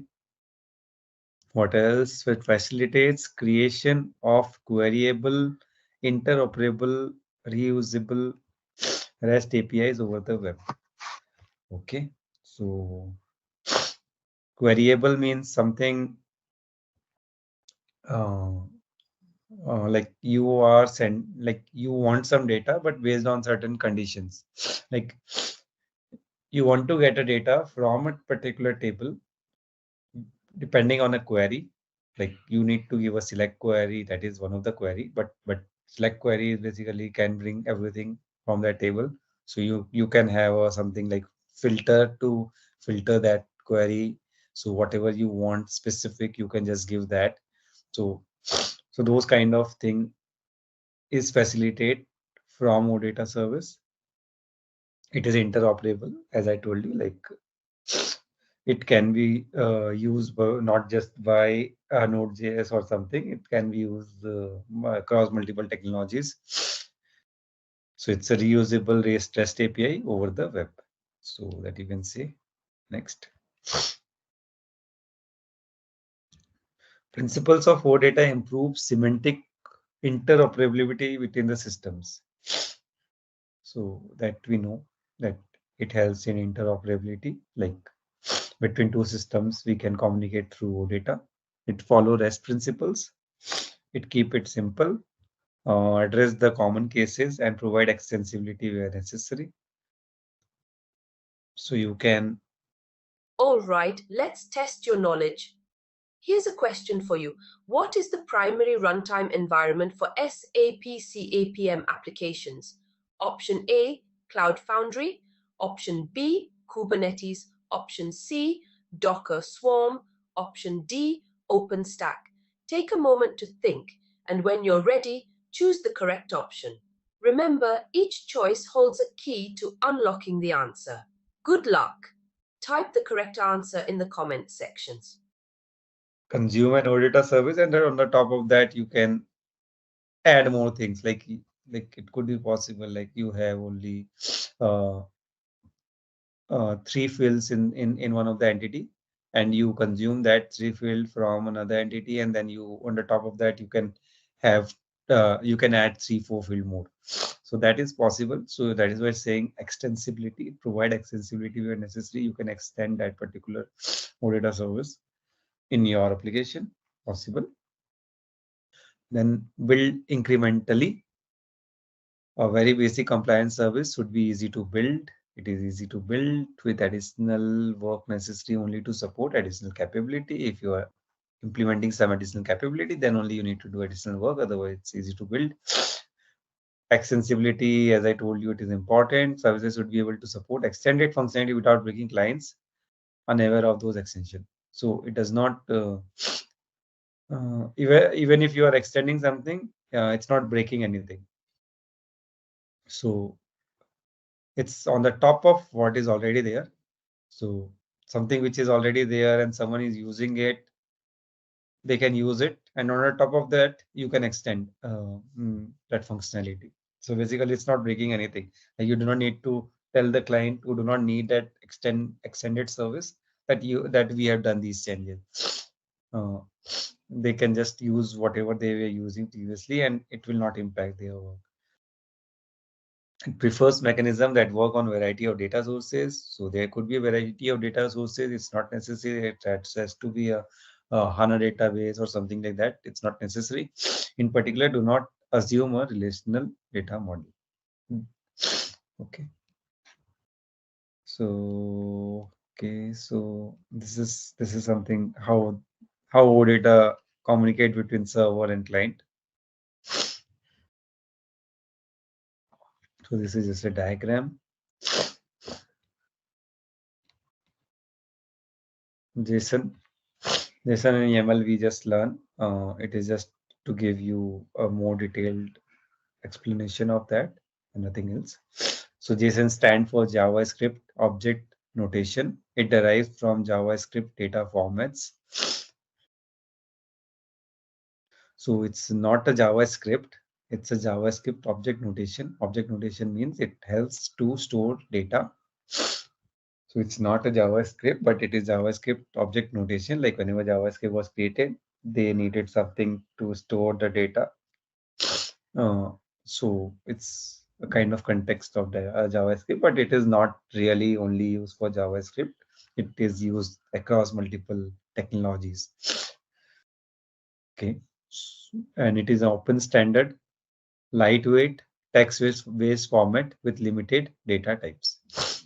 It has a limited data types, as we can see it as something like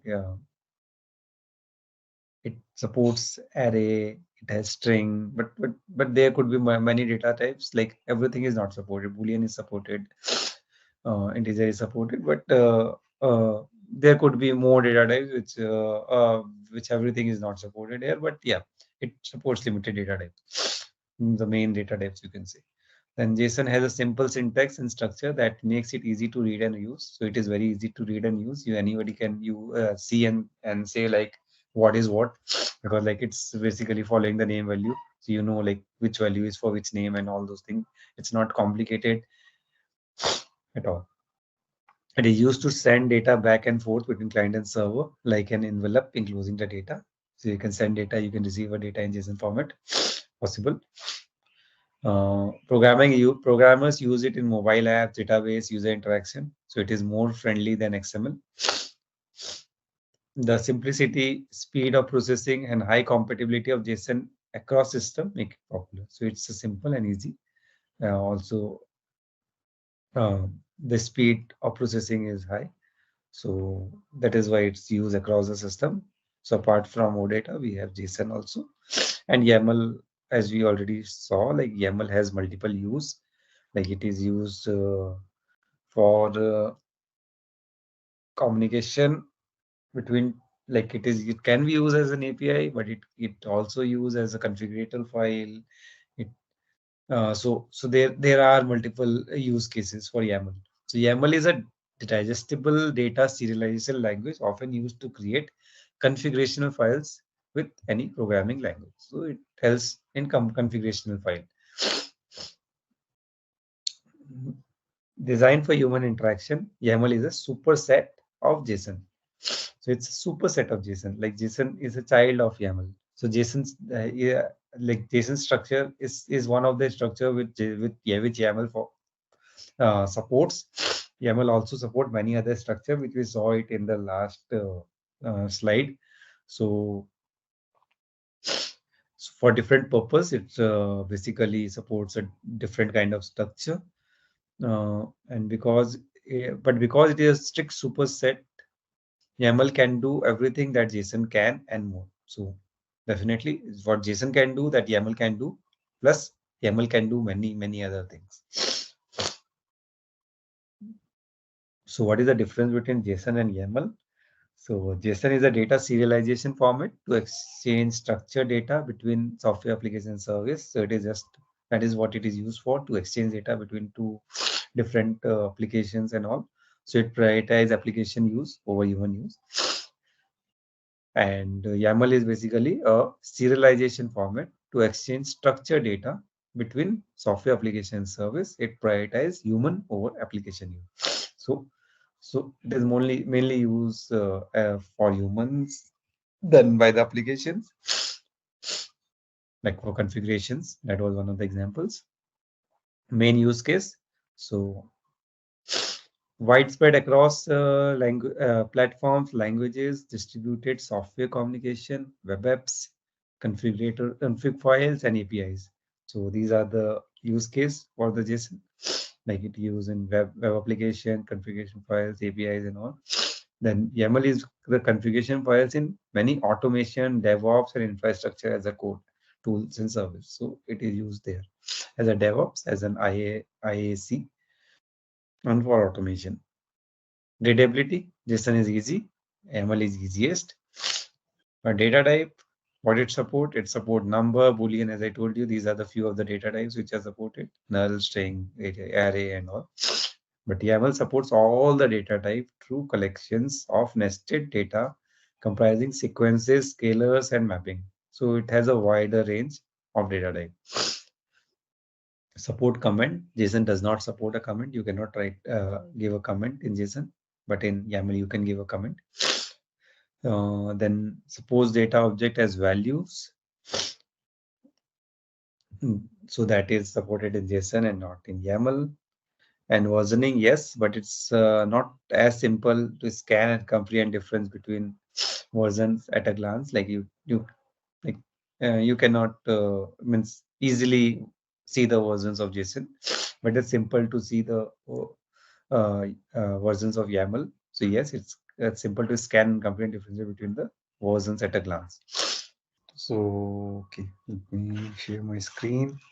Today now we will start with some hands-on. So let me share my screen. If you have not yet started your Business Application Studio, please start. So everyone, just open the Business Application Studio. We'll start with another application today. Like you can, like I have used the same files, means I just changed some of the names. So you can also do that, or you can create a new one, up to you. So I have changed the schema file to show some cardinality and all. So let's start. Let me explain you everything, and then you can do it by yourself. So what I'll do, like schema, here I have taken risk management as a schema. Manage the same, what we did on last day. Then we have an entity, two entity this time we have taken. One is a risk, another one is mitigations. Yeah, and what else? Like manage is fine. Manage is as we already know, like it is for the created by, changed by, and all those things. Apart from that, we have a key, which is a primary key. So for risk, we have ID as a key. Mitigation also we have an ID as a key. UUID, we we also do class time also. UID is something which is universal ID and it generates by itself. You do not need to define this ID. And whenever you create something, it automatically have one UID by itself. And the advantage of having a UUID is like it helps in the concept of draft also. So suppose you are say writing something, creating a form, and you have not saved it, and somehow mm, you have to refresh the browser, or your network is lost, or whatever is the reason, and you come back after an hour or something. Generally, it happens is like whatever you have done is lost, but it will not get lost. It will saved as a draft. So that is why we use this UUID for the draft feature as well as to generate some unique ID. You do not need to take care of the IDs. It will automatically get generated. So that is UUID. Then here I have title, owner, priority, description, all are the string. If we just give string, then it will have some uh, 5,000 character or something. So that will be given by default. And if I give something inside this bracket, then this is the maximum length of that particular attribute. So here title will have maximum length of 100. Priority we will have a maximum length of 5. So that also we can give. Either if we do not know the length, we can give like a string. So it will be like it will have around 5,000 characters to store. So that is why I've given you string also, and here I've defined the number of characters also. Okay, then impact is integer, criticality is also integer. Apart from that, I have something like MITI that I will come back to this. Then I have mitigation as one of the entity. This is also managed, and managed means again created by, changed by. Everything will be managed by itself by this application only. You do not need to take care of that. It also has a UUID. Then string description, owner, timeline has string. Then we have risk. What is this risk? Okay. So risk and mitigation, these are two entity and they have some relationship between them. Okay. So they have a relationship of 1:many. Like one risk can have one mitigations can have many risk.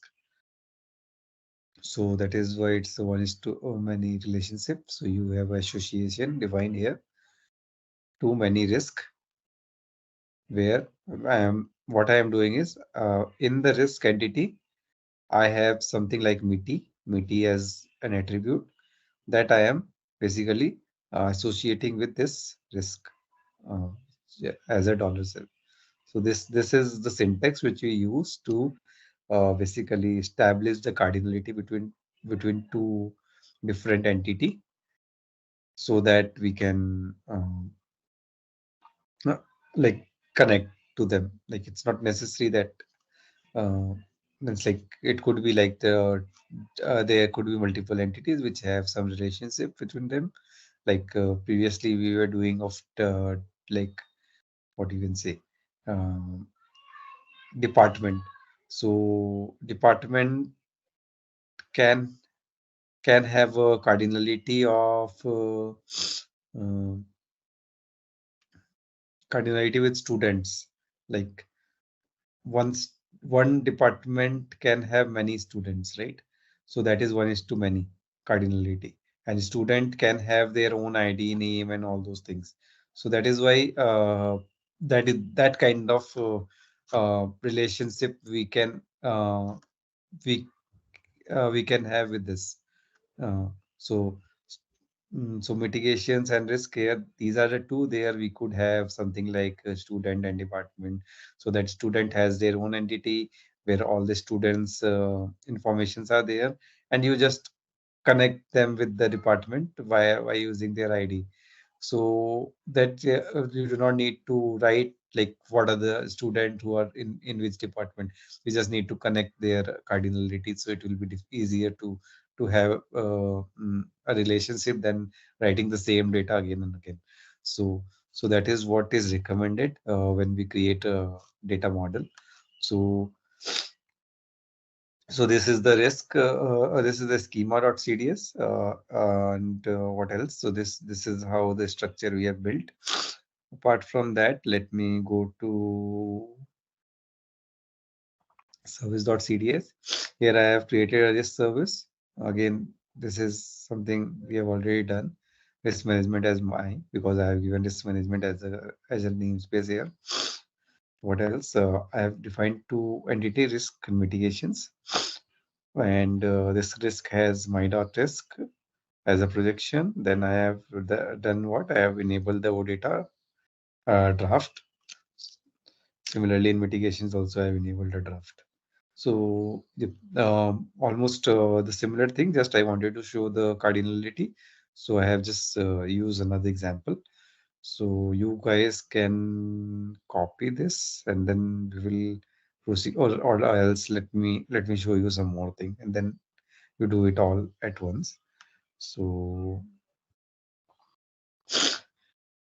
we have done like CDS watch. CDS watch was something which is it. There is something like CDS watch. There is something like CDS run. CDS run is something where you just run your application and you see. Like if I do CDS run, then also it works in the similar way as CDS watch works, but there is a small difference.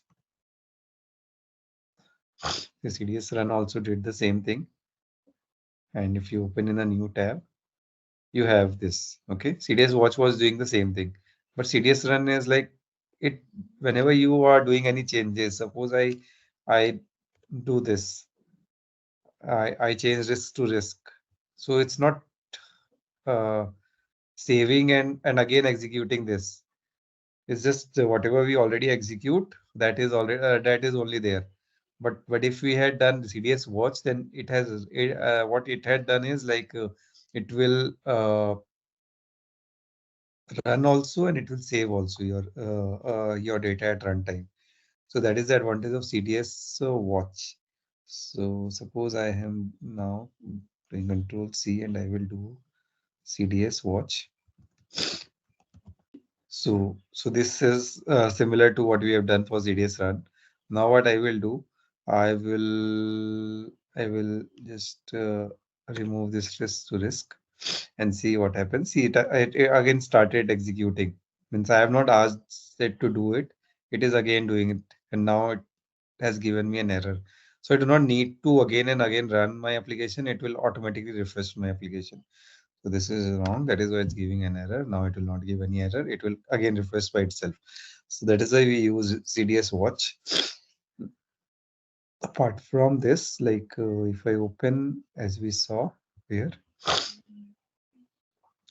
like I have the metadata. So this is something which is generated by itself once we have given that all those things risk. Means like whenever we are creating that service, and this is also which is generated by itself, like slash data before risk for our risk service. So if you see here, we have created by, modified by. We have something like is active, has draft. These are also added because we have given that OData draft enable. So that is why these properties are also added. Then we have this sibling entity because we have a cardinality with this what with mitigation. So this is the sibling entity which they have defined. So these are the things which are getting generated by itself. We have means we are not doing much here. We have just defined few of the things and it has created this by itself. Okay, so that is good.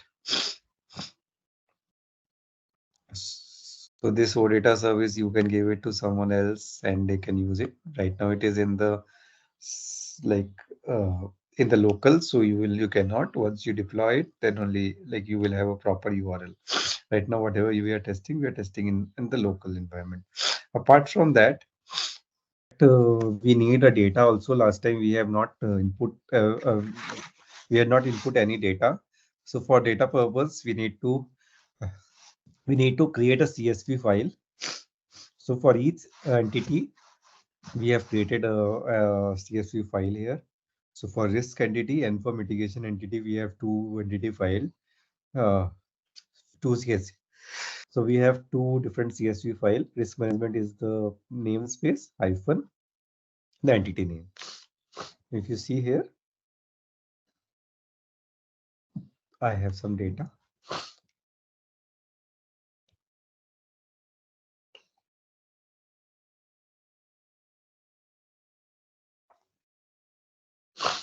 Since this is not created by me at this moment, and it is something which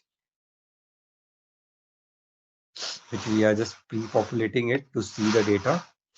So I have given created at and created by also. But whenever it creates by itself, then you do not need to give it. It gives the like it generate created at created by at runtime only. So here I have ID, created at, created by, title, owner, priority, description, and impact. And this, what is this meaty underscore ID? What is this meaty underscore ID? So if you see here in my schema, I have defined something like meaty. This is the meaty, but from where this ID is coming, this ID is so this. So if I want to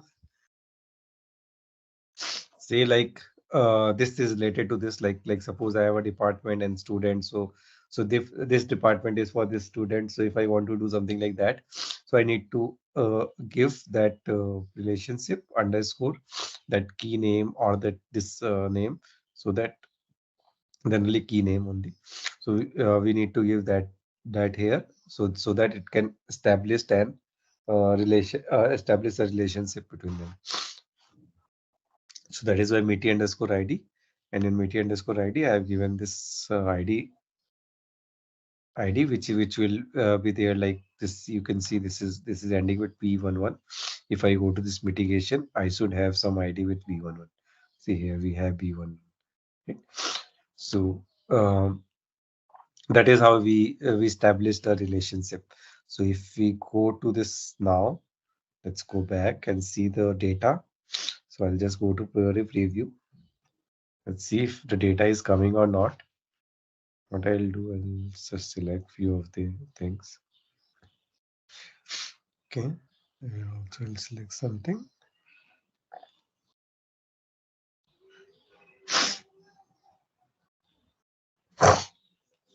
So if you see here, like the data which we had filled, those datas are you can see here in your Fiori preview. You can filter also. Suppose I just want to see the field with 10,000, so I can do it. No, what happened? Something is not correct. Let's try to search with recent. Okay, see it's coming. So we can have these kind of filters here. We will go in more details once we go to the Fiori application. Here is just to show like the data is coming, whatever we have given in that CSV file. So what you can do is now you can copy all these things and see if it is working for you as well. Hey there, want to get great at managing supplies? Our SAP CAPM course is here to help. Take it at your own pace on our platform. In this course, you'll learn all about SAP CAPM. It's like a toolbox for planning stuff, from making sure we have enough products to get them where they need to go. Our course covers everything you need to know, from basics to advanced tricks, made by experts who know their stuff. Your teachers are pros who've been doing this forever. They're here to help you learn and answer any questions. And don't just take our word for it. Our students love the course too. People just like you found our course super helpful. Best part, it's affordable. This awesome opportunity to learn won't break the bank. Ready to become a SAP CAPM Pro? Sign up on our page now. For more info, check out ZaranTech's website.